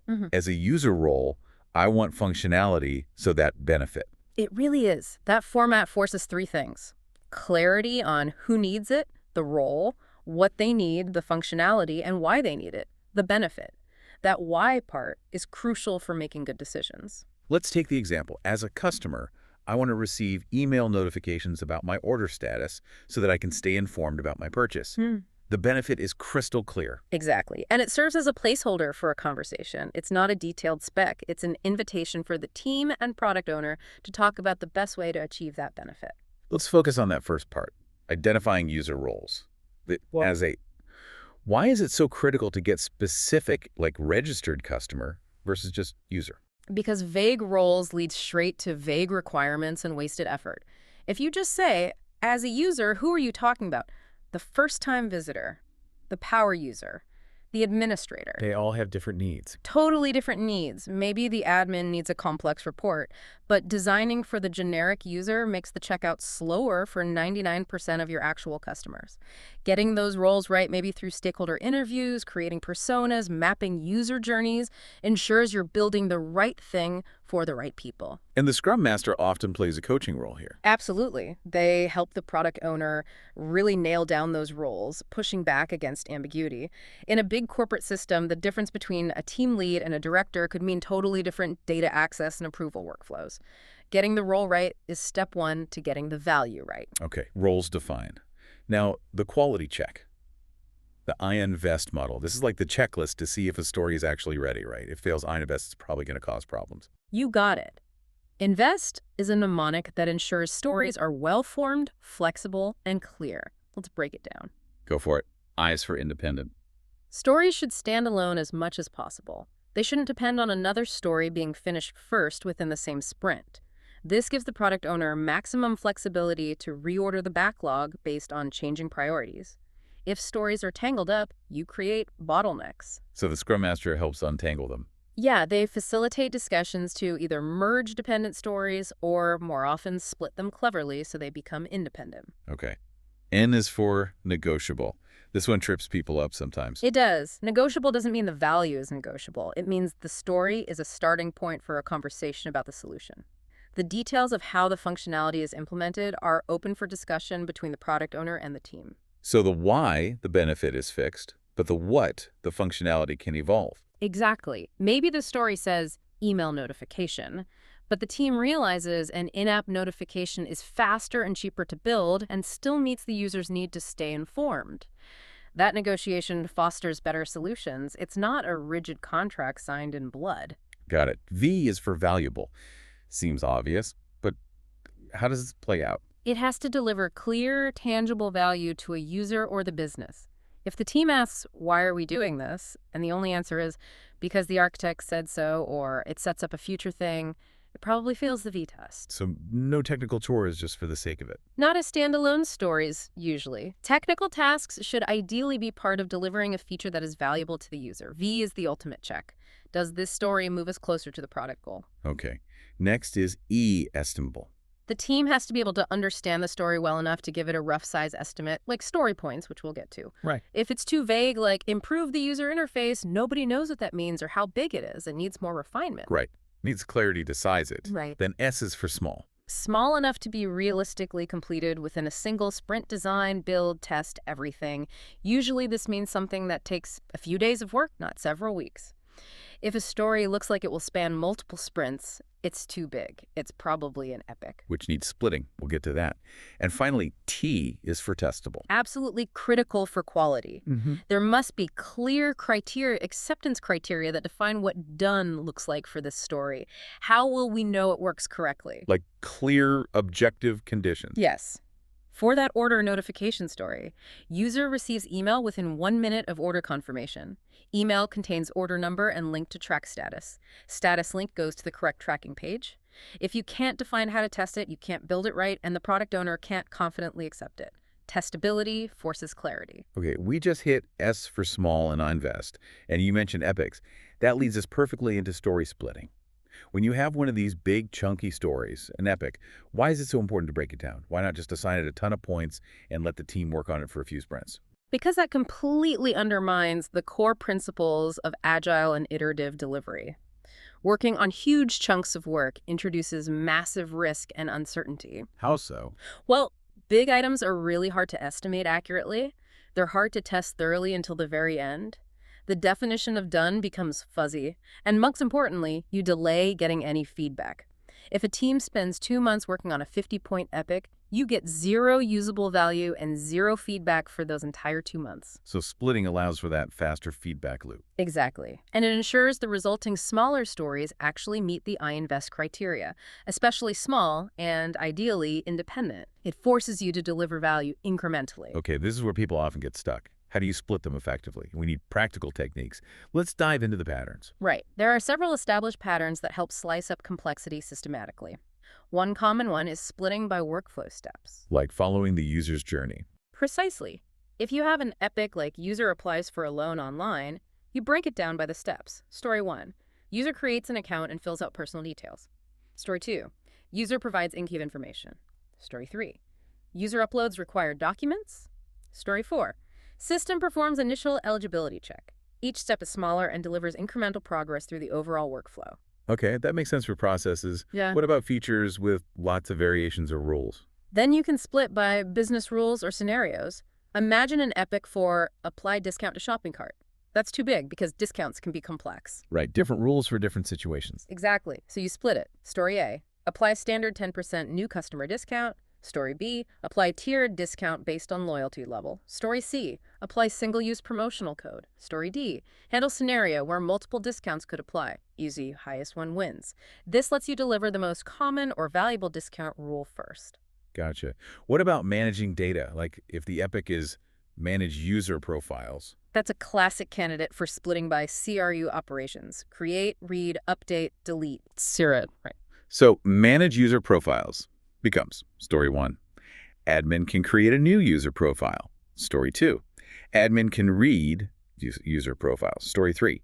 Admin can update user profile details. Story 4. Admin can delete or deactivate a user profile. Often the read story is needed first so other parts of the system can access the data. Okay, that's very structured. How about dealing with errors or less common situations? That's where splitting by happy path versus edge cases comes in. The happy path is the ideal scenario where everything goes right.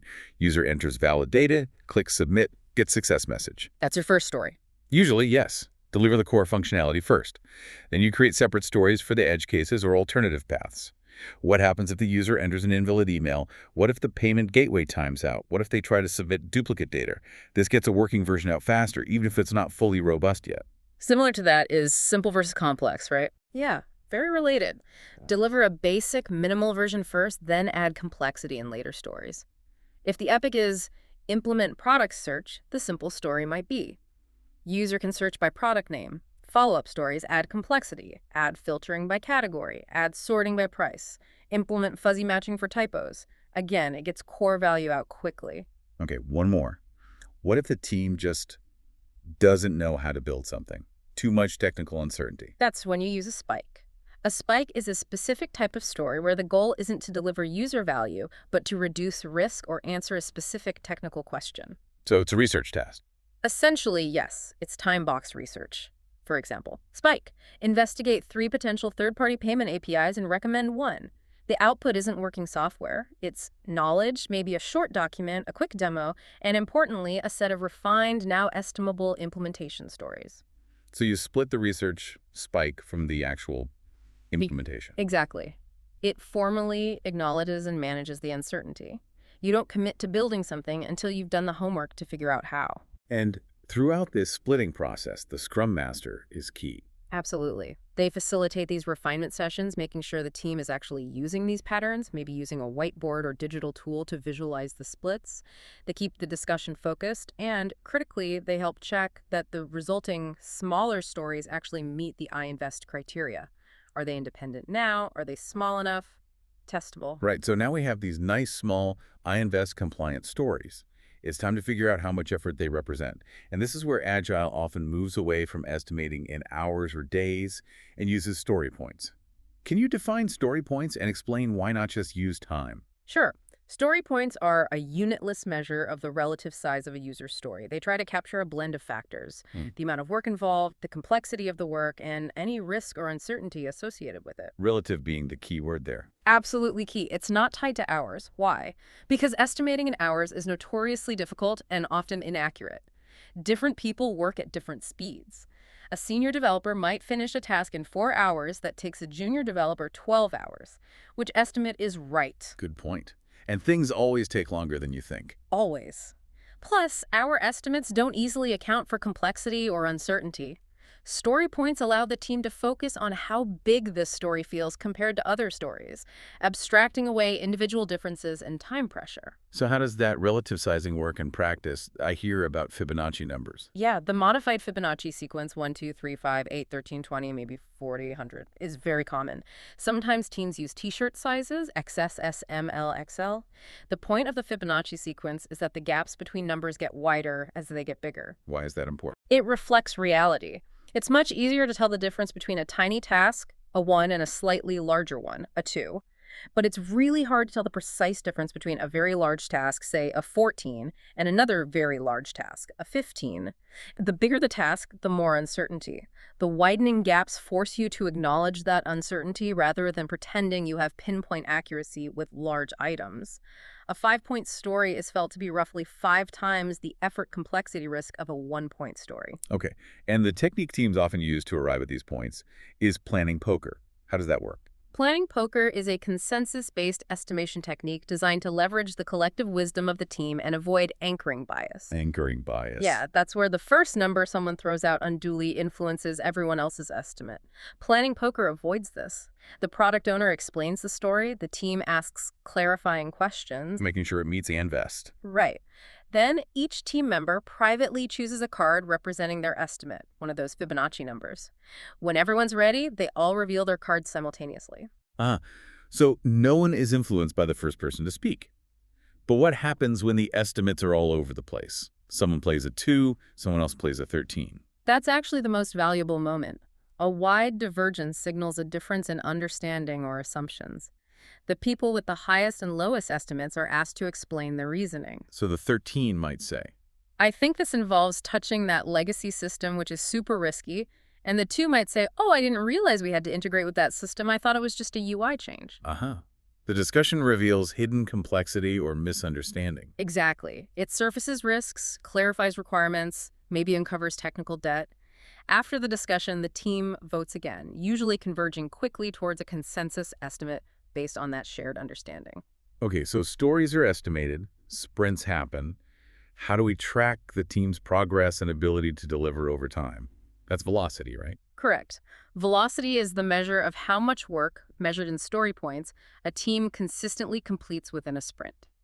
It's a purely retrospective metric. How do you calculate it? Simple. At the end of the sprint, you sum the story points of only those stories that are 100% finished and meet the team's agreed-upon definition of done. Only fully completed stories. What about something that's 90% done? 0 points.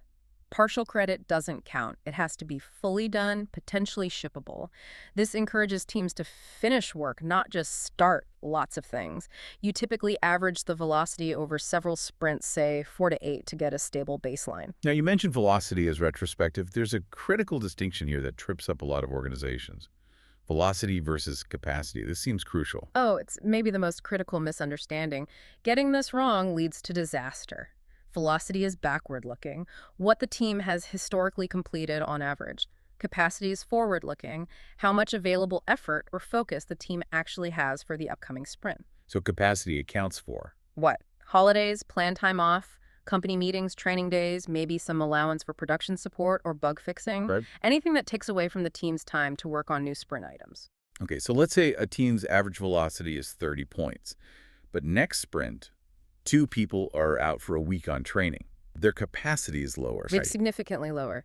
Maybe their capacity for that specific sprint is only, say, 18 points worth of effort, even though their historical average velocity is 30.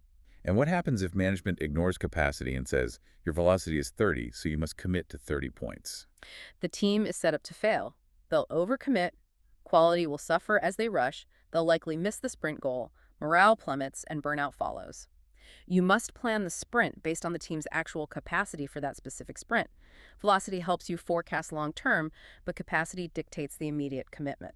When used correctly, though, that stable velocity is powerful for forecasting. Absolutely. If the product owner knows the team reliably delivers around 30 points per sprint and the remaining backlog is estimated at, say, 450 points, they can give stakeholders a reasonably confident forecast.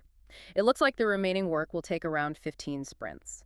That predictability is invaluable for planning and managing expectations. Okay, finally, let's hammer home that expert warning about misusing velocity. This seems really important. It is, because it happens all the time and it's incredibly destructive. First, velocity is not a productivity metric in an absolute sense. It's a measure of throughput for that specific team with their specific way of estimating. So you absolutely cannot compare velocity between different teams. Never. Team A having a velocity of 30 and Team B having 40 tells you absolutely nothing about which team is better or faster. Their point scales are relative and internal to them. Comparing them is meaningless and leads to dysfunction. And using it for performance reviews. Terrible idea. If velocity becomes a performance target, guess what happens? Teams will just inflate their story point estimates to make the numbers look good. It destroys the honesty and transparency needed for estimation and forecasting to work.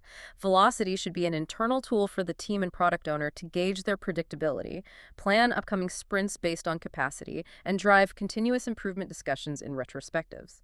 Focus on stability and predictability, not the absolute number. #tag outro. Wow, okay. We've covered a lot of ground. From that high-level, 5-year vision guiding the way, Down through the deep backlog, that single source of prioritized work. to the individual user stories, making sure they're high quality using the INVEST model, Then using story splitting patterns to break down complexity. estimating that work relatively, using story points through things like planning poker. And finally, tracking sustainable pace with velocity while respecting actual capacity. It really paints a picture of a system designed for learning and adapting. That's the core idea, really.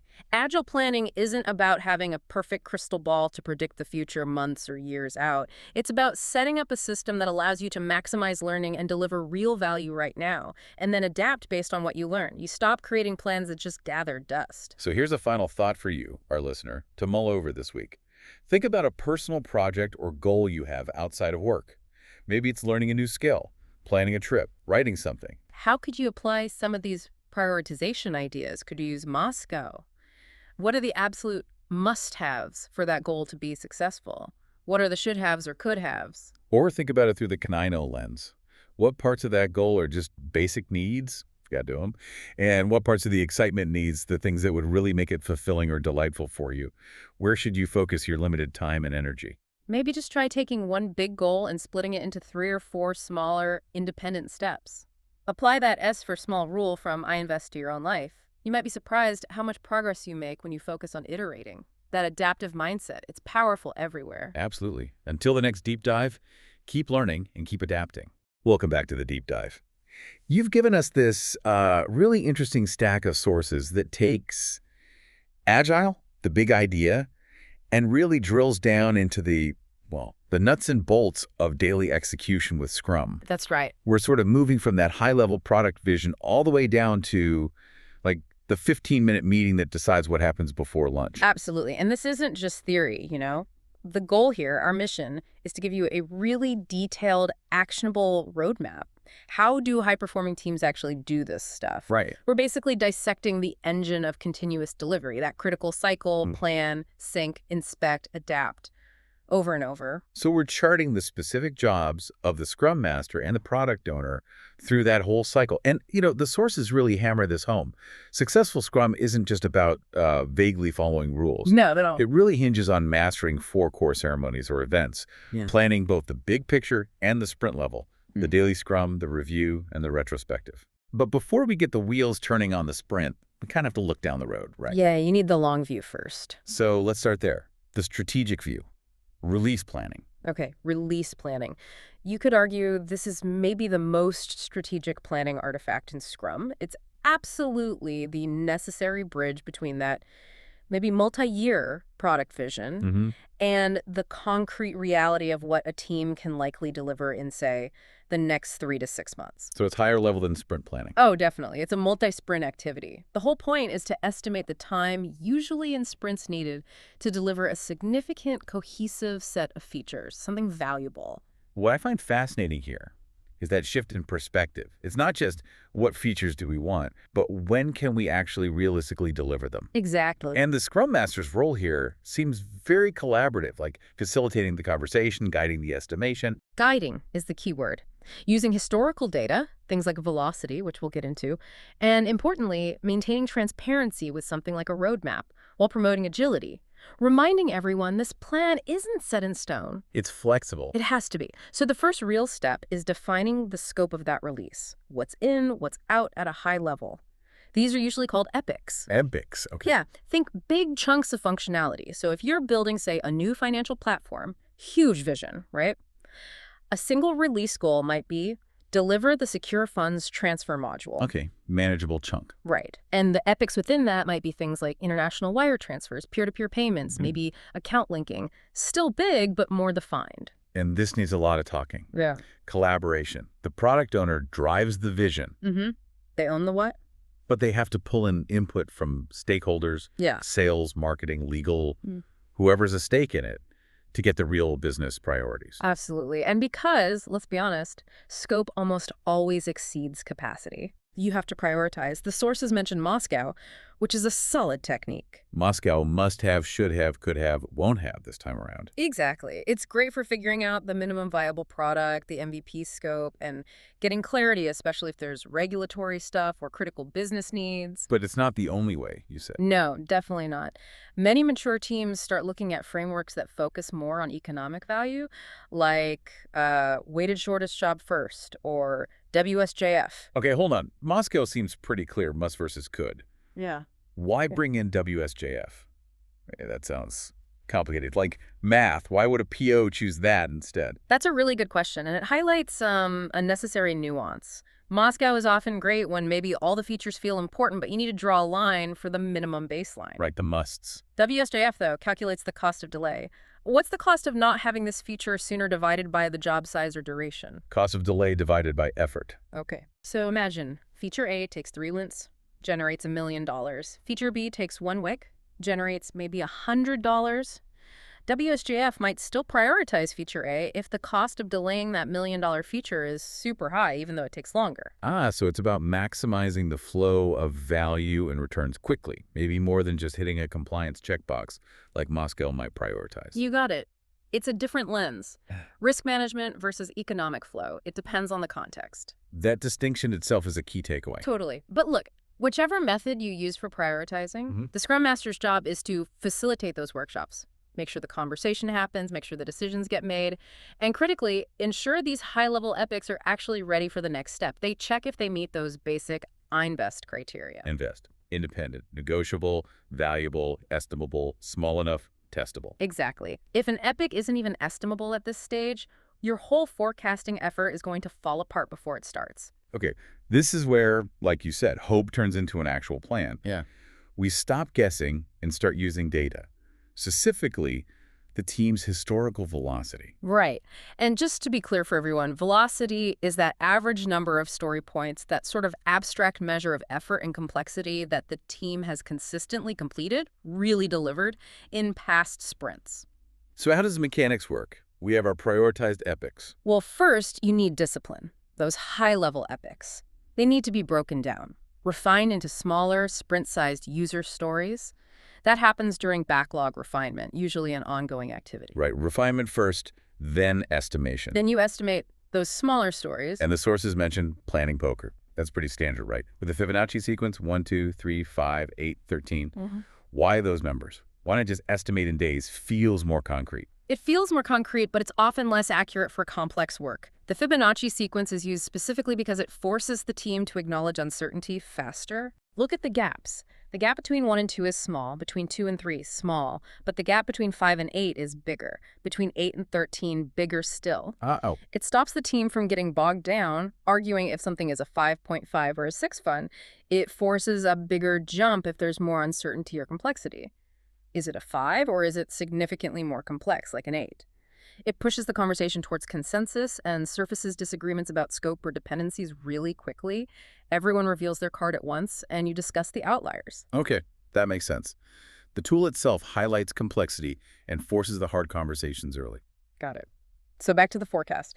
Let's say we broke down our epics, estimated the stories, and the total scope for our release is 60 story points. Okay, 60 points total. And our team's historical velocity, nice and stable, is 25 points per sprint. Perfect. So the math is simple initially. 60 total points divided by 25 points per sprint. That gives you 2.4 sprints. 2 and a bit sprints. So 3 sprints. Yeah. Not quite yet. This is where the Scrum Master has to guide the team to face reality. The buffer. You cannot plan to use 100% of your capacity for new features. It never works. Like, stuff happens. Stuff always happens. The source material generally recommends adding 1, maybe even 2 sprints for contingency. This buffer covers things like paying down technical debt, unexpected bugs popping up, or just the time needed for refinement during the sprint, which takes away from feature work. So our 2.4 sprints rounds up to 3, plus a buffer sprint. Gets us to a 4-sprint release forecast. That's a much more realistic forecast. 4 sprints. Okay, but wait. What if the team knows up front they need to spend like a whole week just researching some new cloud integration thing before they can even start coding that part? How does that research time fit in? Good point. That's where you'd use a spike. A spike. Yeah, spike is basically a specific time-boxed research task. You treat it like a small story itself, maybe estimated in hours or just fix in one sprint.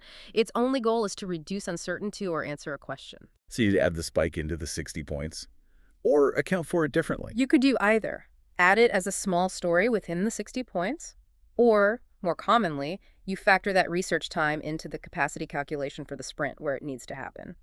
If you know a week-long spike is needed in Sprint 1, you reduce Sprint 1's available feature capacity accordingly before selecting stories. Okay. And remember, the SM also ensures the estimate accounts for that general overhead, maybe 10 to 20%, for things like refinement meetings, sprint reviews, maintaining the build pipeline, all that stuff that's essential for quality but isn't direct feature work. Gotcha. So the buffer handles unknowns, spikes handle known research, and overhead accounts for ongoing process needs. It's layered. Exactly. It builds a more resilient forecast. But let's talk about an anti-pattern the sources mentioned. Using velocity as a target, a KPI.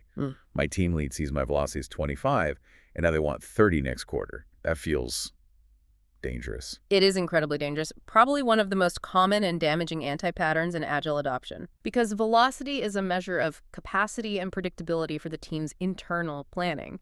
It is not a performance metric. Right. The moment you turn it into a target, what happens? The team will just inflate their story point estimates to meet the target. That story they called a 5 last sprint, suddenly it's an 8 this sprint. Gaming the system. Precisely. They deliver the same amount of actual work, maybe even less because they're stressed, but the velocity number goes up. Yay! Yeah. No. The forecast becomes completely meaningless. The Scrum Master must shield the team from this pressure and educate the organization on what velocity actually represents. Okay, so we've battled through estimation, factored in buffers and spikes, and landed on a realistic forecast, say, our 4 sprints. Now we need to communicate this. Yeah. That's where the release roadmap comes in. Exactly. The roadmap brings clarity and transparency, especially for stakeholders who probably don't care about story points. They care about what and when. So it's a visual tool. Yeah. Timeline, features, maybe key milestones. Yep. We're essentially mapping those prioritized epics we defined earlier onto those specific 4 sprints. For our finance example, Sprint 1 might be account linking. Sprint 2, peer-to-peer payments. Sprint 3, international wires. Sprint 4 is maybe buffer time, security hardening, final docs. Visualizing it makes it real. It does. And it helps manage expectations. Tools like Jira have roadmap features built in, or you can use Trello, Miro, even a simple Excel Gantt chart, if that works for your context. When you're visualizing progress during the release, the sources mention different charts. Burn down versus burn up. What's the difference, and why pick one over the other, especially for stakeholders? Good question. A burn down chart tracks the remaining work points or tasks over time. It should trend downwards towards 0 by the end of the release or sprint. Okay, work left to do. It's great for the team internally because if the line flattens or goes up, it's a clear signal something's wrong. They aren't completing work as planned. But stakeholders might find it confusing. They often do, because what happens if scope gets added mid-release, which is common in Agile? The line goes up. Makes it look like the team is going backwards or failing. Exactly, even if they're delivering steadily. A burn-up chart, on the other hand, tracks the completed work over time. It has one line showing work finished, trending upwards, and crucially, it usually has a second line showing the total scope. Okay, work done versus total scope. So if scope increases, the scope line jumps up, but the completed work line keeps climbing steadily upwards. Stakeholders often find this much clearer. It shows progress transparently, even when the goalposts move a bit. That's a really useful distinction for communication. So regardless of the chart or tool, the key action for the Scrum Master here is iteration. Constant iteration. This plan, this roadmap, is not a contract carved in granite. It's a forecast based on current knowledge. After every single sprint review, the SM must ensure the roadmap is updated immediately. Based on what? Based on reality. Actual velocity achieved in the sprint just finished, real feedback from stakeholders that might change priorities, any new understanding gained. If the team planned to do 25 points but only finished 20, that roadmap has to reflect that reality instantly. Maybe Sprint 4 now looks riskier? Transparency is key. All right, we've set the strategic horizon with the release plan. Now we zoom way in to the operational level. Sprint planning. This feels like the real moment of truth for the next couple of weeks. It absolutely is. It's the time-boxed event, usually 2 to 4 hours for a typical 2-week sprint, where the team actually commits to the work they'll deliver. It defines the sprint goal and selected stories and the tasks needed to get there. And the Scrum Master's role shifts here, doesn't it? Yeah. Left strategist, maybe more, facilitator and guardian. Yeah, you could say that. Guardian is a good word. Their primary jobs here are rigorously time-box the session, protect the team from the siren song of overcommitment. Yes. Always tempting. Always. And ensure the resulting sprint goal is crystal clear and crucially realistic given the team's actual capacity for this sprint. Overcommitment is just the fastest way to a failed sprint and a demoralized team. The sprint goal. The sources really emphasize this. It's not just a list of stories. It's the cornerstone, the single objective for the sprint. Exactly. It's that concise, achievable statement that gives everyone a shared objective. It's the why behind the work. When the team faces a tough technical choice mid-sprint, they should ask, which option gets us closer to the sprint goal? And a good goal needs certain characteristics, right? Focused, valuable. Focused, valuable, flexible enough to allow for some learning, and testable. You need to know if you actually achieved it. So sticking with our finance platform example, instead of just work on account balances, A much better, more focused goal would be deliver a secure, authenticated view of the current account balance for all single account users. Okay, specific. That tells you what success looks like at the sprint review. Precisely. It guides the selection of stories and defines the ultimate measure of success for this specific sprint. Now, the collaboration here between the product owner and the Scrum Master seems critical. The PO proposes a goal based on the backlog priorities. Correct. They bring the business need. But the SM has to facilitate the team discussion to check if it's actually feasible, right? What happens if the PO comes in hot, proposing a goal that clearly needs like 40 points of work, but the team's reliable velocity and current capacity is only 25? Yeah, that's a classic tension point. And it's a tough but absolutely necessary negotiation. The SM's primary responsibility here is to protect the team and the integrity of the process. Oh, they push back. They present the data. Gently, but firmly. Look, our reliable velocity is 25 points. We have X people on vacation this sprint. Our realistic capacity is maybe 22 points. If we commit to this 40-point goal, history and data strongly suggest we will fail to deliver it. Which stories can we de-scope, or can we adjust the goal to something achievable within our 22-point capacity? And if the PO still insists, business pressure, maybe. It happens. The SM might need to escalate that risk, but first, they ensure the team makes the decision consciously. They might say, okay, team, the PO feels this is critical. We know the data suggests it's a major stretch. Do we consciously choose to overcommit, acknowledging the high risk of failure, or do we hold the line on capacity? The key is the SM documents it as an acknowledged risk, rather than the team just having an unrealistic goal forced upon them. That protection builds trust. Okay, let's say we've negotiated a realistic sprint goal. Yeah. Now, the PO presents the highest priority stories from the backlog that align directly with that goal. Yep. And the team then needs to assess their operational capacity for this specific sprint. This goes beyond just the historical velocity number. Right, you mentioned vacations. What else? Holidays, maybe someone's attending a training course, company town halls, even just known complexity in the story selected might make them cautious. If the average velocity is 25, but Dave, your key database expert, is out for 3 days, and Sarah and Mike have mandatory HR training for a full day, well, your usable capacity might drop significantly, maybe down to 18 or 20 points for that sprint. So the team has to be honest about that and only pull in stories that fit that adjusted capacity. Exactly. That's why you often see high-performing teams select slightly fewer points than their absolute maximum velocity. They consciously build in a small buffer for the completely unexpected things that inevitably crop up. Commitment is key. Okay, capacity, realistically assessed, stories selected to fit. Now comes the how. The development team, the developers, testers, designers, they take ownership now, right? Yes, this is their plan. They break down those chosen user stories into concrete, measurable tasks. So if the story is, as a user, I want to view my account balance, the tasks might be things like design UI for balance display, develop API endpoint to fetch balance data, write unit tests for the API, perform accessibility testing, usually estimated in hours. Perfect examples, and this decomposition is a critical moment for self-organization, and the SM has to be watchful here. Watchful for what? Anti-patterns, primarily top-down assignment. You don't want the PO or maybe a tech lead just saying, okay, Bob, you do the API, Charlie, you do the UI. That kills ownership and the team's commitment. So how should it work? Team members should volunteer for tasks based on their skills, interests, and capacity. It's a pull system. The SM facilitates this, maybe helps visualize the task board, and gently checks for balance. You don't want developer Diana ending up with 80 hours of tasks while developer Bob only has 20. It needs to be a shared plan. Makes sense. Self-organization, balanced workload. And once that sprint backlog, the chosen stories, plus all their detailed tasks is put together, there's a final check. Yes, a crucial final check. Does this complete sprint backlog realistically allow us to achieve the sprint goal we set at the beginning? Okay. And just as importantly, can we deliver these stories meeting our agreed-upon definition of done? Ah, the DoD, the quality promise. Exactly. The DoD is that non-negotiable checklist. It defines what done actually means for this team. Things like code reviewed, unit tests passed with 90% coverage, documentation updated, deployed successfully to the staging environment. Whatever the team agreed is required for a story to be considered truly complete. So if a plan holds up against the goal and the DoD, sprint planning is a success. That's the aim. A realistic plan the team believes they can deliver, meeting quality standards, all focused on a clear objective.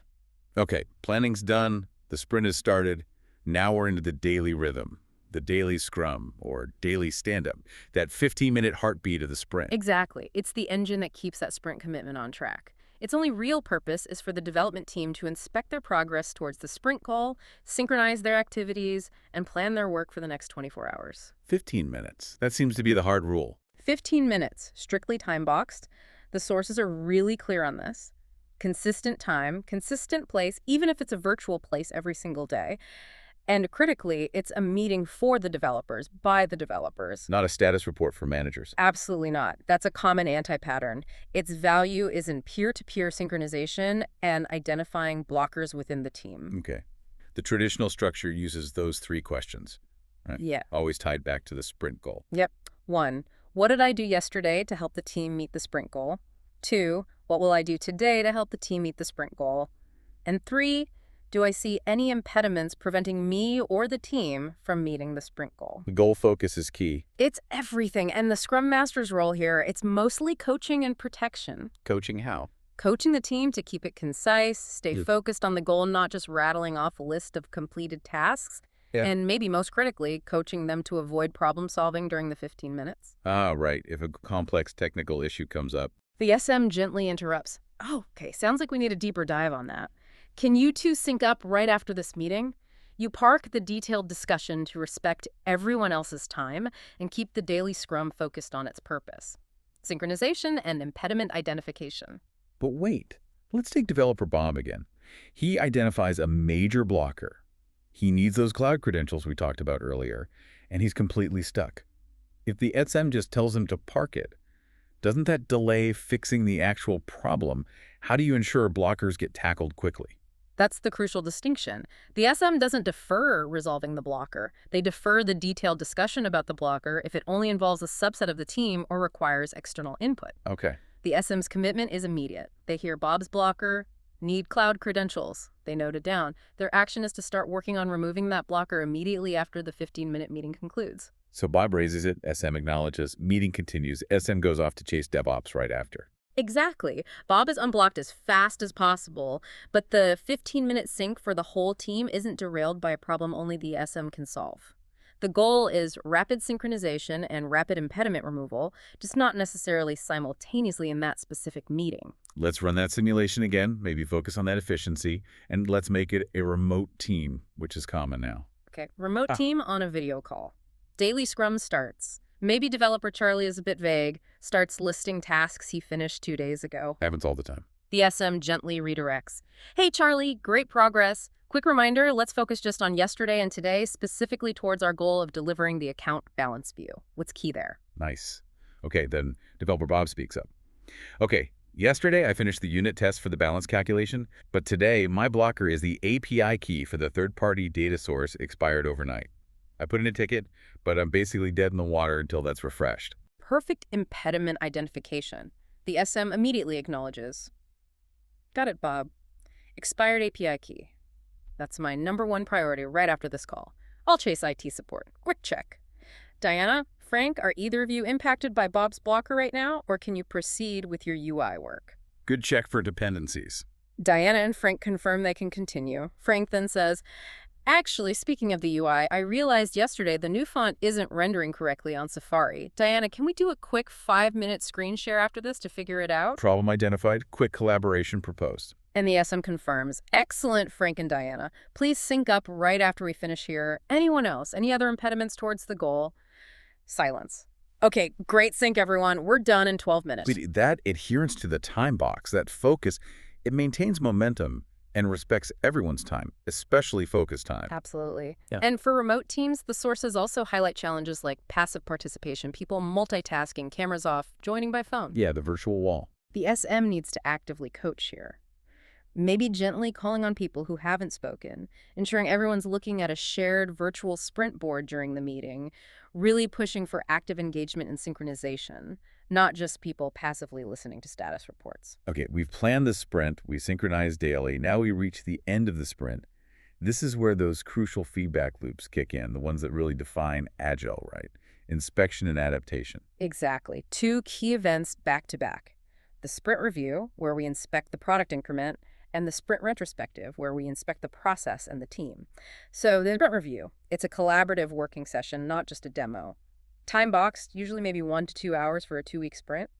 The whole point is for the Scrum team and stakeholders to inspect the potentially shippable increment that was just built. Potentially shippable, meaning it meets the definition of done. Yes. The focus is entirely on demonstrating the value delivered, the working software. So the presentation itself should be a live demo, right? Of features that meet the DoD. If our goal was that secure account balance view, then the developer should be showing stakeholders logging in, maybe navigating to the balance screen, and seeing their actual current balance displayed correctly and securely. and the source is stress. No polished slide decks. Ideally, no. Or minimal slides just for context. Best practice is definitely developers leading a live demo of the real product. It fosters ownership and transparency. Why is that so important? Avoiding slides. Because the most common anti-pattern here is the smoke and mirrors demo. Presenting something that's almost done or carefully clicking through only the parts that work, hiding known bugs behind a slick PowerPoint. Ah, the happy path demo. Exactly. If the increment is truly potentially shippable, it should be robust enough to withstand some live interaction and questions from stakeholders. Okay, so demo happens. Then what? Then it becomes a true collaborative feedback session. Stakeholders ask questions, provide input. Maybe they see the balance view and say, this is great, but could we add a date range filter to the transaction history shown below? Something the PO hadn't explicitly prioritized yet. And the product owner's role here is key. Absolutely critical. The PO is actively listening, capturing all that feedback. They're immediately translating valuable suggestions into new or refined items in the product backlog. Maybe that date filter becomes a new user story, gets prioritized for a future sprint. And the Scrum Master, what are they doing during the review? The SM is mainly facilitating the event, ensuring it stays collaborative and constructive. But crucially, they're also protecting the team from defensiveness. Stakeholders might sometimes give, let's say, blunt feedback. Yeah, criticism can be hard to hear. It can. The SM needs to foster a learning environment, reminding everyone that feedback, even critical feedback, is a gift. It helps us build a better product. They ensure the conversation stays focused on the product, not on blaming individuals. What if stakeholders get really excited by what they see and immediately start demanding a bunch of new features for the very next sprint? That feels like scope creep about to happen. It is. It's the natural result of showing valuable work. And this is where the PO's skill in stakeholder management really shines. How to handle it? They acknowledge the value of the feedback. That's an excellent idea about adding real-time currency conversion. I've captured that as a high-priority item in the backlog. But then they gently manage expectations, tying it back to the roadmap and capacity. Given our current release plan and velocity, we'll definitely consider that in our next release planning session in a few sprints. However, our commitment for the next sprint is focused on delivering X based on our current goal. So capture the value, but defer the commitment if necessary, balancing the customer voice with the team's sustainable pace. Precisely. It's a constant balancing act for the PO. Okay, so the review looked outward at the product. Now the sprint retrospective looks inward, right? Wow. At the process, how the team worked together. Exactly. This is the engine of continuous improvement, or Kaizen. It's where the team reflects honestly on what went well, what didn't, and decides on concrete actions to improve their process, collaboration, tools, communication, anything that affects how they work. Usually time-boxed, maybe an hour to an hour and a half. And the sources really highlight psychological safety here. Yeah. Why is that so crucial for the retro? Because the effectiveness of the retrospective is almost directly proportional to the level of psychological safety on the team. How so? Well, think about it. If developer Bob knows that admitting his story point estimates were consistently way off this sprint will lead to him being blamed or penalized, will he ever bring that up? No way. He'll keep quiet. Exactly. The real problems, the process weaknesses, they stay hidden. That's why the Scrum Master must always start the retrospective by reinforcing the prime directive.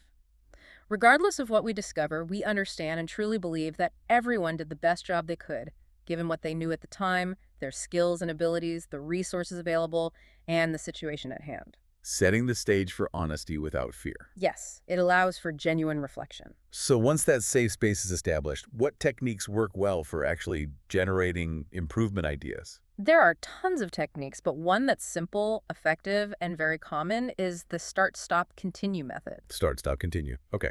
It pushes the team beyond just complaining communication was bad, towards specific actionable decisions. Everyone contributes ideas for. What should we start doing that we aren't currently? Example, start doing mandatory peer code reviews before merging. What should we stop doing because it's wasteful or harmful? Right. Example, stop interrupting developers during designated focus time. What should we continue doing because it worked well? Example, continue using that new automated testing tool. I like that. It's focused on action. Shifts from blame to solutions. But the output can't just be a list of ideas, can it? It needs to lead to actual change. Absolutely not. That's the team improvement plan. The ideas generated are just the start. The team then needs to prioritize. You can't fix everything at once. Maybe use dot voting or just discussion to pick the top 1 to 3 highest impact improvement items. Okay, prioritize. Then what? Then those chosen items must be turned into SMART actions. Smart. Specific, measurable, achievable, relevant, time-bound. Exactly. So instead of a vague item like improve code quality, a SMART action might be, for the next sprint, all developers will ensure their code achieves 85% unit test coverage before submitting a pull request, as measured by the build server. Specific, measurable, achievable, relevant, time-bound. Got it. Or instead of stop interruptions, it becomes The Scrum Master will block out 10 a.m. to 12 p.m. as quiet focus time in team calendars for the duration of the next sprint, and the team agrees to use Slack for urgent issues only during this time. Okay, that's a concrete experiment. And here's the critical part for accountability, I assume. This is where many teams fall down. That SMART action item. It needs an owner, and it must be added directly into the next sprint backlog.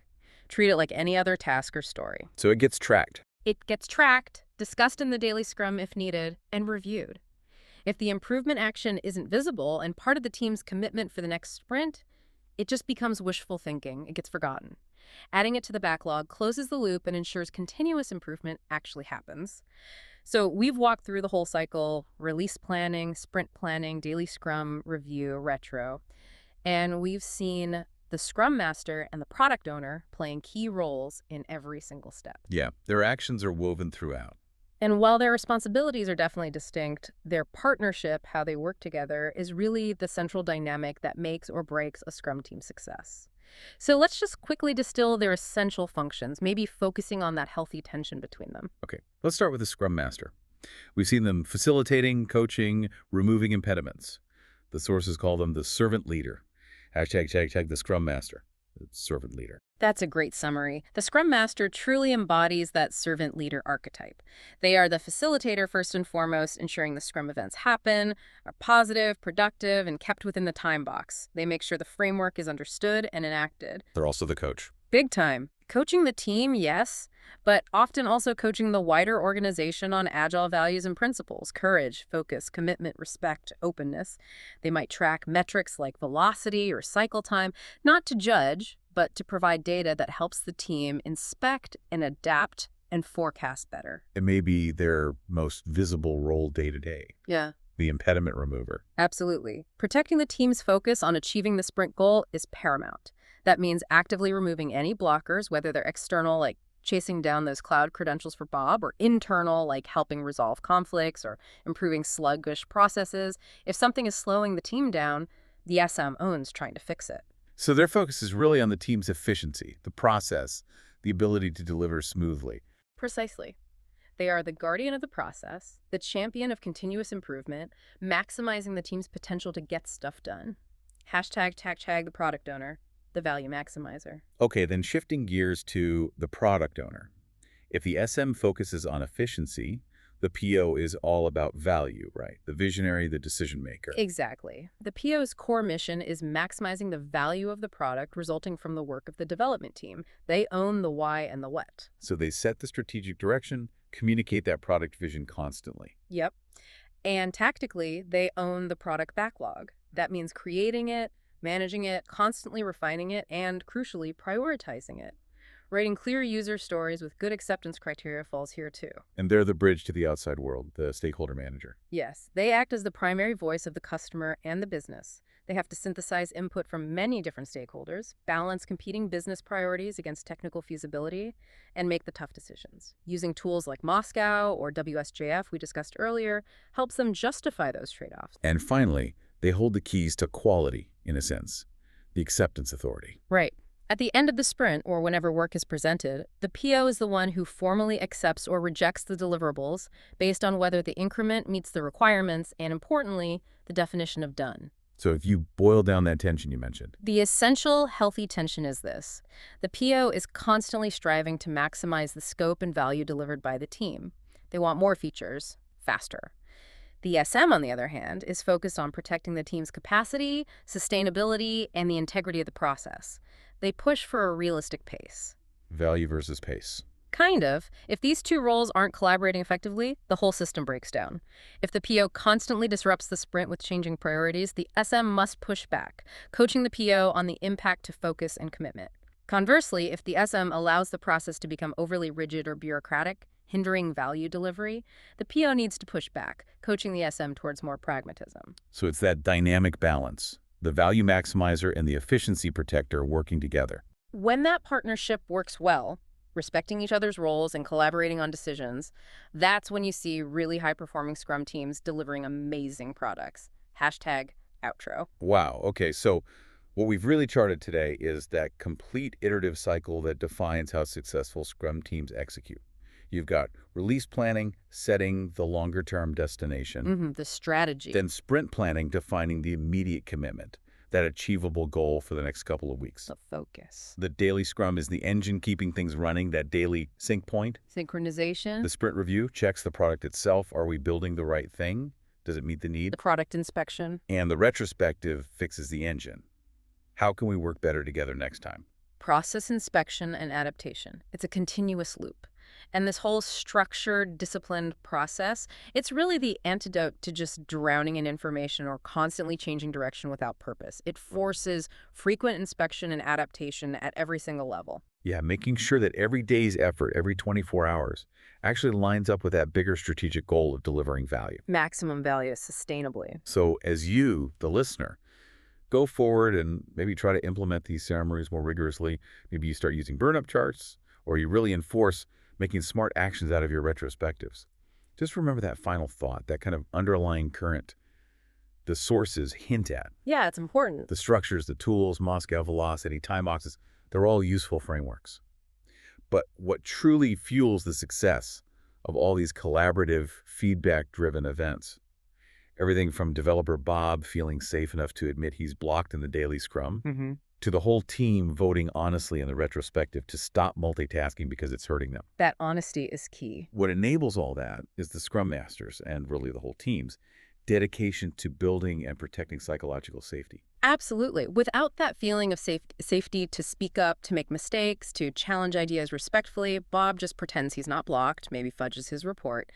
The retrospective becomes a polite, surface-level meeting where the real issues never get discussed. And the whole system grinds to a halt, or at least becomes way less effective. Exactly. That safety enables the honest feedback, the genuine commitment, the vulnerability needed for true adaptation, and that psychological safety ultimately is the real accelerant for any Agile team, any Agile endeavor. Keep that commitment to safety right there at the core of your execution cycle.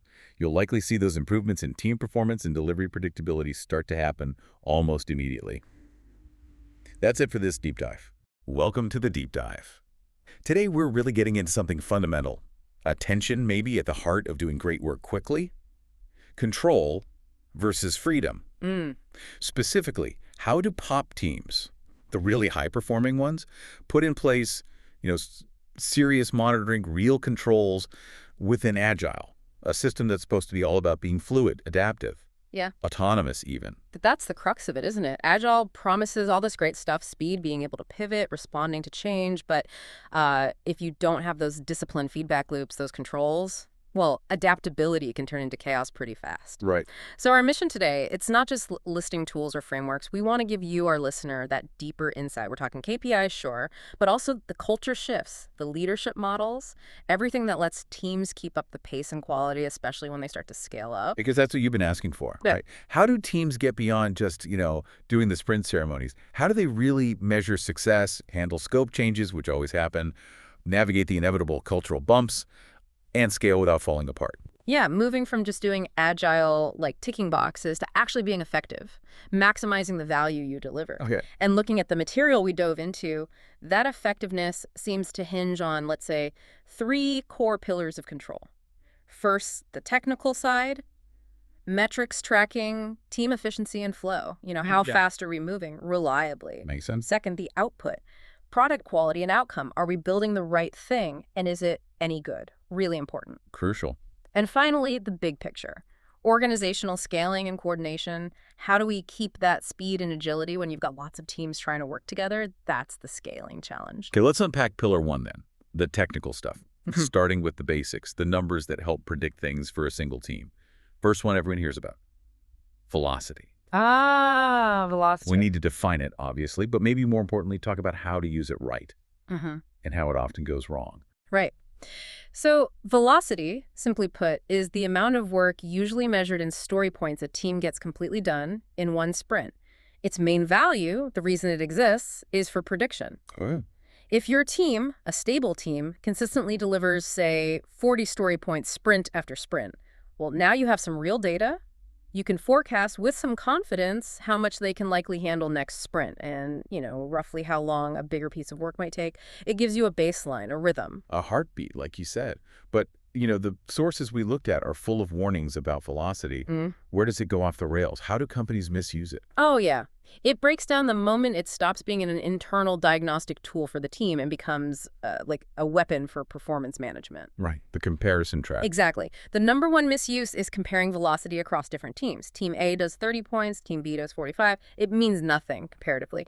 Story points are relative, unique to that team, their complexity, their context. So comparing them is apples and oranges. Completely. And when management starts comparing, or worse, sets velocity targets, you must do 50 points next sprint.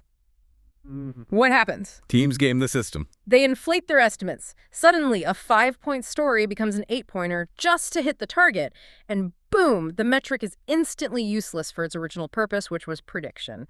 The control gets totally corrupted by the wrong incentive. That's such a critical distinction. Internal prediction tool, not external report card. Okay, let's visualize this. We talk about burn charts. The sources really emphasize differentiating burn down versus burn up. Why the confusion, and where's the real power? Yeah, they get mixed up because, well, they look kind of similar lines on a graph tracking work over time, but their purpose is fundamentally different. Okay. The burn down chart is all about reduction. It shows the remaining work in a sprint or project decreasing over time. It's great for the team, day to day. A quick glance tells you, are we on track to finish what we promised by the end of the sprint? So if that line goes flat for a few days... Big red flag. Yeah, you've hit a blocker, or maybe you seriously underestimated something.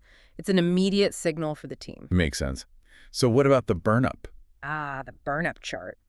If you're managing a whole product or dealing with stakeholders who like to add things mid-flight, this is your friend. It tracks the total work completed against the total scope of the project. Okay, so 2 lines, one for done work, one for the total target. Exactly. And that's why it's the essential tool for managing and, crucially, highlighting scope creep. How does that look on the chart? I mean, visually. It's crystal clear. The work completed line climbs steadily, hopefully, but the total scope line, which should ideally stay flat once you start, suddenly ticks upwards.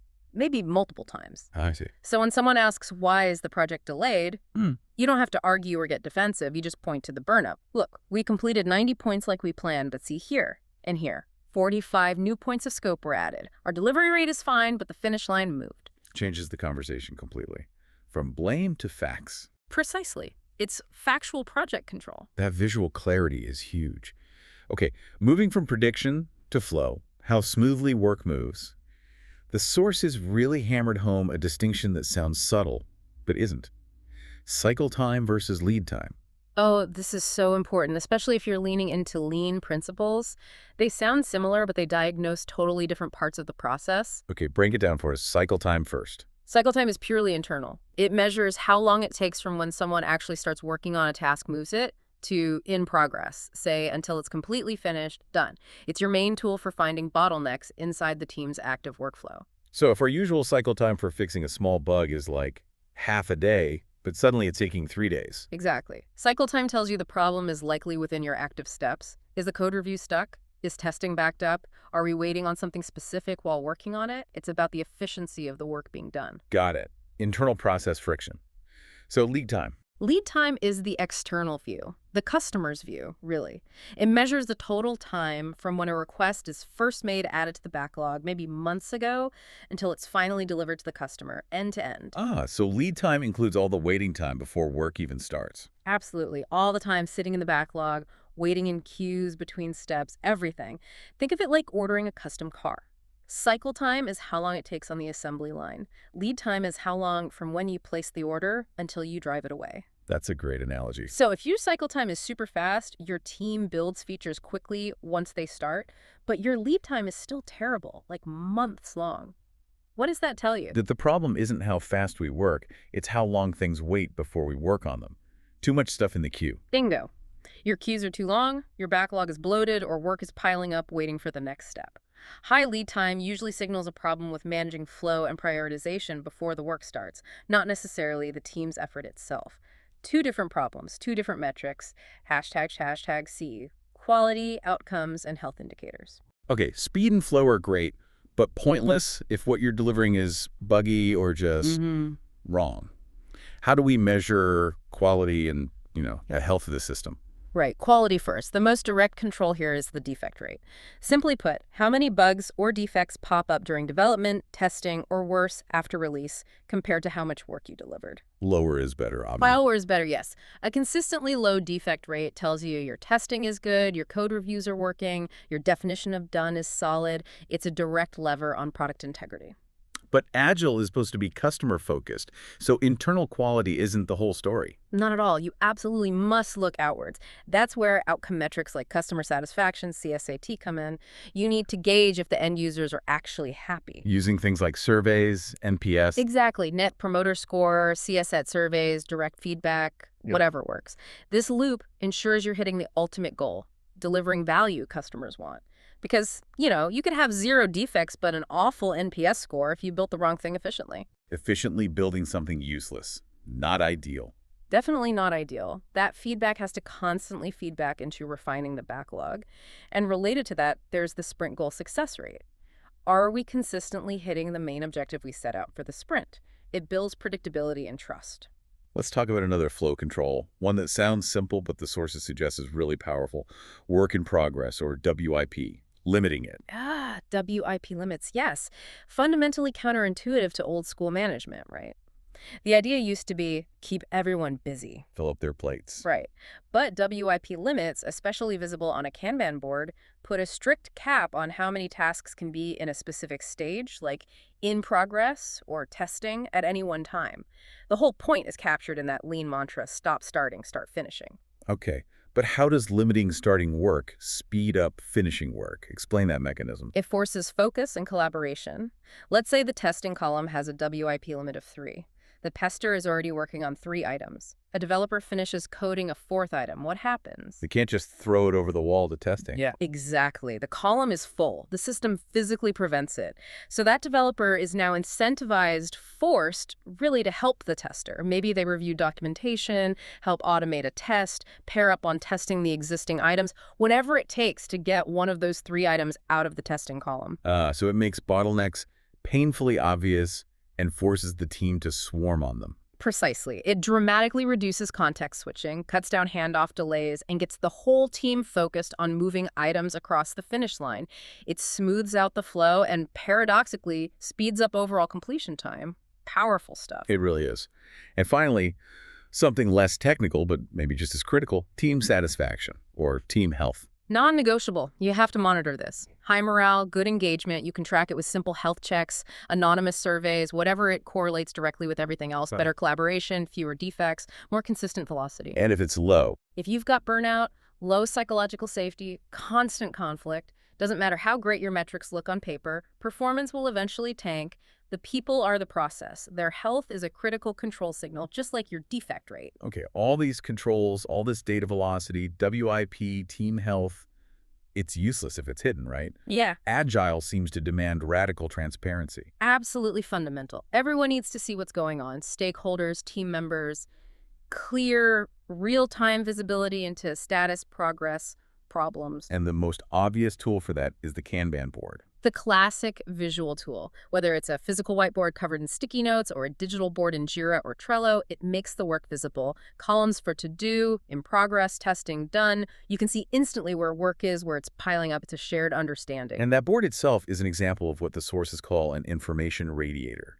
What's the idea behind that term? Information radiators are basically any display, physical or digital, that pushes important information out into the open so people can see it at a glance without having to ask or interrupt someone. So not just the Kanban board. No, it could be the burn-up chart projected on a wall, a monitor showing the latest lead time metrics, build status lights, anything that broadcasts key status passively and constantly. Why is it so important? It democratizes information. It stops knowledge hoarding. It builds trust because everyone sees the same data.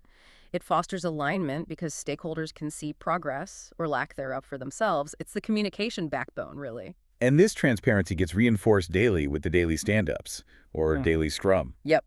Those quick, focused 15-minute meetings. The point isn't status reporting to a manager. It's synchronization for the team.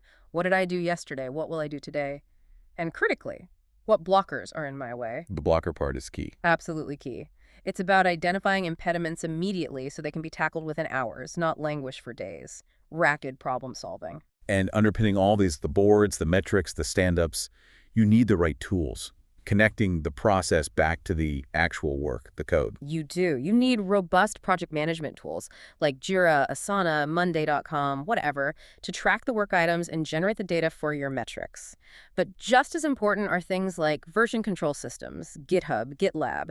They make the code changes themselves transparent and traceable. And tools for feedback. Yes, things like retrospective tools, Miro, Fun Retro help capture that crucial process improvement feedback. When you put it all together, project tracking, version control, retro tools, you create this continuous stream of data that supports real-time updates and transparency across the whole value chain. Okay, let's shift gears a bit. We've covered the technical, controls, the numbers, the tools. Now the culture, which honestly often feels harder to get right, especially in bigger companies. It all starts with that core Agile idea, adapting to change through inspection and feedback. This is the engine, the inspect and adapt loop. It's basically the scientific method applied to work. You build something small, inspect the product, you measure how you built it, inspect the process using metrics, you look at the results, and then you adjust based on that real evidence. It stops you from going too far down the wrong path. Exactly. It's an empirical control system. You're constantly checking reality against the plan and correcting course. And this isn't just left to chance, it's built into the formal feedback loops that happen every sprint.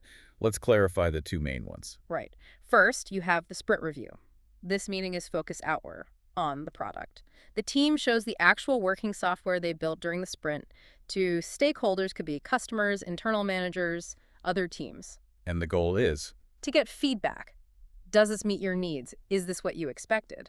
That feedback immediately informs what goes into the product backlog for next time. It controls product alignment. Are we building the right thing? Okay, product focus in the review. Then there's the sprint retrospective. The retro is focused inward, on the process. This is the team's time, ideally in a psychologically safe space, to reflect honestly. What went well and how we worked, what caused friction or slowed us down, and most importantly, what specific actionable improvement will we try in the next sprint? So the retro controls process efficiency. Are we building the thing right? Precisely. And you can't forget backlog refinement, sometimes called grooming. That's the ongoing process during the sprint where the team clarifies upcoming work, estimates it, gets questions answered. It's adaptive planning, making sure the backlog stays relevant as things inevitably change. But adaptation isn't just these formal meetings, is it? It's baked into how work gets delivered. Things like frequent deliveries and CI/CD. Oh, absolutely. Releasing small working increments frequently is maybe the ultimate feedback loop. Getting real software into users' hands quickly means you get real feedback quickly, allowing rapid adjustment. And CI/CD makes that possible. CI/CD, continuous integration, and continuous deployment is the technical foundation that enables that frequency. Automating the merging of code changes, CI, and the deployment to testing or production environments, CD, makes releasing changes fast, reliable, and cheap. Without good CI/CD, the cost and risk of frequent releases becomes too high, and you lose agility. Technical excellence enables adaptation. Even down at the code level, there are feedback loops, right? Pair programming, code reviews. Yes. Think of them as micro-feedback loops. Pair programming is like continuous, real-time code review. Formal code reviews provide that crucial checkpoint for quality, security, maintainability before code gets merged. Finding and fixing an issue seconds after it's written is vastly cheaper and faster than finding it weeks later in testing. It's a powerful, low-level control. #tag, building and sustaining high-performing teams. Okay, great processes, great feedback loops. But they need a great team to work. What makes a team high-performing in this context? What about team composition? Well, first off, they need to be cross-functional. This is key. The team needs all the skills: onboard development, testing, UX, maybe data analysis, whatever's needed to take a feature from idea to done without constantly waiting on external handoffs or other departments. Reduce dependencies. Hugely. Speeds things up immensely. Then there's team size and stability. Small is generally better for communication, the famous 2-pizza rule, usually 5 to 9 people. But stability is crucial. High performance builds on trust, and trust takes time. Constantly changing team members resets that clock every time. Makes sense. But the sources talked a lot about something else, something foundational: psychological safety. Why is this considered so vital? Because without it, none of the inspection and adaptation works properly. Psychological safety is the shared belief in a team that it's safe to take interpersonal risks. Meaning You feel safe to speak up, to admit a mistake, to ask a dumb question, to challenge an idea, even a senior person's idea, to point out a problem or deliver bad news, all without fear of being punished, shamed, or ignored. And if you don't have that safety. People hide mistakes, they don't report defects early, they don't question bad decisions, they don't offer innovative ideas because they're afraid to look stupid. Feedback loops break down because the input isn't honest. It's not a nice to have, it's the bedrock. So how does a leader actually create it? It sounds soft, but it has hard impacts. It starts with leadership behavior.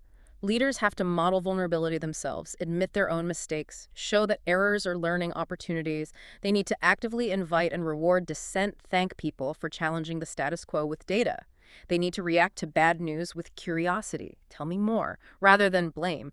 It's about consistently demonstrating that speaking up is valued, not punished. That directly controls the quality of the information flowing through the system. Exactly. Safety equals data integrity. To keep that team performing, you also need alignment and empowerment. Tell me more. Well, the team needs a shared vision and goals. They need to understand the why behind the work, not just the what. How does this connect to the customer, to the business? That fuels intrinsic motivation. And empowerment. Genuine team empowerment. Trusting the team to figure out how to do the work. Delegating decisions to the people closest to the problem. Micromanagement kills engagement and agility stone dead. And finally, recognition. Celebrating wins, effort, collaboration, focusing on things like autonomy, mastery, and purpose really boosts morale and sustains performance. This all points to a massive shift in leadership style, doesn't it? The old command and control model just seems incompatible. Utterly incompatible. The source material is really clear on this. Command and control, top-down direction. Yeah. It fundamentally undermines self-organization, kills psychological safety, treats people like resources instead of thinkers. Agile demands a different approach. Which is servant leadership. Let's define that properly. What does a servant leader actually do differently than a traditional manager? Okay, a traditional manager often focuses on directing tasks, assigning work, monitoring compliance. A servant leader flips that. Their primary focus is on the needs of the team. How so? Their main job becomes removing impediments. Anything technical, organizational, bureaucratic, political that's blocking the team or slowing them down. They aren't telling people what to do. They're clearing the path so the team can figure it out and succeed. They enable success rather than directing tasks. So less directing, more facilitating and supporting. Exactly. It's about service to the team. Key behaviors you see are things like deep, active listening, really trying to understand, not just waiting to talk. Empathy, understanding of the challenges the team faces. Stewardship, taking responsibility for the team's growth and the long-term health of the product or system, sometimes shielding the team from unrealistic demands. And community building, fostering collaboration and connection. That sounds like a big change for someone used to being the boss. How do leaders make that transition? It seems like giving up power. It can feel like that initially. It requires significant coaching, self-awareness, and crucially, organizational support. The organization has to value this style. Leaders need to develop other enabling styles too, like facilitative leadership guiding meetings, like planning or retrospectives effectively, ensuring all voices are heard without dominating. And coaching. Yes, coaching leadership. Instead of giving answers, helping team members develop their own skills and solve problems independently. Asking powerful questions like, what options have you considered? Or what help do you need? Rather than just saying, do this, it builds capability long-term. And tying back to the why, transformational leadership. Right. That's about inspiring the team with a compelling vision. Connecting the day-to-day work to a larger purpose, motivating them towards ambitious goals, fostering innovation. These styles, servant, facilitative, coaching, transformational, they work together to create an environment where agile teams can truly thrive. It's a fundamental shift away from control through hierarchy. Okay, we've got the controls nailed for one team. They're humming along, inspect and adapt, cycles are working, leadership's enabling them. But then success happens. You need a second team, a third, 10 teams. Suddenly you're trying to get maybe 100 people working together on the same product or system.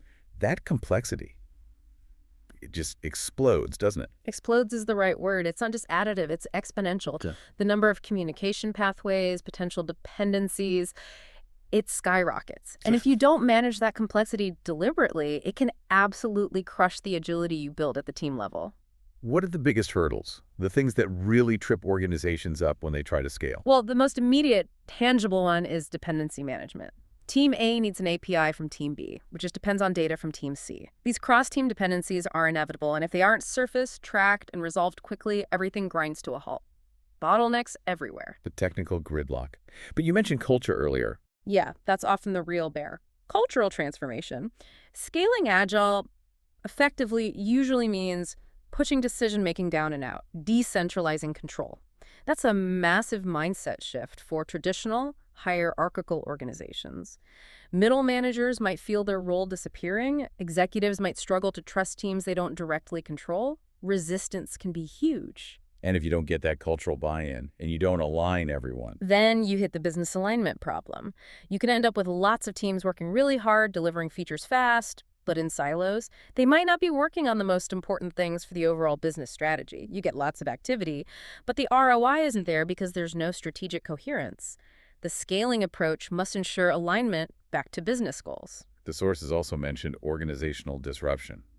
Sounds painful. What does that look like? It means existing roles change or disappear. New roles get introduced, things like a release-train engineer in SAFe, or multiple product owners needing coordination.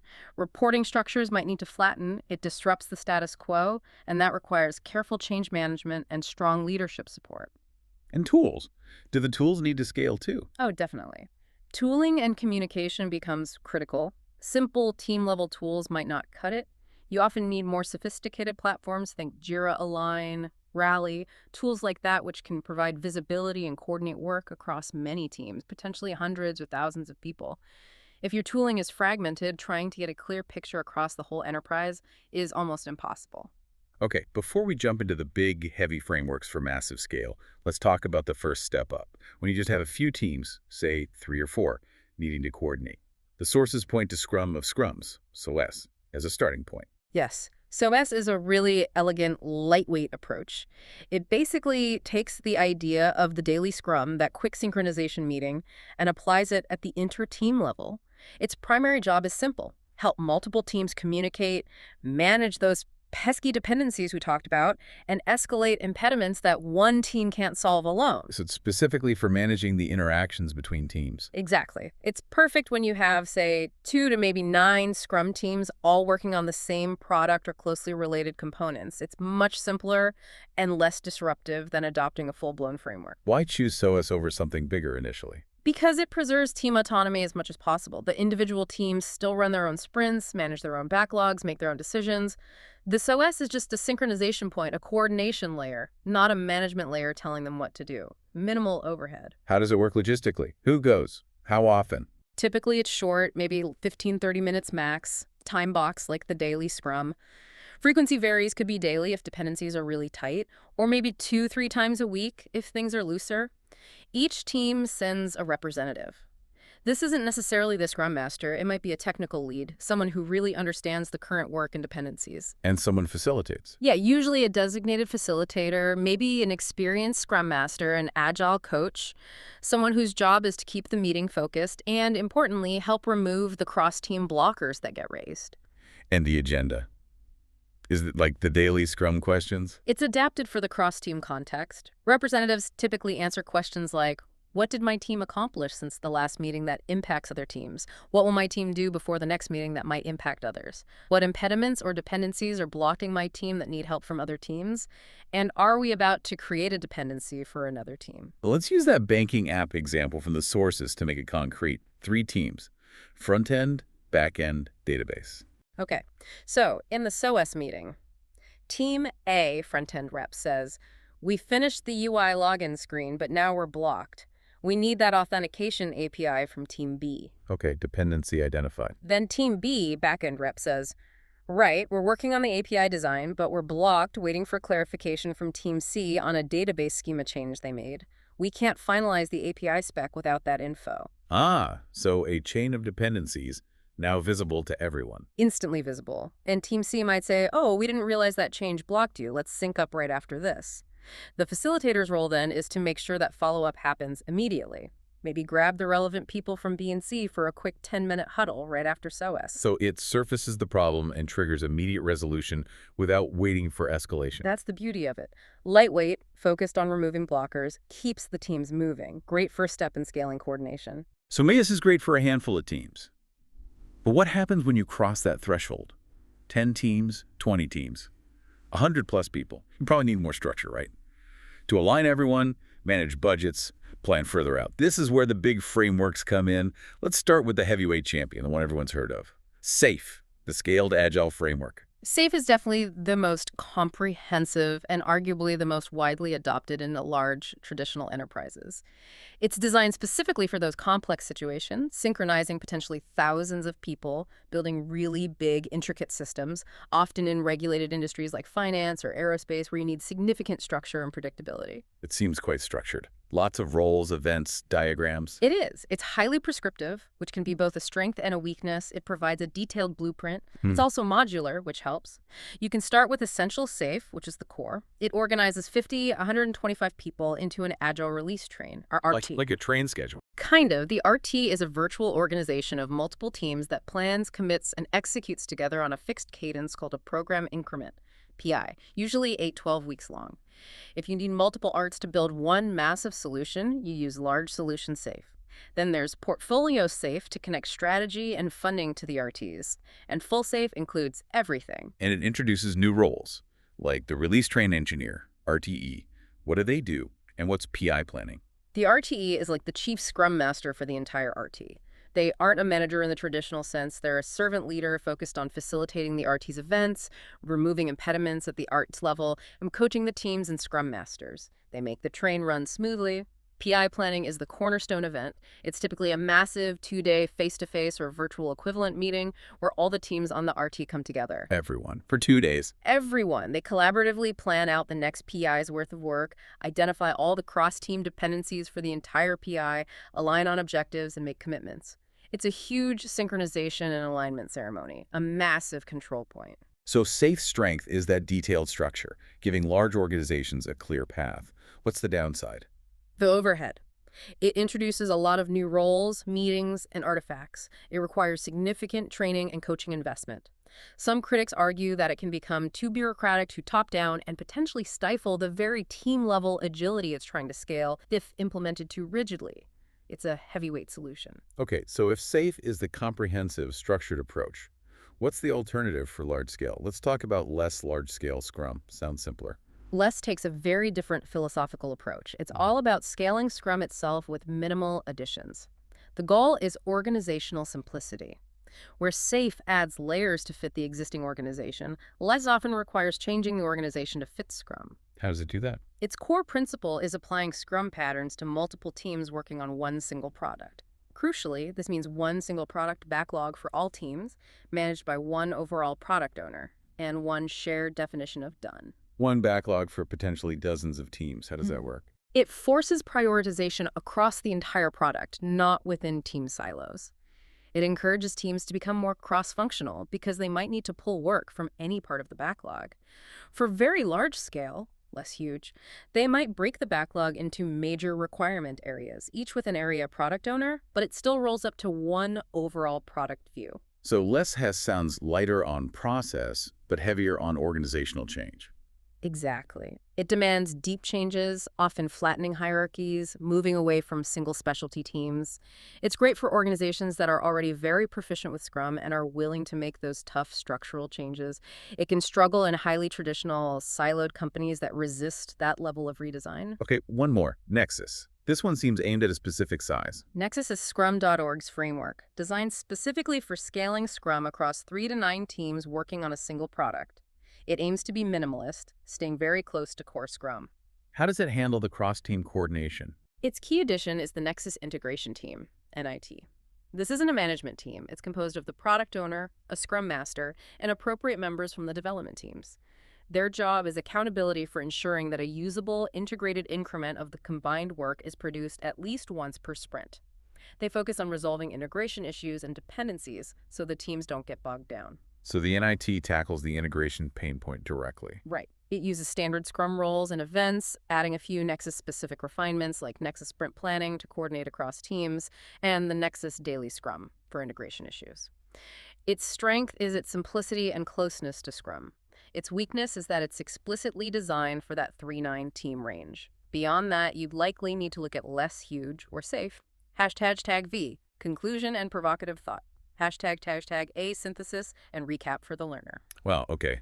We've covered a lot of ground, from the core paradox of control in Agile, down to specific metrics, cultural needs, leadership styles, and finally these complex scaling frameworks.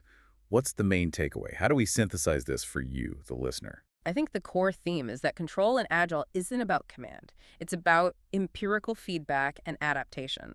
We saw that at the team level with metrics like cycle time versus lead time, transparency tools like burn-up charts, and flow controls like WIP limits, all designed to give you real data fast. But that data is only useful if the culture supports it. Exactly. That led us to the necessity of servant leadership, real team empowerment, and that absolute foundation of psychological safety. Without the right culture, the metrics lie and the feedback loops break. And then we bridge that to the enterprise level, starting small with scrums for lightweight coordination, preserving autonomy, and then facing the big choice for larger scale. The structured, predictable approach of SAFe, often suited for complex environments, versus the leaner, more organizationally disruptive approach of less, trying to keep Scrum's essence pure, with Nexus as a neat option in between for that mid-range scale. The constant thread, though, regardless of scale or framework, is trying to manage complexity while retaining that core team-level speed, responsiveness, and adaptability. That's the balancing act. Hashtag B, final provocative thought. And that balancing act leads directly to the provocative thought, I think. The source material consistently shows this tension in scaling Agile. You have this fundamental conflict. Well, On one hand, you need enterprise-wide synchronization, especially in big companies. You need predictability, alignment, ways to manage dependencies across dozens of teams.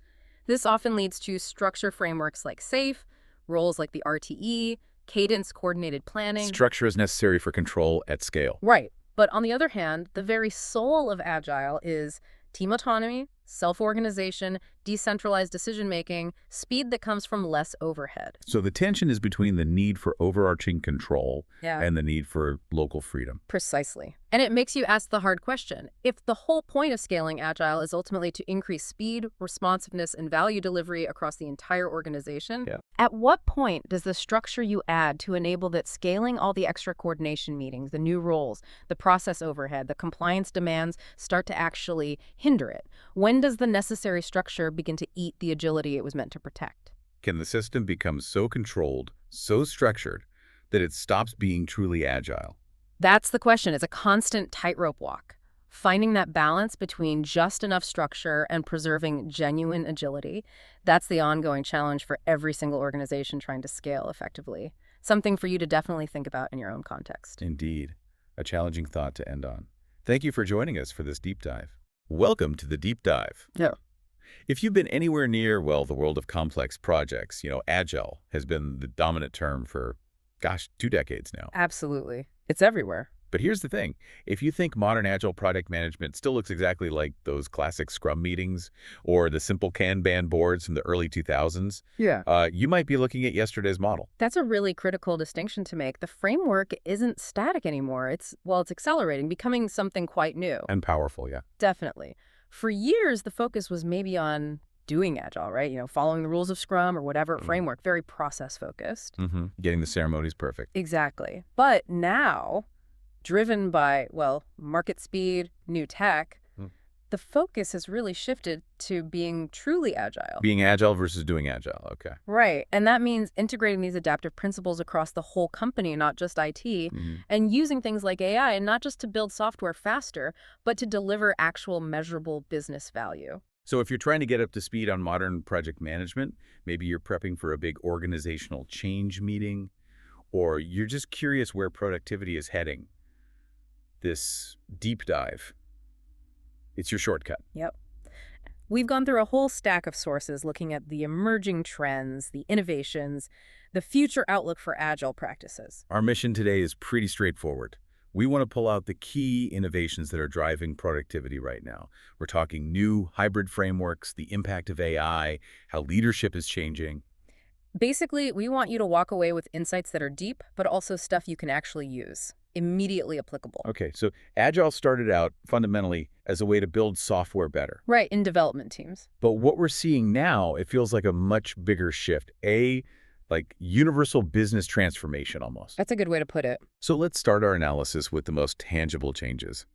how the actual toolkit teams are using every day is evolving. Specifically, this move towards heavy customization and really relying on hard data. Okay, let's unpack that toolkit shift, because for a long time the debate felt almost religious, didn't it? Are you a strict Scrum shop or pure Kanban? Oh, definitely. Those are the camps. But our sources are pretty clear Yeah. that kind of rigid, by-the-book adherence, it's actually becoming inefficient for a lot of places. It is. The new standard isn't really choosing A or B anymore. It's about creating hybrid models. Why the shift, though? Why now? Well, think about the reality in most large organizations today. You've got legacy systems, complex regulations, totally different kinds of projects running side by side, teams at different maturity levels. Right, it's messy. Exactly. And those traditional rigid frameworks, they just can't cleanly handle all that variability.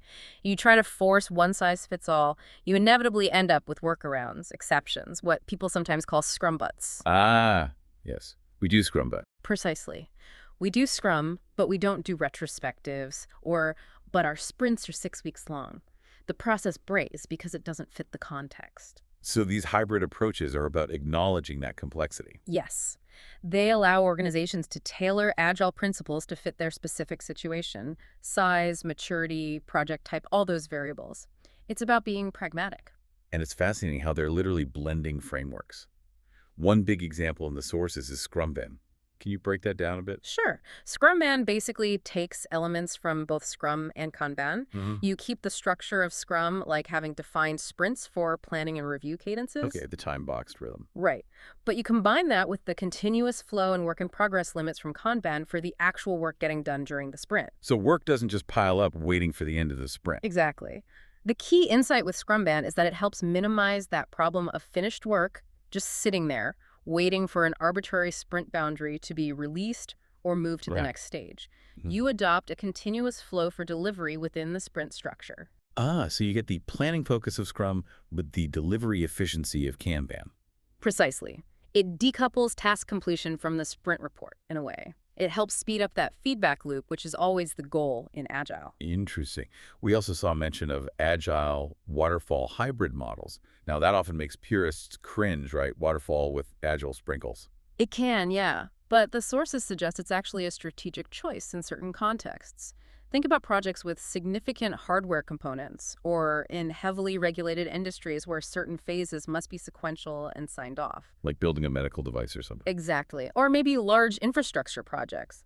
Trying to force daily stand-ups or 2-week sprints onto, say, pouring concrete or waiting for a physical part manufacturer might be counterproductive. So it's about using waterfall structure where you have high certainty and sequence dependency. And then applying Agile flexibility for the software parts, or the user interface, or the parts where requirements are likely to change. It's about pragmatism over purity. You hit on a key cultural point there. It's not just blending Agile frameworks either, is it? The toolkit is integrating totally different disciplines now, like design thinking. Yeah, that's a really important evolution. Traditionally, Agile was heavily focused on how to build things efficiently, optimizing the development process. Right, getting user stories done. Design thinking integration brings a human-centered creative process right to the front end. Before you even write code, you're using techniques like empathy mapping, persona development, journey mapping. To figure out what you should be building in the first place. Precisely. It helps the team rigorously understand the user's real needs and pain points. This ensures the thing you build efficiently actually solves the right problem and has maximum market impact. It prevents waste before development even starts. Tag 1.2 data-driven agile decision-making. Okay, so this emphasis on customizing blending frameworks, it feels like it demands a shift away from just gut feelings or, the HPO deciding things. The highest paid person's opinion. Yeah, absolutely. If you're tailoring your process, you need objective data to know if your tailoring is actually working and to pinpoint where the real bottlenecks are. So gut feel is out, evidence is in. Increasingly, yes. We're seeing a major shift towards mandatory evidence-based planning. Modern Agile teams aren't just counting story points anymore. They're leveraging specific, often sophisticated metrics for much better forecasting and process improvement. What are some of those crucial metrics the sources highlight? Well, teams still track velocity trends, of course, Measuring the team's stable output rate over time gives you a realistic baseline for capacity planning. That's important. But it's going beyond velocity now. Oh, yeah.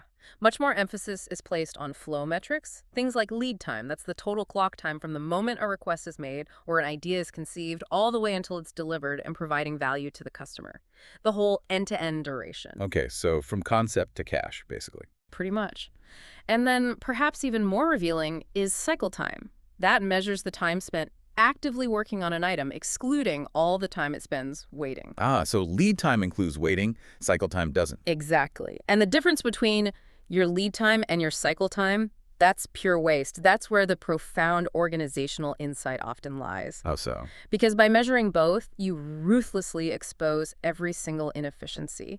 All the waiting states, the handoffs between teams, the lengthy approval processes, the bureaucratic delays that managers, frankly, often try to hide or ignore. Wow. So it forces transparency on the whole system. It really does. It tells you exactly where to focus your improvement efforts to actually speed up delivery, not just make one team look busy. But collecting and analyzing that level of granular data, lead time, cycle time, variations, defect rates across multiple teams, that sounds impossible to do manually at scale. It is impossible manually. And that need for real-time, reliable analysis is exactly where artificial intelligence stops being a futuristic buzzword and becomes, well, almost a mandatory part of the modern Agile toolkit, a project co-pilot, if you will. So automation isn't just nice to have, it's essential for this data-driven approach. It becomes non-negotiable if you're serious about optimizing flow. AI-powered dashboards and automation tools aren't just collecting the raw data, they're analyzing patterns, identifying bottlenecks, flagging anomalies in real time. And the goal is less guesswork. Significantly less subjectivity, yeah. Good data supports genuinely evidence-based planning. It helps teams make much better decisions about prioritization, estimation, and process improvement areas that have always been tricky in project management. Hashtag 1.3 integration of artificial intelligence and automation. Okay, so this brings us squarely to AI. It feels like it's moving beyond the hype cycle and becoming a legitimate operational tool, a project co-pilot, as you said. That's what the sources strongly indicate. AI tools are actively being deployed right now to assist with some of the really complex, time-consuming activities that used to bog down product owners and Scrum Masters. Like what kind of activities? Well, take backlog refinement. That can be a huge time sink. AI tools can now assist heavily with sorting, categorizing, and even suggesting priorities for backlog items. How does it suggest priorities? Based on what? It can use predictive modeling, looking at historical data, dependency mapping between items, estimating potential value delivery based on linked business objectives. It suggests an optimal sequence for development to maximize flow and value. So it's not just ordering a list, it's optimizing the flow of value. Exactly. And that can save product owners hours of manual analysis and guesswork. What about sprint planning? AI is crucial for sprint optimization too. It can analyze the backlog, the team's known velocity and dependencies, and then suggest which combination of tasks fits best into a cohesive sprint plan. How does that help? It helps minimize context switching for the team, and it ensures dependencies are handled logically. For example, if you have one team working on an API and another team building the UI that consumes it, the AI can help ensure the API tasks are scheduled slightly ahead to prevent the UI team from getting blocked. That makes sense. Avoiding bottlenecks proactively. And speaking of proactive, let's not forget risk management. AI is getting really sophisticated at risk prediction. How does that work? Is it just looking at past failures? It's more than that. It analyzes historical data, sure, but also current sprint velocity variance, maybe code complexity metrics, technical debt indicators, even sentiment analysis from team communication sometimes. Wow. To flag potential problems before they blow up. Exactly. It allows for proactive intervention before a minor issue becomes a major delay or a crisis. That ability to spot a negative trend developing often before a human would notice it. That's a massive boost for predictability and productivity. Okay, but wait. If we're relying on AI for increasingly complex things like predicting risk or sequencing the entire backlog, isn't there a black box problem? How do we know why the AI is making these suggestions? Do teams just trust it blindly? That's a really smart question and a critical one. The sources are very clear on this. The human expert remains absolutely essential. AI is augmenting human capability. It's not designed to be autonomous here. So the AI suggests, the human decides. Pretty much. And crucially, the AI tools must offer explainable insights. If an AI recommends completely reprioritizing the backlog, the product owner needs to be able to click a button and see why. What data, what dependencies, what predicted outcomes drove that suggestion. Transparency from the AI itself. Yes, the team's domain expertise, their understanding of the business context, their ethical judgment, that all remains critical for interpreting the AI's output, potentially overriding inappropriate suggestions, and maintaining overall quality and strategic alignment. Okay, so it's shared intelligence. Makes sense. No. Now, beyond the prediction and suggestion side, there's also the more straightforward automation piece. Absolutely. Automation is accelerating those critical, often repetitive project phases. Think continuous testing, automated deployments through CI/CD pipelines, generating standard reports. Taking the grunt work out. Exactly. And that enhances delivery speed, obviously, but also consistency. It removes the potential for human error in those routine tasks. So faster, more reliable delivery. And it all feeds into this idea of real-time decision-making. Because the data is flowing constantly, being analyzed automatically, intelligent systems allow project teams to make proactive adjustments immediately when things change. A shift in the market, a technical problem, a new opportunity. You don't have to wait for the weekly status meeting to react. Precisely. That continuous feedback and adjustment loop, that's really the operational definition of a truly agile organization in action. Okay, so we've talked about the toolkit, evolving hybrids, data, AI. Let's shift focus now to how organizations are defining success and, importantly, how they're applying these principles across, really big companies. Yeah, scaling is a whole different challenge. The next major trend we pulled from the sources is this fundamental shift in what success even means. Moving beyond just, say, completing tasks or closing tickets to delivering measurable business value. That feels huge. Hashtag tag 2.1. Focus on business value and customer-centric delivery. It's arguably the most significant cultural shift in modern Agile, I'd say, Yeah. moving away from purely internal metrics like sprint velocity or number of features shipped. Things IT cares about. Right, towards focusing squarely on value-driven outcomes. Does the thing we built actually make a difference to the customer? Does it move the needle on strategic business goals? Because building the wrong thing efficiently is still failure, right? Exactly. You can have perfect sprints, beautiful code, but if it doesn't solve a real user problem or create a market advantage, you've ultimately wasted effort. So how are teams ensuring that alignment? Making sure their work connects to actual impact? They're adopting specific techniques designed to bridge that gap between the development team and the actual customer or business outcome. The sources highlight things like value stream mapping. Okay, what's involved there? It's about visualizing every single step needed to get something from an initial idea all the way into the hands of a paying customer. You map the entire flow And the goal. to identify and ruthlessly eliminate any step that doesn't add value. All those waiting periods, unnecessary handoffs, redundant reviews we talked about earlier with lead time. Value stream mapping makes them visible so you can target them. Cutting the fat from the process. Essentially, yes.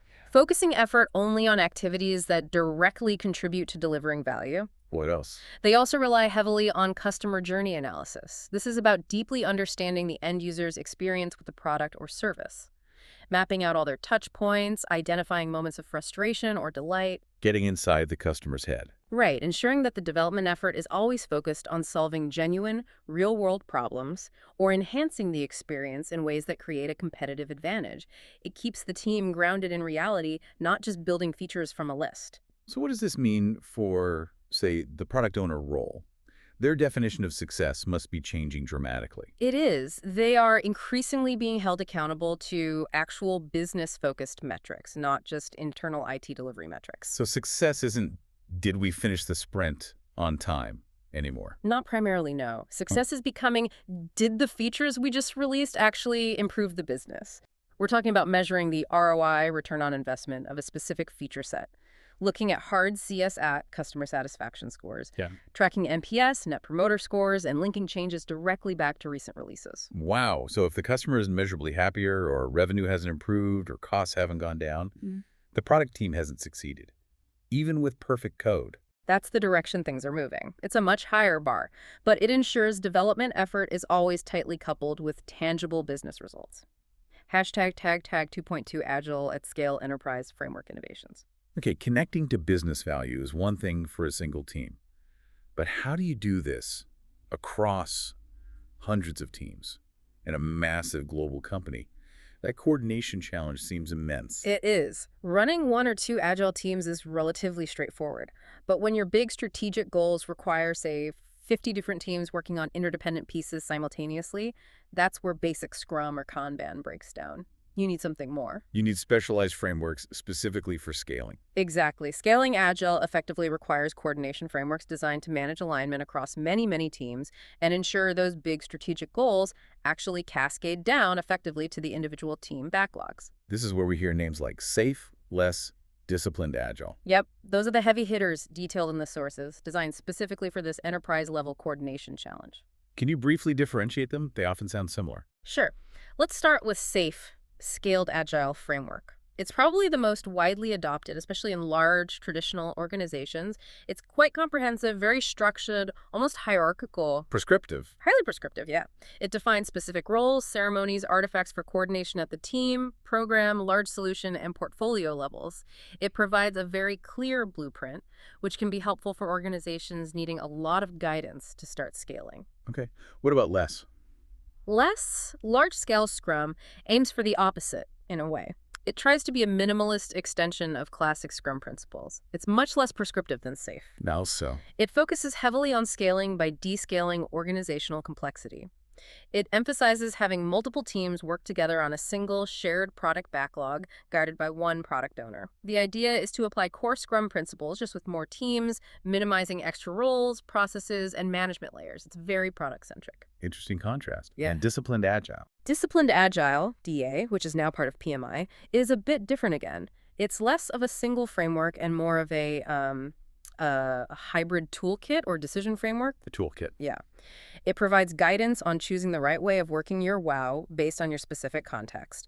It pulls from Scrum, Kanban, Lean, Waterfall, RUP, you name it, offering a vast library of proven practices and helping you tailor your approach. It's about informed choice and flexibility. So 3 different philosophies for tackling scale. But what's the common thread? What's essential across all of them? The crucial commonality, and maybe the most important concept for listeners managing budgets or strategy, is their focus on lean portfolio management. Lean portfolio management. What does that entail? It means moving away from traditional annual budgeting cycles and project-based funding. Instead, you fund long-lived value streams or product lines, and you continuously prioritize the initiatives within those value streams based on economic value, strategic alignment, and capacity. So funding teams in value, not temporary projects. Exactly, and making investment decisions more frequently based on real data and changing market conditions rather than locking into an annual plan. It ensures the entire organization's spending and effort, from finance to marketing to R&D, is constantly aligned with the most valuable strategic objectives. It breaks down those budget silos. Eliminating conflicting priorities between departments. That sounds powerful. It's essential for true enterprise agility.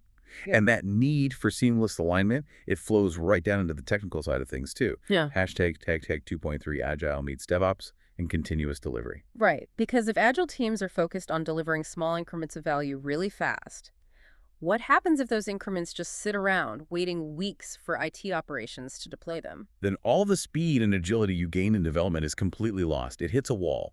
That deployment bottleneck was historically a massive point of friction. Throwing it over the wall to ops. Exactly, and ops throwing it back when it broke. That's why the deep integration of Agile development practices and DevOps principles and practices is now seen as absolutely necessary. It's not really optional anymore if you want speed and stability. It's a technical and cultural merge? Yes, breaking down the silos between dev and ops, ensuring smoother and ideally automated handoffs, getting rid of that us versus them mentality. And the big technical enabler here is CI/CD. Continuous integration and continuous deployment, yes. The CI/CD pipeline is the engine of modern software delivery. What's the advantage? By automating the build, testing, and deployment process every time code changes, you enable incredibly fast feedback loops. New code gets integrated, tested, and potentially deployed to staging or even production environments very rapidly. So you find problems faster. Minutes or hours, not weeks or months later during a big manual integration phase. Catching errors early when they're small, cheap, and easy to fix dramatically improves quality. Makes sense. Faster feedback, higher quality. But there's a deeper cultural takeaway, too. This tight collaboration fosters end-to-end delivery ownership.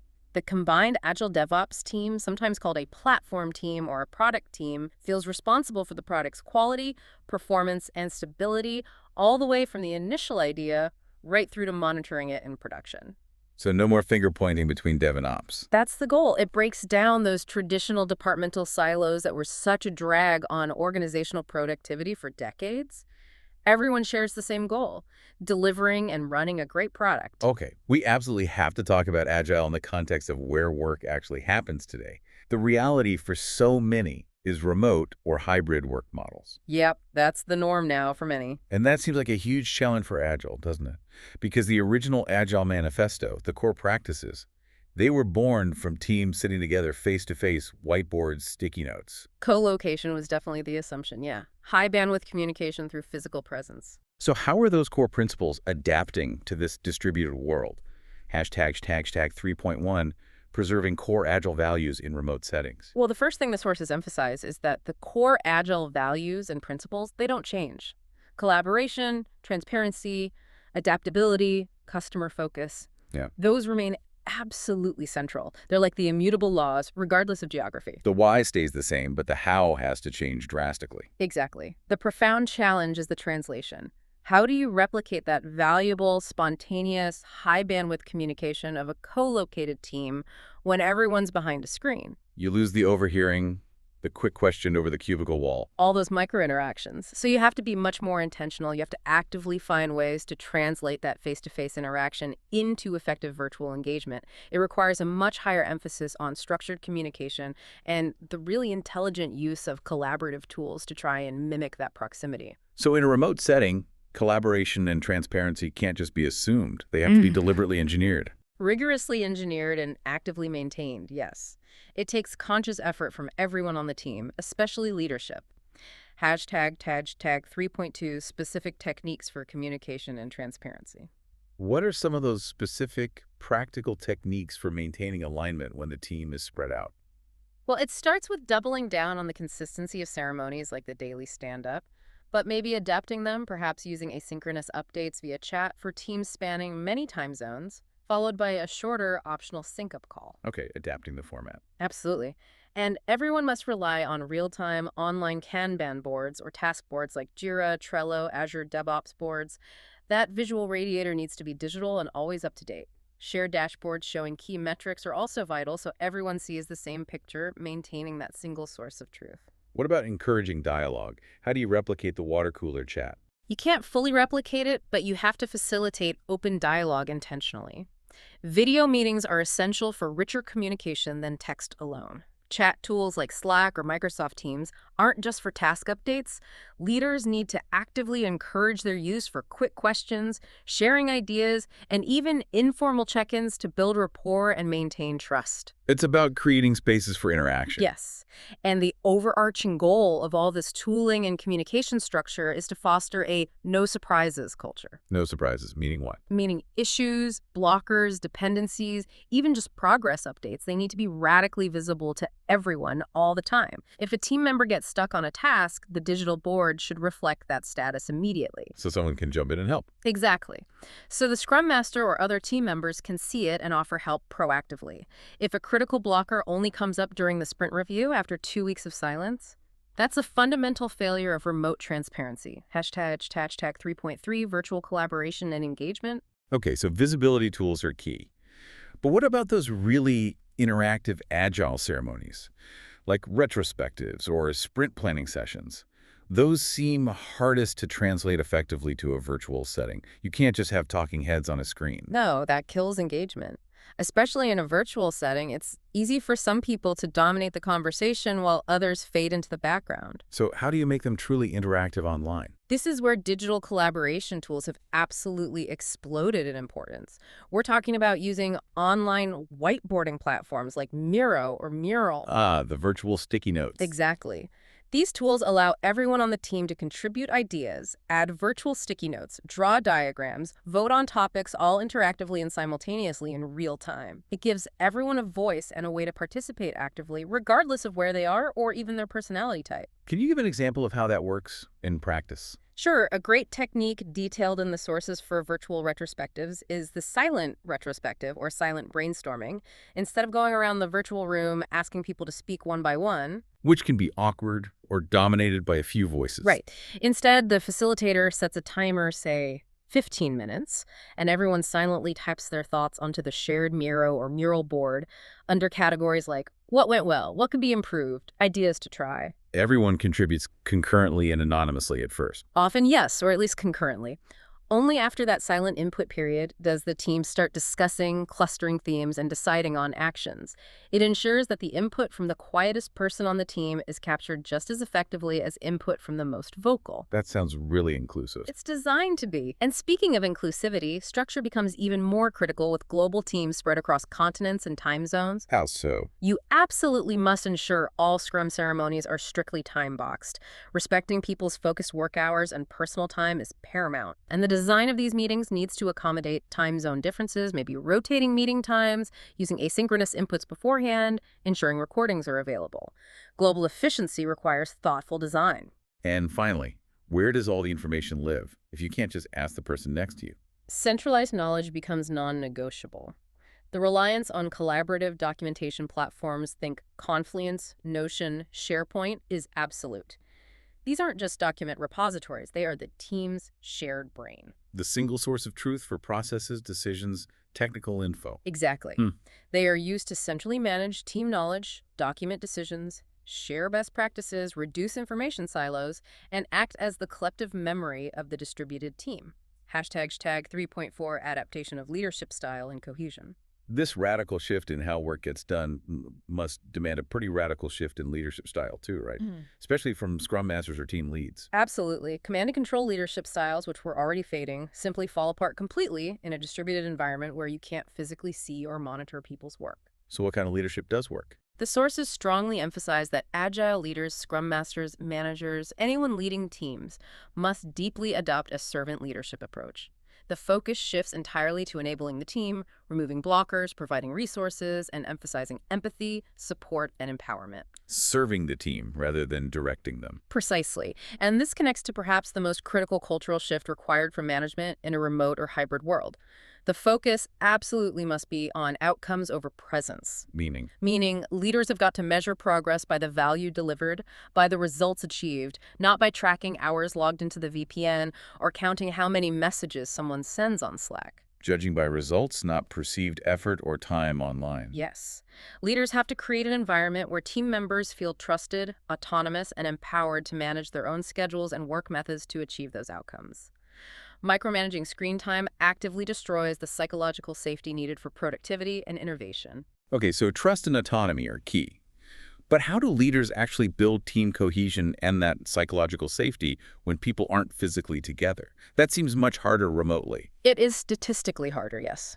So leaders need to employ specific intentional techniques. This includes things like having consistent one-on-one check-ins that focus genuinely on well-being and removing blockers, not just getting a status update. More human connection. Definitely. It also means facilitating open, honest discussions about team health and potential burnout. Actively and publicly recognizing achievements is also crucial for motivation and visibility across the distributed team. What about replacing those informal hallway chats? Leaders need to intentionally encourage informal virtual activities. Things like optional virtual coffee chats with no agenda, dedicated non-work chat channels for sharing hobbies or weekend plans, maybe quick team video calls just to say hi. Sounds a bit forced. It can feel that way initially, but these activities are specifically designed to replicate as best as possible those spontaneous social interactions that naturally build rapport, human connection, and trust within a co-located team. That trust is the bedrock of effective collaboration, especially when you're remote. Okay, we've covered a lot about the present states, the hybrids, the data focus, scaling, the remote challenge. Let's shift our gaze forward now. What does the future outlook hold? The sources point towards two huge trajectories, right? Agile becoming a truly universal business approach and AI becoming even more deeply integrated. That's right. Those are the big signals. Hashtag 4.1 continued expansion beyond IT and universal agility. First, Agile is fundamentally breaking out of its IT origins. It's transforming from just a software development framework into a universal business mindset. Meaning it applies everywhere. Increasingly, yes. The core principles iterate quickly, get feedback, be transparent, adapt to change. These are proving incredibly valuable far beyond writing code. They drive innovation and adaptability across the entire company. Where else are we seeing it adopted? The sources show clear evidence of this diversification. Marketing teams are using sprints and Kanban boards to launch iterative campaigns, test messaging, create content MVPs. Minimum viable products for marketing. Exactly.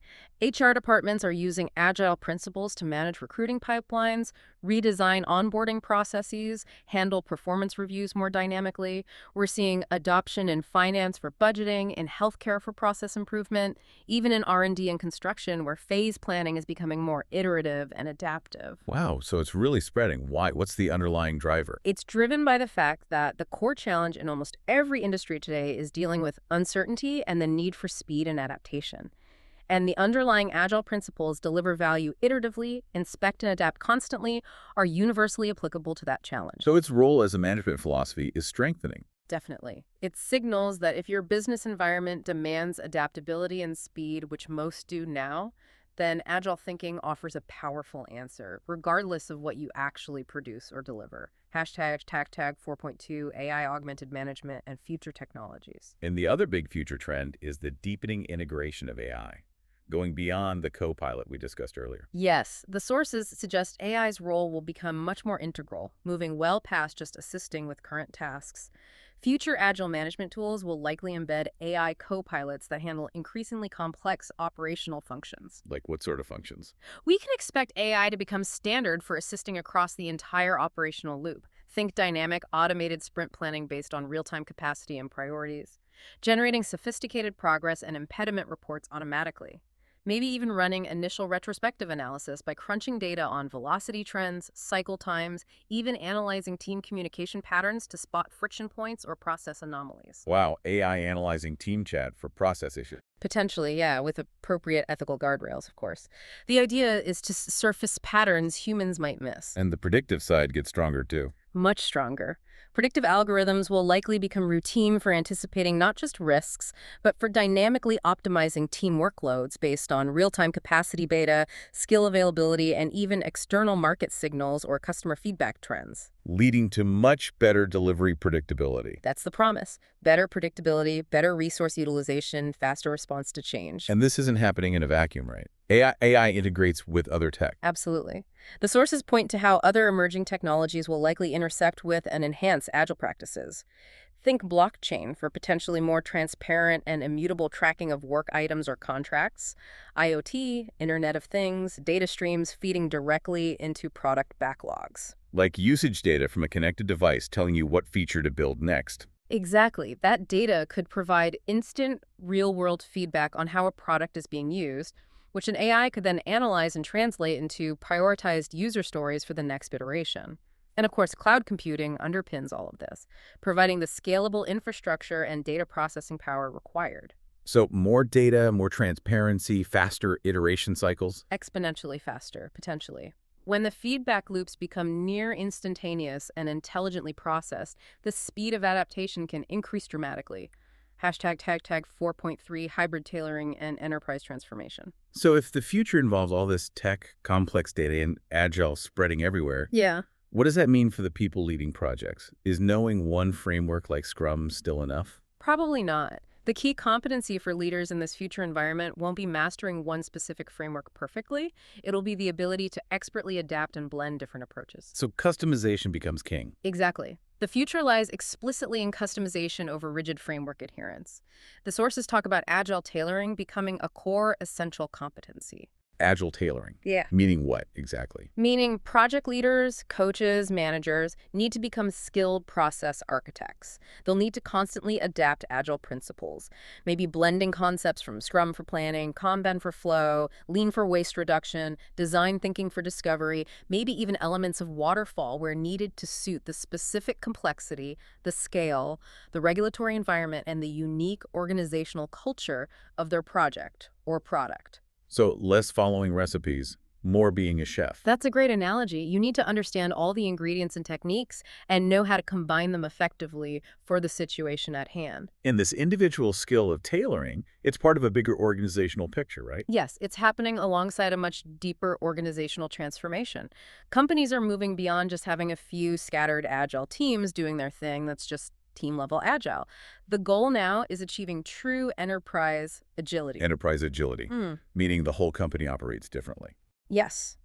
It requires aligning everything: the overall business strategy, the organizational structure, the funding models, the HR policies, the leadership behaviors, the culture. Everything needs to support adaptability and rapid value delivery. This sounds like that phrase again. Moving from doing agile to being agile. That's the definitive shift. It's about embedding the principles of adaptability, customer focus, continuous feedback, and value-driven work into the very DNA of the organization. Making agility the default operating system, not just a set of practices bolted onto an old structure. Hashtag 4.4, ethical delivery, governance, and leadership evolution. As organizations get more mature with agile and scale it up, does their focus broaden beyond just speed and, profit? The sources indicate it absolutely does, and must. There's a growing discussion around ethical delivery and responsible innovation within agile contexts. What does that mean in practice? Sustainability. That's a big part of it. Agile frameworks are starting to expand to explicitly include sustainability metrics, measuring not just delivery speed or cost, but the social and environmental impact of the work being done. So, aligning agile delivery with ESG goals. Exactly. And beyond sustainability, ethical agile practices are focusing more on things like responsible innovation, ensuring robust data privacy and security, promoting diversity and inclusivity within teams and products. It's about consciously balancing profitability with purpose, ensuring the value delivered considers broader stakeholder needs and aligns with corporate social responsibility, CSR goals. So value itself is being redefined more broadly. Correct. It's not just financial value anymore. And how does leadership structure evolve to support all this?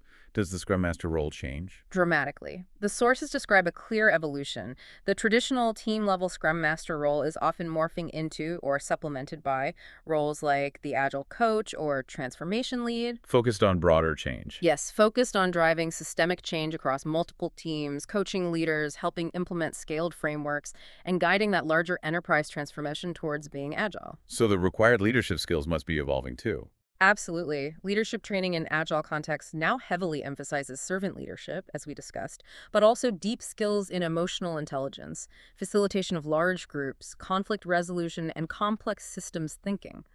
Leaders need to understand how the whole organizational system works and how to influence it, rather than just managing individual tasks or people. And finally, what about governance? How does the traditional PMO fit into this agile future? The traditional PMO often focused on rigid process compliance, templates, and stage gates.